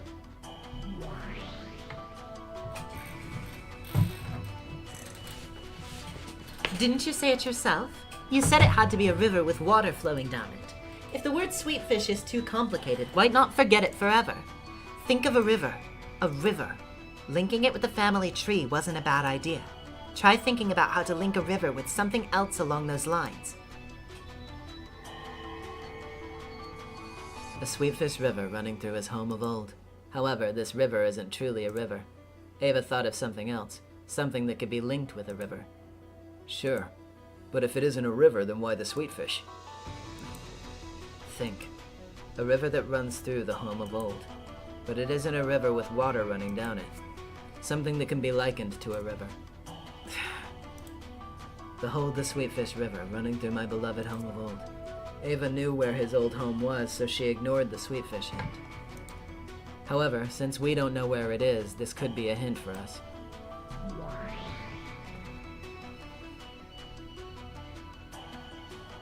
I racked my brains too much over the Sweetfish River. The Sweetfish part really didn't matter that much at all, did it? That isn't true. It was an excellent hint if you ask me. Well, of course, maybe there was no need for it to be sweet fish. What are these sweet fish? If the river isn't a literal river, then of course sweet fish probably doesn't mean the kind of fish that swims. Yeah, and on top of that, Rosa tossed it aside, saying that sweet fish weren't that significant. And on the other hand, Ava said that it wasn't important for them to be sweet fish, but that it was still an excellent hint. In other words, the sweet fish is a key to make you think of something else. If that something is a different word, but a word that sweet fish makes you think of, then Ava's line about how it probably didn't have to be sweet fish makes sense. From these thoughts, Auntie Ava formed some theory, went to the archive, looked through some kind of book, and verified that she was right. In short, Auntie Ava formed some theory about the true nature of this Sweetfish River running through his home of old. Then, she opened a certain book to determine whether that theory was correct or not. In other words, this theory was something that could be verified through some kind of book. Also, after she figured out what the Sweetfish River was, she figured out the rest of the riddle very quickly. Good thinking. The epitaph continues on, saying as you travel down it, you will see a village. At that point in time, Ava hadn't yet solved the 3 lines starting with this one.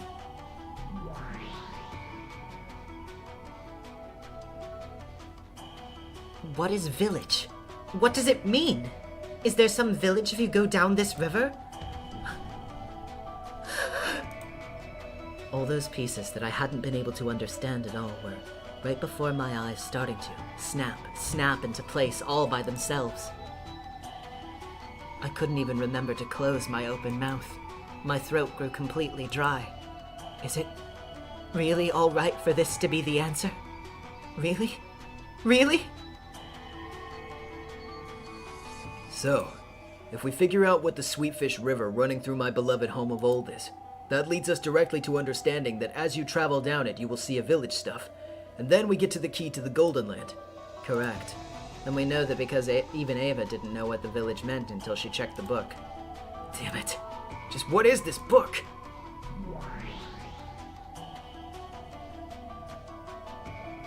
But this isn't 6 characters at all. I'm absolutely sure that this is the answer, but this doesn't reach 6 characters at all. Did you stop thinking again? In that case, think of a way that you could read it with 6 characters. If you can't think of one, then research it. There has to be an answer. You must not doubt that. If you can't believe that, why don't you just cry yourself to sleep and then just give up and die forever? 1, 2, 3, 4, 5, 6.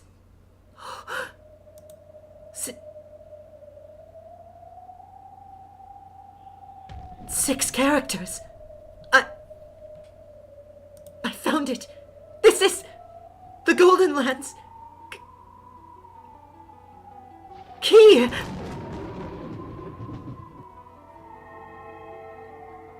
Then Ava found the key to the Golden Land. Yeah, and this key was some kind of word, number, or string of characters, 6 characters long. That's it. If we know the key's true identity is 6 characters, the meaning of the first Twilight changes drastically. On the first Twilight, sacrifice the 6 chosen by the key. The 6 chosen by the key. 6 characters! In other words, it means on the first Twilight, sacrifice the 6 characters chosen by the key.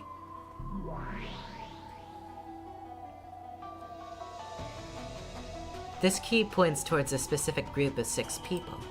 No, we should say it points to a certain specific group of 6 things. If this doesn't mean a literal command to offer sacrifices, for example, it could be an anagram. An anagram? Do you mean a word game? That's right. Kiryu-san theorized this already way back when.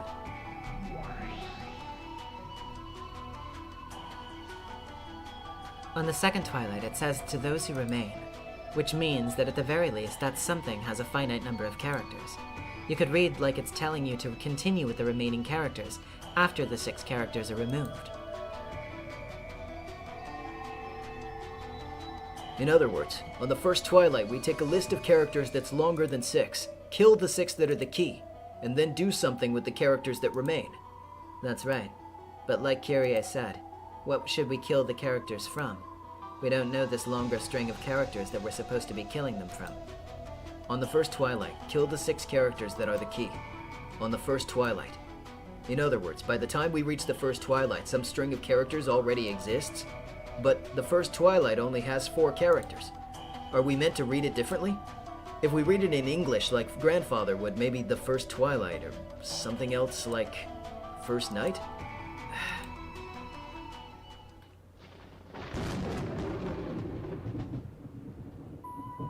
Good. That idea of yours is quite insightful, Butler-san. We can interpret the 6 sacrifices chosen by the key as a string of 6 characters. I think that's a clever way of thinking outside the box. After all, key-shaped objects are not the only type of keys. I also thought of the possibility that it's an anagram. Come to think of it, you did say something like that before. But in that case, what do we remove the 6 characters from? That's right. Since we're removing 6 characters from it, whatever it is must be at least 6 characters long. How could we read it in any way that gives us more than 6 characters? If we follow Father's sensibilities, I guess it probably is English after all. If it looks like we're getting stuck, why don't we move on to the second twilight and look for hints? Those who remain shall tear apart the 2 who are close. We can probably think of those who remain as the remaining characters after the first 6 have been removed. In that case, what does it mean by 2 characters that are close? I see. I get it. So that's what this is about. For example, let's take the following list of 9 characters. 1, 2, 3, 4, 5, 6, 7, 8, 9. And then, let's say that the 6 characters offered as sacrifices are 1, 3, 6, 7, 8, and 9. We erase the aforementioned 6 characters from 1, 2, 3, 4, 5, 6, 7, 8, 9, and get 2, 4, 5. So, 2, 4, and 5 are left. So what?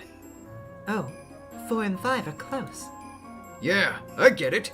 So the 2 who are close, it means... Yep. There's a gap between 2 and 4, but 4 and 5 are right next to each other. They're the 2 who are close. Good. Well done, Butler-san. I can't tell whether to tear apart means to eliminate 4 and 5, or to put a gap between them, but I think that's a good observation. Then what do you think about the third twilight? Those who remain shall praise my noble name. Since there's a good chance that the epitaph is a word game, there's a possibility that this part is also a word game of sorts. The characters that remain shall praise my noble name.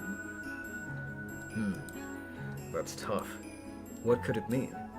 Have any of you figured it out? I think I have. Huh? What is it? Tell me. Is this also an anagram? Good, once again. Butler-san, you're a pretty flexible thinker. By anagram, you mean playing with letters, right? That means... I would guess that means that you could make some kind of word by changing the order of the remaining letters. Yeah. If so, I might be getting ahead of myself a bit with this theory. But I'm going to assume the original list of characters the first Twilight is taken out of is 11 characters long. The Geeky Nobody, the reason they put brackets around it like that is to denote that she is saying it in English. Like, she speaks Japanese most of the time, but she says good in English. She says, good. Well done once again.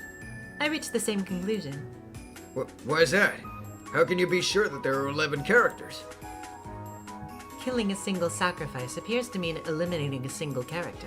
If we interpret the tear apart of the second Twilight to mean adding a gap between 2 characters, then we would expect there to be 11 characters in total.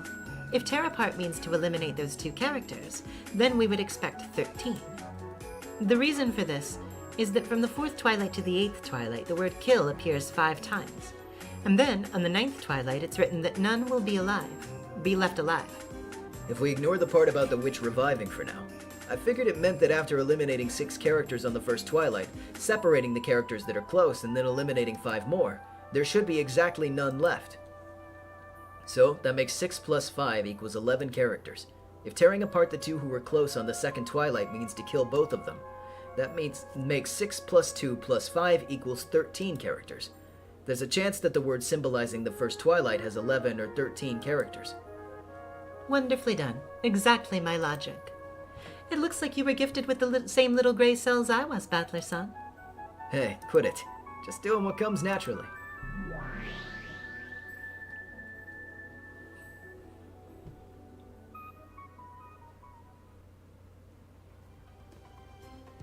Hang on.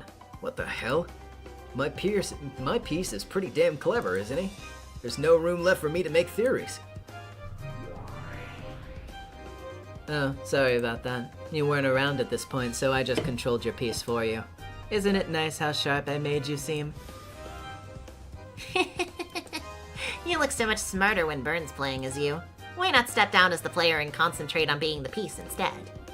I joined in on this game on October 5th after the first few murders. So up until that point, the piece called me was being controlled by Bernkastel, the player. Which makes it possible for Bernkastel to present her reasoning through my mouth. The game I'm watching now is nothing more than a replay of a part that's already ended.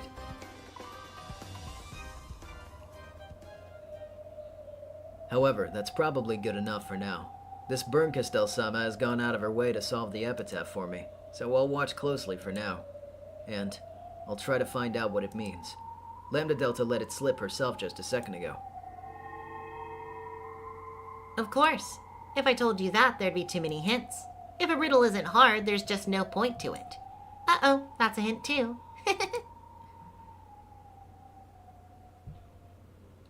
This theory about Grandfather creating the epitaph in order to choose a successor isn't bad at all. ERIKA and Bernkastel's logic is extremely reasonable, but that's only if we assume Grandfather was the one to create it. He was probably alive at the time the epitaph was displayed, but of course, he's already dead by 1986.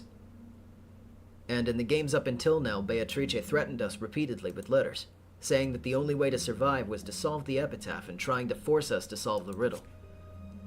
In other words, it was Beatrice's intention, her hope, that we would try to solve the riddle of the epitaph. The epitaph is so confusing that in most cases, the relatives never seriously tried solving it until the threatening letters started to arrive. That's why Beatrice fired the starting pistol, which made us take a go at it. Why is Beatrice carrying out Grandfather's last wishes? Like the theory proposed in the first game, is she really Grandfather's confidant, following his orders even after his death and trying to select the successor with the riddle of the epitaph in his stead? That would mean that Beatrice really is Grandfather's trusted underling, and exactly the family alchemist she called herself in the letter. After Grandfather's death, Beatrice would have managed the 10 tons of gold and taken the title of alchemist. Without ever embezzling the gold, she entrusted it all to the epitaph's riddle and waited for a human fitting to be the successor to appear and solve it. And if that human didn't appear within a set time limit, that meant game over? Certainly, when Auntie Ava solved the riddle in the third game, she became the only survivor and automatically the final head of the Ushiramiya family, inheriting everything. Up to this moment, no one has ever survived past October 5th except Auntie Ava, the one who solved the epitaph. That was the only case where Beatrice let anyone survive. Is Beatrice's loyalty to Grandfather the thing that drives her? Did Grandfather give her some terrible order to kill everyone if the epitaph isn't solved, and she's so loyal that she faithfully carries that out? I must not stop thinking. Don't stop thinking. Don't just think of the riddle itself. Think about why it's significant. Why is Beatrice telling us to solve the epitaph? Why did she create such a confusing epitaph for us? If Beatrice makes us try and solve this epitaph that we have no real chance of solving, and by some lucky chance a miracle occurs, and someone is able to, it is able to solve it, what significance does that have to her? I don't know what this miracle would be worth to Beato.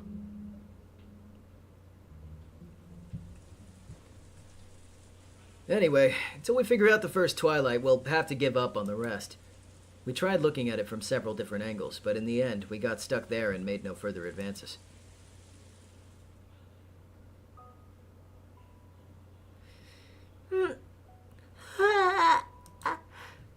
Maria let out an extra-large yawn.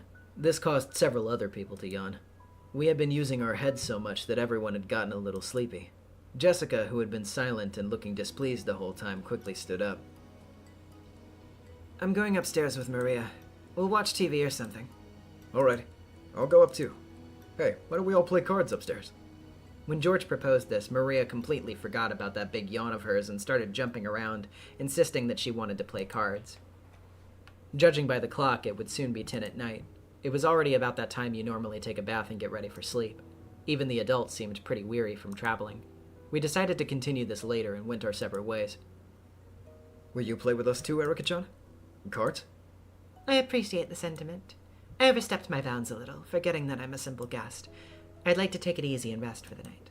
I'd almost forgotten that I was just in an accident. Seriously, you're in such high spirits, it's hard to believe you almost drowned. That's youth for you. Still, I enjoyed it. I think we've taken a big step in our reasoning thanks to you. If I find the gold, I'll let you have about 1,000,000 yen's worth. Can't you at least offer the poor girl 100 million? There's really no need. I'm only interested in solving the riddle. Well then, if you'll excuse me. Good night. Yeah, night. Oh, you aren't going upstairs, Battlerkin? I'm getting a bit interested here. Think things through here just a bit longer. If I can just figure out the list of characters that marks the first twilight, I'll bet the road before me will open up all at once. Everyone went up to the second floor one by one. Only Auntie Rosa remained behind, cleaning up the coffee cups everyone had been drinking out of. Curious-san and some others had offered to help, but since Auntie Rosa had refused this, she was just washing them all alone. Since I'd just been treated to such delicious coffee, I decided to help too. I wasn't just doing it because I felt obligated. I wanted to keep discussing the epitaph with someone. The first twilight. First twilight. Ah. Auntie Rosa, have you thought of some list of characters or a word? Nope, I don't have a clue. But instead of the first twilight, it's the 10th twilight that bugs me. The 10th twilight? What about it? Well, the word Golden Land, Ogonkyo, appears several times, right? Yeah, it does. For some reason, on the 10th twilight alone, when the journey ends, it says we reached the home of the gold. Read Ogon no Kyo. Sorry, Ogon no Sato. The home kanji is separated out. I can't help but wonder why this is the one place where it's written like that. You're right. No mistake. Everywhere else it says Golden Land. Even though all the rest are written Golden Land, the 10th twilight is the only one where it's different. And Home of the Gold is written instead. I wonder if the word home has some kind of special meaning. Still, you and that Erika-chan girl are incredible. The way you think really is flexible. I'm already an old lady and my mind just doesn't work that fast. That theory about the 6 chosen by the key signifying 6 characters to be removed was very impressive. After hearing that, I can't see it being any other way. But before then, I didn't think it was like that at all. It's frustrating how thick-headed I am. That's not true. You have a very flexible mind, Auntie Rosa.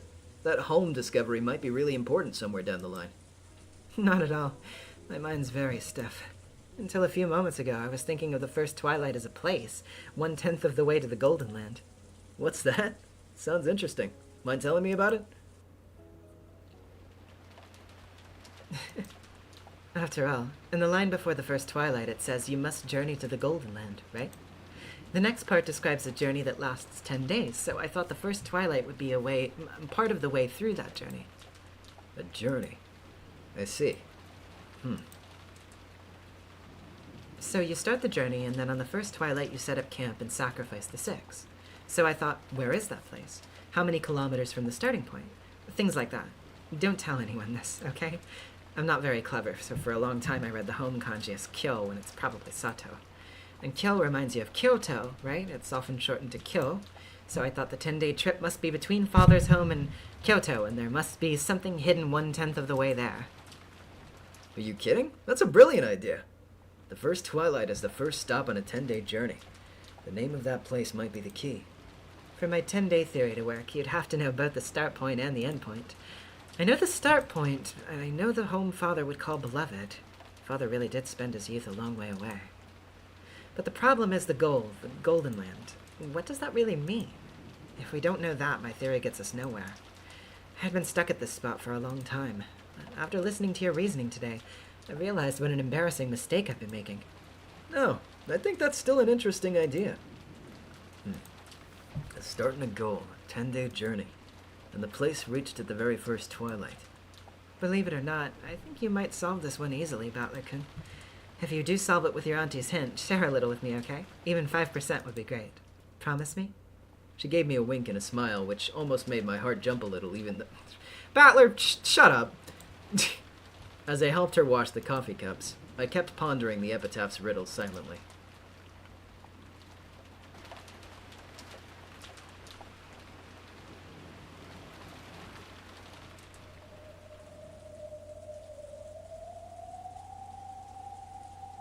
After I finished helping Auntie Rosa and went into the corridor on my way to the bathroom, I saw ERIKA unlocking the door to a room on the way there. Your room's on the second floor, right? I was sure you'd gone upstairs and fallen asleep by now. I was just searching for something. I thought it might be here. Searching for something? ERIKA unlocked the door and opened it. A dusty smell drifted out. It was the archive. The distance between the bookshelves was too small for this to be called a library room. This was obviously a room made for storing books, not for reading them. So, you're searching for a book? Not necessarily a book, but, well, reference material. There's something I simply have to look up. You're looking for something having to do with the epitaph's riddle? Pretty admirable that you haven't given up yet. I guess 20 billion yen's pretty enticing. I hadn't given up either. Apparently we were both bad at giving up. You're joking. I'm only interested in riddle solving. I'm only looking for the gold because I want proof that my reasoning was correct. Even if I found it, I wouldn't pocket it for myself, so don't worry. She immediately dismissed the idea, saying that she just liked solving riddles and had no interest at all in the gold. My first impression of her had been that she was a bit of a weird one, and it looked like I hadn't been wrong. ERIKA started searching for the book she was after, slowly going around the bookshelves. I'm also in the middle of trying to solve the epitaph. Oh, yeah, just a second ago I heard something interesting from Auntie Rosa, which might be a hint about the first twilight. May I ask what it was? ERIKA asked this without stopping her search or even turning to face me. In the line before the first twilight, it says something like, whoever obtains the key must do so-and-so, right? You who laid hand upon the key must journey as follows to the Golden Land. Whoa, you already got it memorized? Guess I shouldn't be surprised. And what about that line? Right. Must journey to the Golden Land, it says. Apparently this made Aunt Rosa picture setting off on a journey from the beloved home of old to the Golden Land, a journey lasting until the 10th twilight, or in other words, 10 days. Actually, I already noticed that myself. The place you reach on the first day of the 10-day journey, that's where you offer the sacrifices from. Yeah, that's exactly what Aunt Rosa thought of. I also think it's an interesting theory. The place you reach on the first day of the 10-day journey. That bit of land, or else the place's name, might be the key. I've also been speculating that the name of a place might be the key. That's why I'm looking for a reference book. I want to turn this from speculation into certainty. What is it that you've been looking for? Then ERIKA's hand suddenly stopped, and she slowly pulled it out. Then, as she dusted it off, she finally looked at me and spoke. An atlas.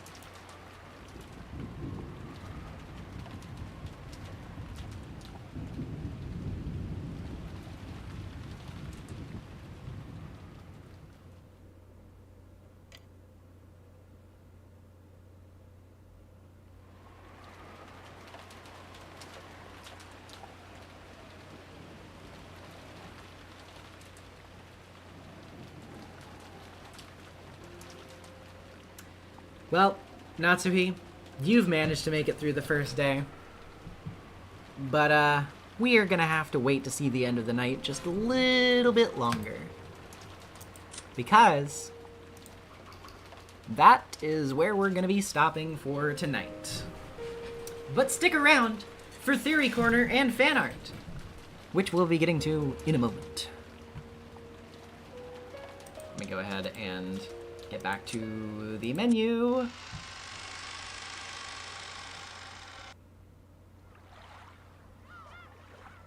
And let me just put us on this screen so that it won't automatically go to the thing.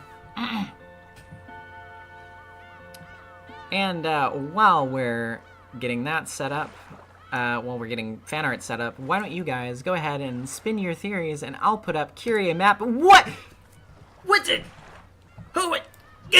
Who let you in here, you little fucker? Okay. Well, I guess we're stuck with you now for the next 4 episodes. Thank you once again to Daniel for this wonderful rat pat. Alrighty. It's theory time. Go wild, everybody. As I get art.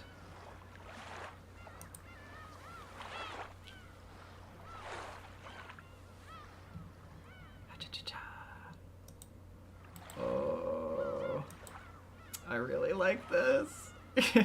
Sorry, not to make Kinzo sounds over here. Oh, but I really like the art today.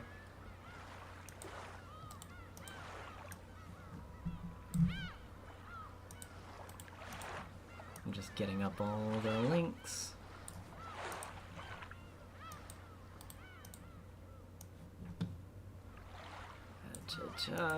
Got that. You guys did good this time. You guys did very good this time. Let me see if there's anything else in the Tumblr tag.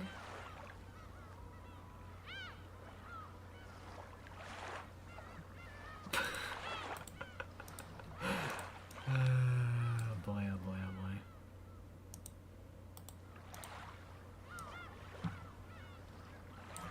There's quite a bit today, actually. Quite a bit.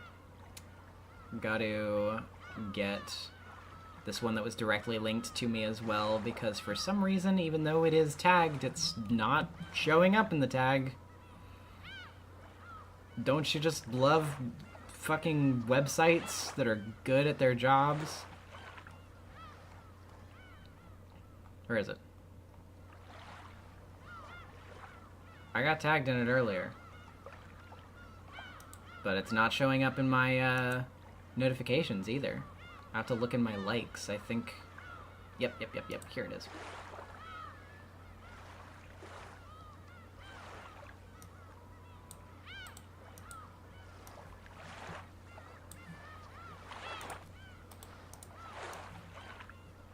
Put that there. Okay. And then get the hashtag up. Scroll down here. Okay. We are hopefully situated. Alright, so let's get that back up. And let's get the chat back up. And let's scroll back so that I can see your theories. Normal gay bro. Erika's a little bit annoying as a person, but I like her as a character. Unfortunately, I still don't know why she is a rat. It's pretty much like, because she is the detective, there are a lot of jokes made about her, like, about, like, the Great Mouse Detective and stuff like that, and it just kind of spun out into a bunch of rat memes about Erika. Especially because she is also just, like, she's a fucking gremlin, and you will see more of that as we continue to see more of her. So...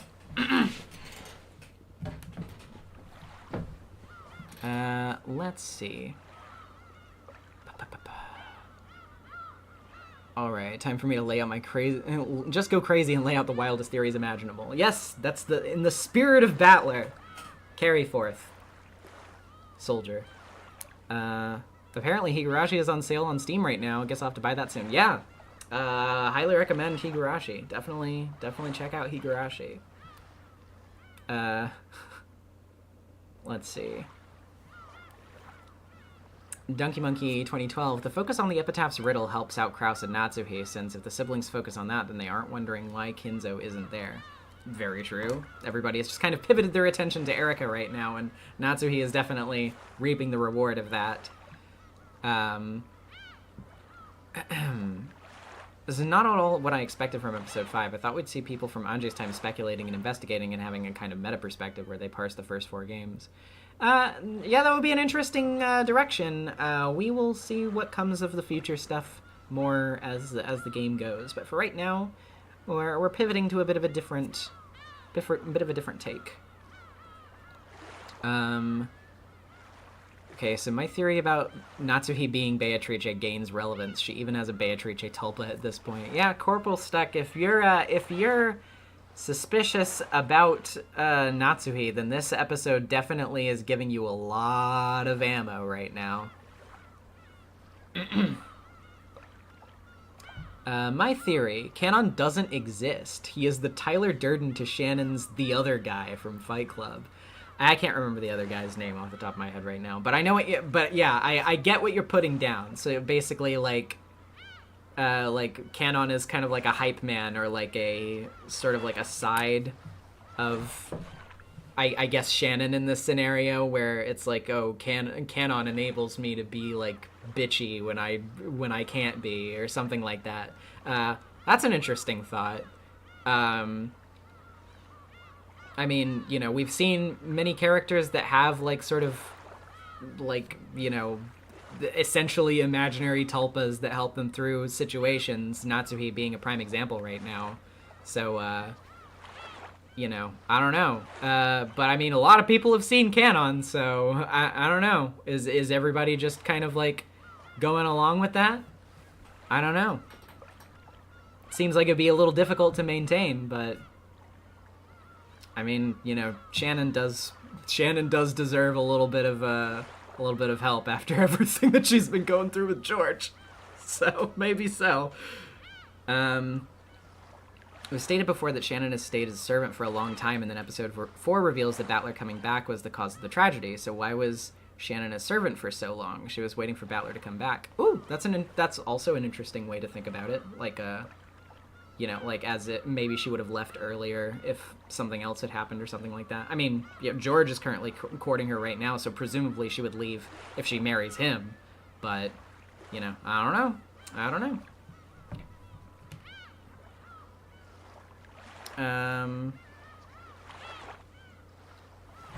Daniel the Spaniel. To me, this mostly functions as a confirmation to a lot of Atropos' musings, but I'm sure there'll be extra info they'll be able to incorporate. Yeah, I was pretty excited to get to the epitaph stuff in this episode because I knew that Atropos would just be fucking exploding in the chat. I'm really interested to see how we continue with that. Rem, I really think Rosa finds the gold in other episodes but dies too quickly for it to matter outside of episode 2 where we see the gold in the chapel. Wouldn't that suck? Rosa just finds the gold and is like, no, wait, I solved it! And they just like shoot her before she gets it out. Oh, whoops! Ah, damn! Maybe I should have listened to what she had to say. Ah, well, it was Rosa. So who cares? Ah, boy. I thought briefly that Canon might have been the culprit, but now I feel so deeply that it has to be Natsuhi. Perhaps, but, you know, I don't know. Every once in a while, when things seem too true to be true, they might seem too true to be true, to put it one way, you know what I mean? But I won't confirm or deny anything, of course. I could be jerking you around, who knows? I could be grabbing you by the collar and throwing you all over the place and telling you that this is that and this is this. I could be trying to deceive you. And maybe I actively do. Maybe I actively do try to deceive you guys. Who knows?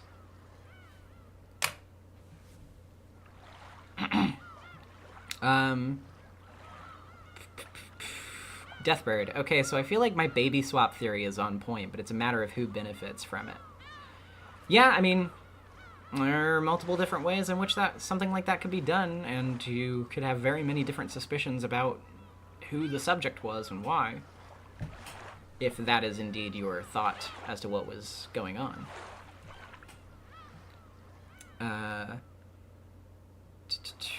Seditious. I don't know if it was confirmed or not, but I think the rose George marks for Maria in the garden is taken by Goda for the dessert he makes with rose petals in it, at least in episode 1. That is something that's not, like, really commented on, but I also believe, like, at least, like, I don't know if it's commented on, right, like, in any of the stuff that we've read, but I'm also of that thought. I think that that's definitely what happened. I think Goda did that one. Fucked up, Goda. And for a union man to crush a little girl's dreams. Come on, man. Be better.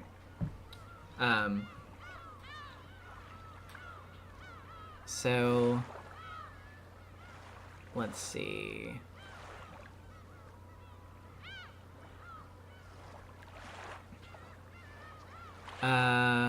Gwendolyn, no real theory, but I wonder if the law thing that was told to us about the mystery stories can be applied to the other 4 games before the 5th one. Possibly. Give it a try. See what you get. Kind of want to do music fan art for next time, but I have no idea what song to do. Ooh, that'd be very interesting. Spelling out the Dragonite, the spelling out that people can have in their own versions of Beatrice they're presented in game puts interesting perspective in how differently she acts around different people. Yes. I don't have much more to say about that, but yes. Ultimate Zorlink. Canon won't say his name. I don't recall Battler ever directly seeing his corpse. Lambda Delta this time wouldn't confirm a number of humans, just increase the number by 1. Remind me, chat, does Battler see Canon's corpse in episode 4? The chain? The locked room chain at the beginning of episode 4? Does he not see Canon's body? Because I know that he didn't see it in episode 2.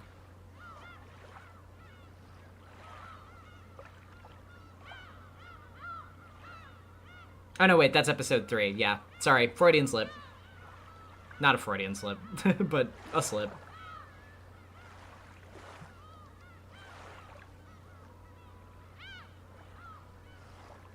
But yeah, that was episode 3.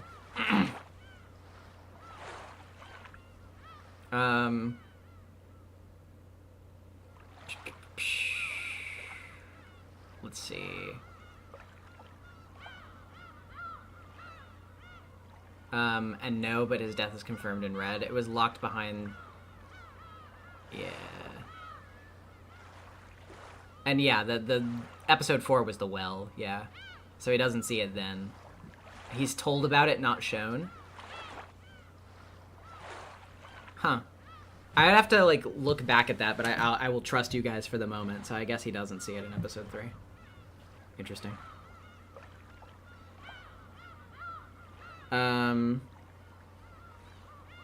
As funny as Rondo. So I don't care if I have proper theories, I just know that Erika will mess with everything in a way Beato would never. Not just from light spoilers, but how odd they described her being added. Yeah, I mean, definitely her presence is a big shake-up to things, and as Ronove sort of implied, and Ronove and Virgilia implied, that there are things in this game that could theoretically be done by Beato, but she probably would not do them herself.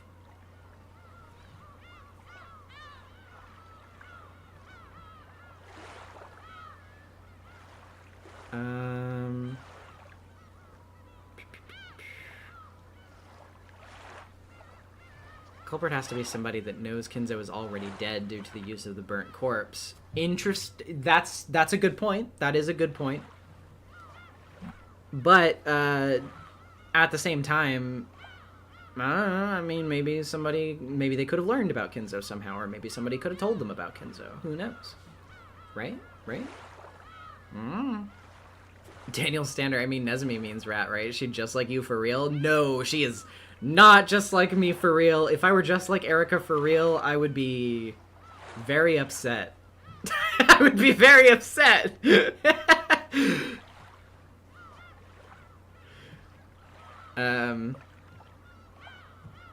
Let's see. Still going with Battler being that culprit with or without a technicality. But, I mean, I don't know. Those Nox's rules.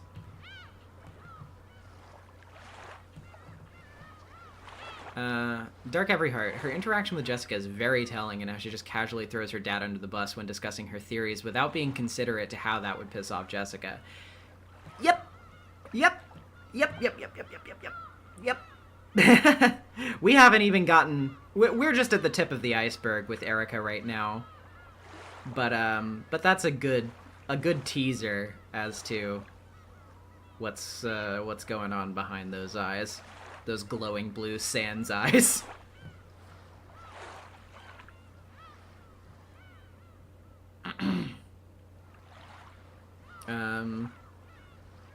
Let's see. Okay, Atropos. Oh wait, let's go to Daniel Standard here first, actually. A minor theory, the drink Genji made for Kinzo in earlier chapters is some kind of chloroform preservative for the corpse or something. I think this is actually a very interesting thought, especially when it comes down to the way that Kinzo's study always smells. I think that is a decent way to mask whatever it is that they're having to do to preserve his corpse. Because if you just think, oh, well, grandfather always has this weird shit in his room that smells bad, then yeah, you're not going to think of it as much whenever, you know, like if there was like formaldehyde or something behind it or whatever. Okay, so going to Atropos now. My thought as to Battler's sin is related to his flirting with Shannon, as someone else said at the end of episode 4. I think specifically it has to do with him saying he'd come for her on a white horse before disappearing for 6 years, and he doesn't ever warn her. Shannon's life was extremely rough even without Battler. Shannon was waiting for him. Even without Battler, Shannon was waiting for him. Okay, I guess, yeah, that was the end of your post. But yeah, it seems like there are several people right now that believe that this is the supposed sin of Battler's. But one just has to wonder how it could spiral out from something like that to become all of this. I mean, you know, sounds like a relatively simple thing, but I don't know. Perhaps, maybe time will tell if your guesses are accurate or not. Chaz, what are your thoughts on the Man from 19 Years Ago phone call? Daniel, Anji definitely died in episode 4, but the story also doesn't look like it's done with her. Phantom in the Discord has a famous theory about the idea that died in 1998 could mean that she died, but a couple months after we think she did. Possibly. Yeah, they didn't really specify anything about that, and I also didn't really say anything about it at the time either, because, I mean, you know, it's an odd thing to say, but, you know, you don't really know what's going on there. They didn't really confirm anything, so.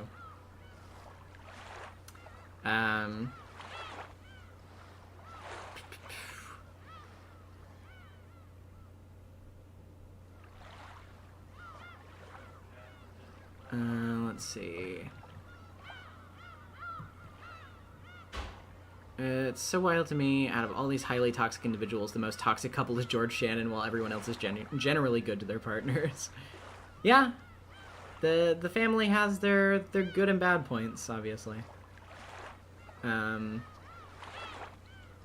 Nanjo has nothing to gain from Natsuhi's lie, and he's not a servant, so he's not bound by duty to lie for her. So why is Nanjo here and keeping up Natsuhi's lie? He's in on it. I don't think he's a mastermind, though, like I said, an accomplice.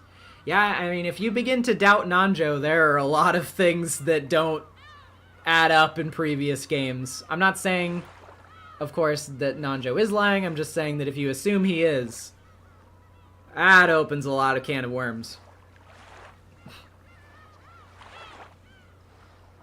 I think the rhino theory can still work. What if they're a rhino everyone loves so much that they're an honorary human, and that's how no other creatures than humans can be involved? You know what? Got it. Wrapped it up. Gotta scroll back up because it scrolled me down yet again.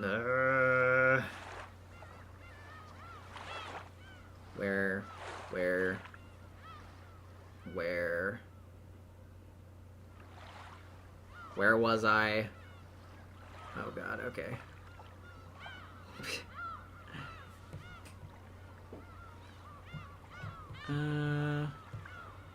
Let's see.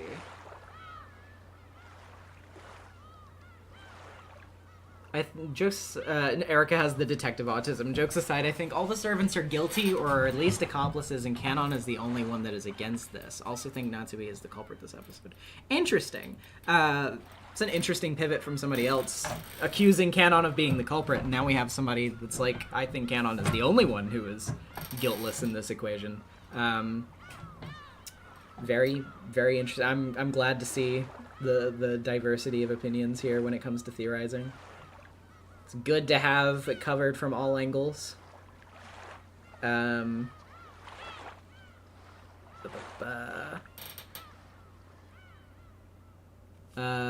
Conglomerate is really weird with deaths. Episode 2 can be seen as an ego death where he just stops being Canon and starts being whoever he really is. That's a decent point, considering that, once again, as has been stated, you know, like, I mean, I don't know if that's necessarily something you want to get into. I don't know if you want to consider Red Truths inaccurate based on name or whatever that whole deal. I'm not saying one way or the other whether that's what it, like, yeah, I'm not going to comment exactly on how that works. But I have seen some people propose the idea that, like, because we don't know Canon's real name, that there could be some trickery going on there. Maybe. All the Natsuhi setup feels like a red herring, so obvious that it has to be a joke, but also it's being planted by Lambda, someone historically never very clever, so it loops back around, to be honest. I mean, I don't know. Maybe Lambda could just be playing around with your expectations. Perhaps. I don't know.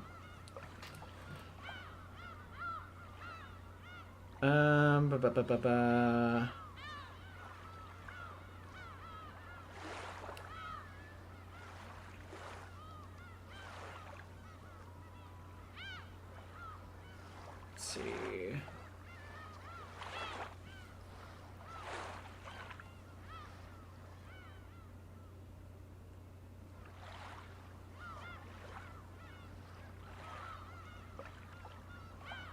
Jessica's friends met Canon, though. That's also true. They sure did. Jessica's friends did indeed meet Canon. And they acknowledged his presence. Do you think a bunch of, like, high school girls that have no relation to any of this would just, like, pretend that Jessica has some boyfriend that's hanging around?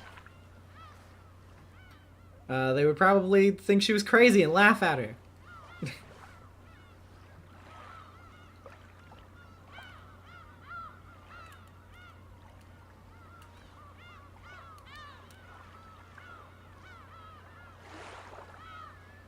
This is not a theory, but I think it's so funny how Natsu has to sit down and play What Would Kinzo Do every time someone comes over to the mansion. Yeah, she has to figure out her advanced LARP, of course, yes.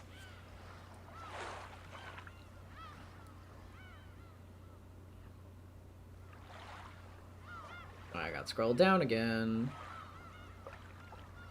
My theory about the chain-locked murders is that Canon simply lied and the chair was never locked in episode... The chain was never locked in episode 1. The chair. I mean, it's possible. Because I think it's like, what? In the chain scene, it's Canon and Genji, right? That go to cut the chain on Eva and Hideyoshi's room. And nobody else is there. So, yeah, I guess theoretically it could just be like they both lied about it. They both just told everybody that it was locked. And then cut the chain to make it look like it was locked. It's possible.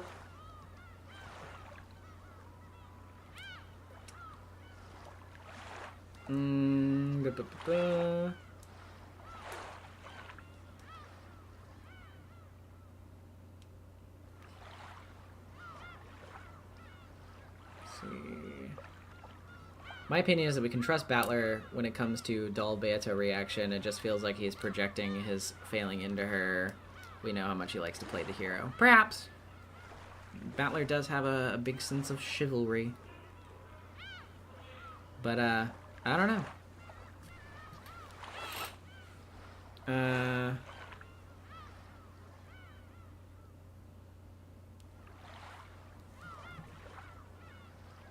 Extension to my Kinzo plus Beato equals Battler is that Beato being Kinzo plus Kumasawa would mean that Battler is both Kinzo's child and grandchild. This is mainly due to Kinzo comparisons Battler gets all the time.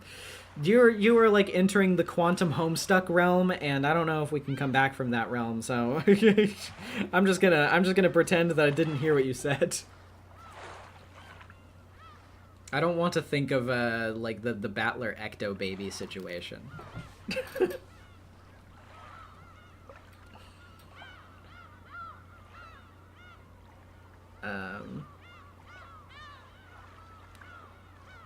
Let's see if there's anything else. Go with the idea of Canon not being real. Couldn't you say that since Jessica was our POV, it could be that she said to herself that everyone saw her boyfriend? I think that's... I don't know. I mean... I guess you could make that argument, but like I think we're kind of getting into like a circular realm there. At that point, like there has to be a point at which you kind of just take things at face value, I think, because if you get into a circular argument about like everybody in the story during this scene could just interpret it that way from their own POV, then like at that point, like nothing is real, like at all. So, you know. I don't know.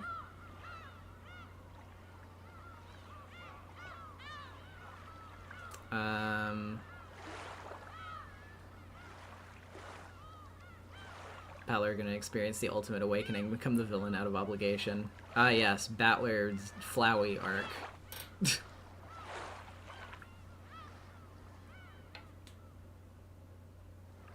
Oh, we're officially getting canon egg theories in the chat.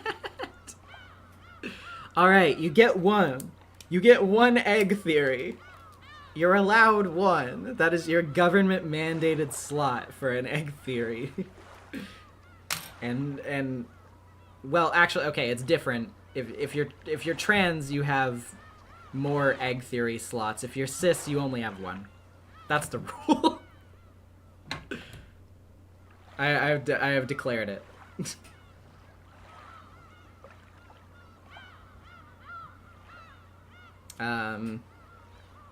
Thrilled that the stream has netted me a new wife in Natsuhi and more epitaph info, 10 out of 10 stuff. Yeah, I would also rate a stream 10 out of 10 if it allowed me to marry Natsuhi. But you guys know me. I'm more interested in Ava personally, but that's just me. All right. I think we've had enough of Theory Corner. I think it's time that we get to fan art time.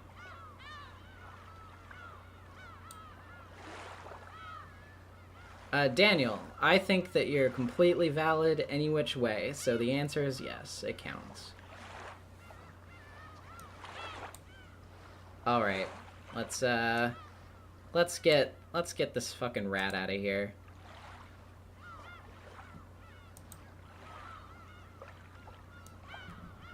And let's get the fan art in here.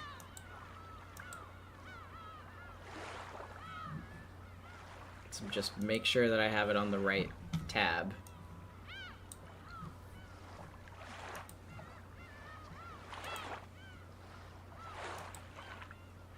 Is this...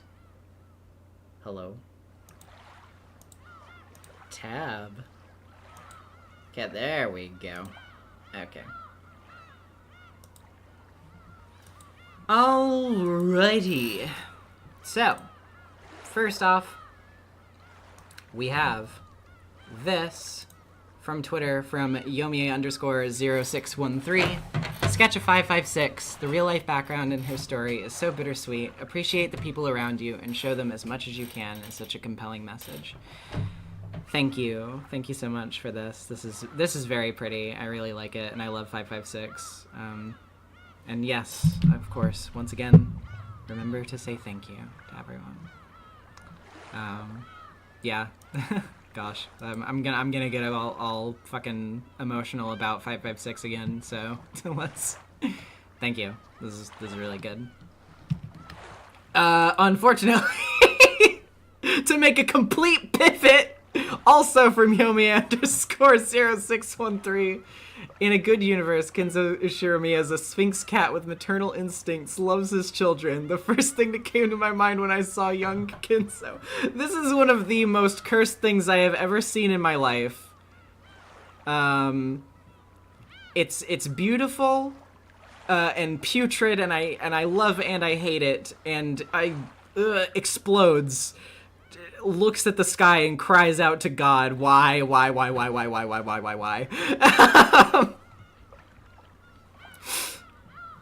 Good job though. Thanks. Okay, yeah. So we have this from Angst Stephanie on Twitter. This damn shitpost took a lot more time and effort than it deserved, and you can see where I gave up, lol, but it's literally been in my mind for weeks, and episode 4's ending gave it the best punchline, so what I expected to happen in episode 3 after that reveal. And let me bring the, bigger image for me to be able to read it. So basically, Grandfather basically groomed you. Well, no, although I get why you'd think that. As I said, Kinzo simply created a homunculus made completely from magic after the flesh body— Yeah, I know who the killer is now. Oh? Who? Grandfather's the culprit. Are you sure, Puffer? Well, I'm damn sure I want him to go to jail, grooming a baby into becoming your dead, crazy, kidnapped wife? The one who drove you to suicide because of your bull? You drove to suicide because of your bull? What's wrong with you? I swear, you old man. Blah, blah, blah, blah, blah, blah, blah. Ah, how I wish he would care this much about Shannon and Lady Maria. My, at least he's determined. No need. Should we tell him the truth about Kinzo and Red Truth? No need. I want to see how this ends. If Beatrice wins this round. I think we can all relate to wanting to destroy Kinzo with I-beam lasers for any perceived thing that he has done. We don't even need to know exactly what he's done. All I know is that whatever it is, he needs to be exploded with mind lasers for it. Our Habaki gave me the $2, donating for the Sphinx. It prevents the tragedy. Is that really the world that we have to live in? Is that really our ideal option? Well, let's move on to this. From Normal Gaybro on Twitter. I was gonna make something else, but instead I wound up with the siblings as chibis. Rosa looks way more sad than I meant her to. Krause's little blushy cheeks is so funny to me. Rudolph is still my favorite. Oh, they look so cute. It'd be a shame if they started arguing horribly and tearing each other apart and just being awful to each other. It's silly little guys. I don't know why when I see the sad Rosa, I think of, like, you know, the one SpongeBob image with, like, his nose drooping down. I think it's, like, from the Christmas special. Oh, what's this? Let me get a picture.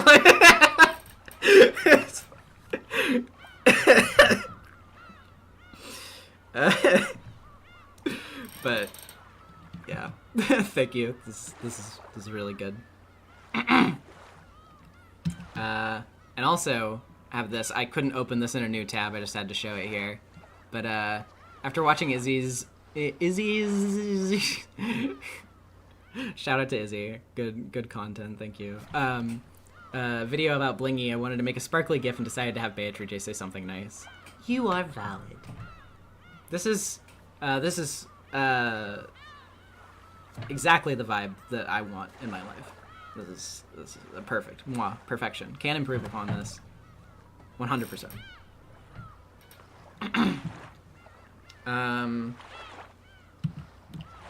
Let's move to this, and this is on Tumblr from a-pining-tree. You want art of your girl failure? Here you go. Putting her lightning magic to use. Thank you so much. This is so cute. Just charging a phone. I love seeing fan art of my Umineko Barbados. If you didn't watch the last stream with the short stories, then you should do that, because not only because these short stories are really good, but you'll also get this lore dump about my OC. But yeah, this is really cute. Thank you so much. I love this. And also, you follow up with, as a bonus, have a doodle of another plush of mine converted to furniture, though I'm not exactly confident with how she turned out, especially color-wise. Either way, I have visual proof of said plush, because I think that's half the fun. Her mild ninja theming is due to how child me played. I think this is really cute. This is a cute idea. I actually like the colors quite a bit. I think the coordination is really nice. I think the blues are really nice, and then this is the picture of the plush. Very, very good. Dark Every Heart. Speaking of Barbados, is ERIKA the one you mentioned from her backstory you gave us that you said your OC hates? No. The redacted name in Barbados's backstory will not be revealed until, like, literally the end of the series. Until the very last Umineko stream that I do. So look forward to that.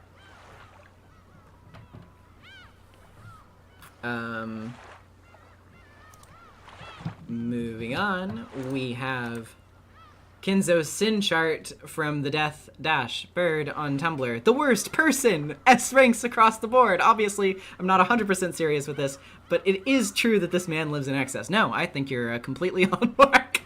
Kinzo is the worst person ever. We're all in agreement about this.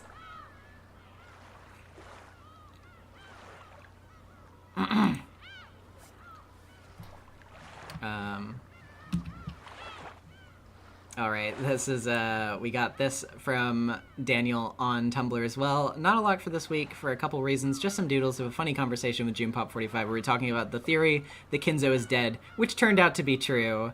Excited for the stream this evening. We might be finally meeting the rat. Also no clue how the second half of Umineko is even gonna work, so looking forward to finding out. And this is, maybe they had a prosthetic artist on board for the toes. Hold your horses, June. We haven't seen this man's toes yet. Aw, beans.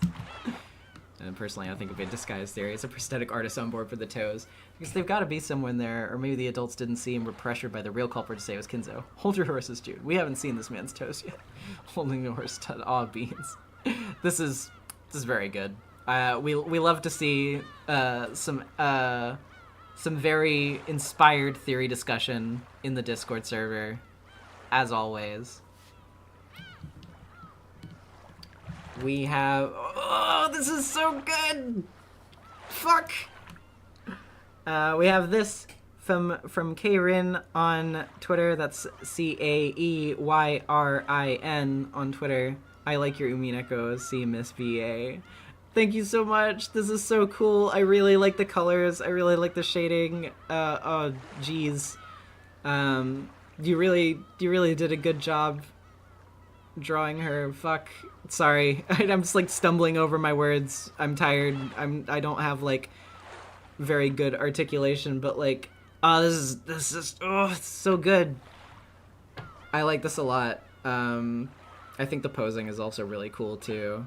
You did a fantastic job depicting her. Thank you so much. We also have this from Astral Thunder on Twitter. That's with 2 R's. Barbados for tonight, and a Maria scribble from a few weeks ago. I can't believe what just happened on stream, Natsuhi, what the fuck. This is also really good. I like the little, like, God, why am I blanking on words? Her little hand over her chest with the claw nails. I'm glad that everybody picked up on that little detail of her design. I'm a big fan of that. I think this is really nice. I like her expression a lot too. It's very weary, which is very fitting for her. And this is the Maria shot that you were talking about as well, which is also really cute. Yeah, I really like everybody's depictions of the canon characters whenever we get that. It's interesting to see how they come across in everybody's styles.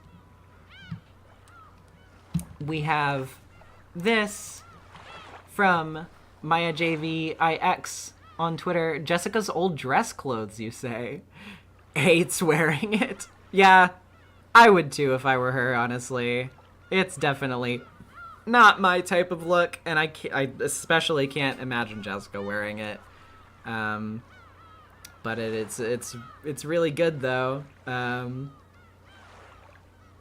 I really like her like embarrassed expression here, which I can only imagine got worse as the night went on. I'm just like imagining her being like forced to go to like some school dance or some shit like this. Like everybody's dressed up in like things that they really like, and then Natsuhi's like, oh well, here's my special dress that I'm gonna have you wear. Just like, oh, great, Mom, that's awesome. I don't hate it at all.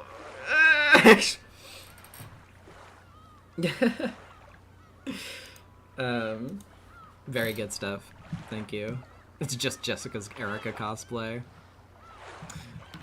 Speaking of ERIKA, Space Caribou on Twitter, in honor of the rat's first appearance, Rat as Pizza Tower Rat.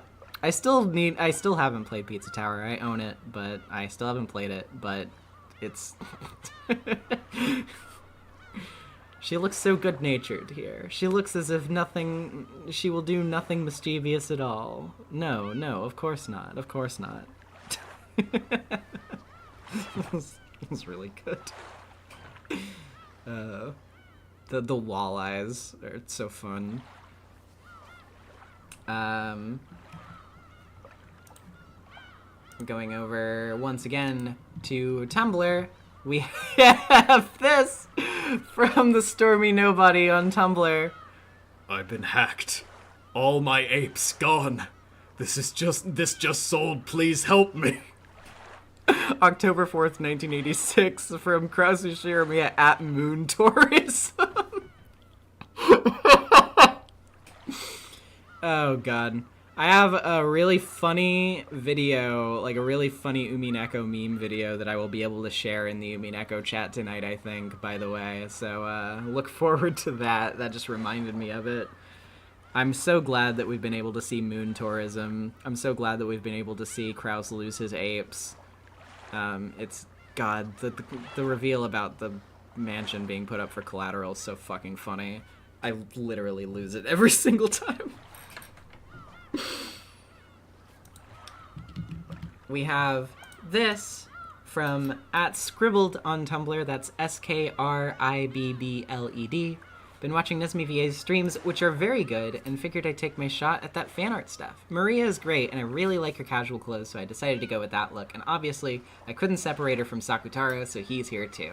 I've been meaning to get into Umineko for a while, but I don't really have the focus to read it all on my own, so these streams have been great to tune in for. The voice acting is top-notch, and it's nice to be able to experience this story along with other people in chat. Looking forward to seeing how Chapter 5 goes. This is so cute. Special interest show with Jupiter August. If someone can't use Patreon, is there some other way that they could donate to you and get the Discord link? I don't know, because I can't, like, yeah, I'm not entirely sure. Let me get back to you on that. Let's me and the chat over on the Discord brainstorm a little bit about that, and we'll get back on that one. But yes, this Maria is adorable. I really like the coloring here. Like the sort of like, how do I, like the sort of like almost crayon-y kind of like color texture. I really like a lot. I think it fits the like art style very well. Also her little blip is adorable. It's, yeah, Atropos, yes, you describe it very well. It's so warm. It is very warm. It has a very warm, cozy feeling to it, which I think is very perfect for Maria. And then we have this, last but not least, from underscore Noruoki, that's underscore NORUOKI on Twitter. Wasn't able to catch the finale, but I thought it'd be sweet if Anjay brought a handmade Sakutaro rather than flowers. Now I know in Red she couldn't have made one, but I still like the idea. Also, Silly Doodle watching the VODs is the highlight of my week. Well, I mean, you know, if you, like, it was true at the time back in the day that there was no other Sakutaro made, or whatever. But, like, I think you can believe that Anjay would do that in the future. And I think it's fitting for Anjay. And yeah, but Anjay did make a Sakutaro. That's true. That's true.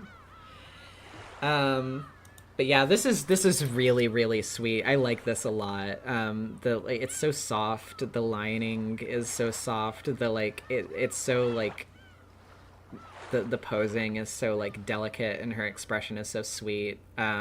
And yeah, the red thread is really good. You did a really good job with this. I love this a lot. One more art on the Discord? Okay. Let me go over and get that.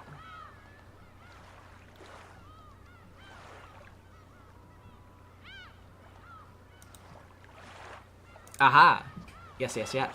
We sorry. Let me let me go back for just a second, because there was another one attached to this as well. It was at work, at lunch, in the shower. My brain plays Happiness of Marionette all day long.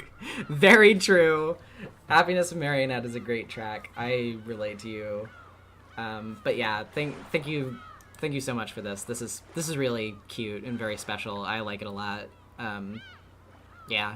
I like, what can I say? I like Anjay a lot. I like her story a lot, so this connects to me. Really great work. And yes, this is the last one that we have here in the Discord from, oh my god, it's truncating your fucking username because I'm using OBS, but I'm not showing my Discord window on here, so it doesn't matter. I can just disable it. But from Phantom Marigold on the server, with Barbados, having some tea in the Golden Land. This is really, really good, actually. I like this a lot. Because, like, you just said, like, oh, this, you know, what I could do in 3 hours. But, like, for 3 hours, this is really impressive. I stayed up all night to work on it. But, like...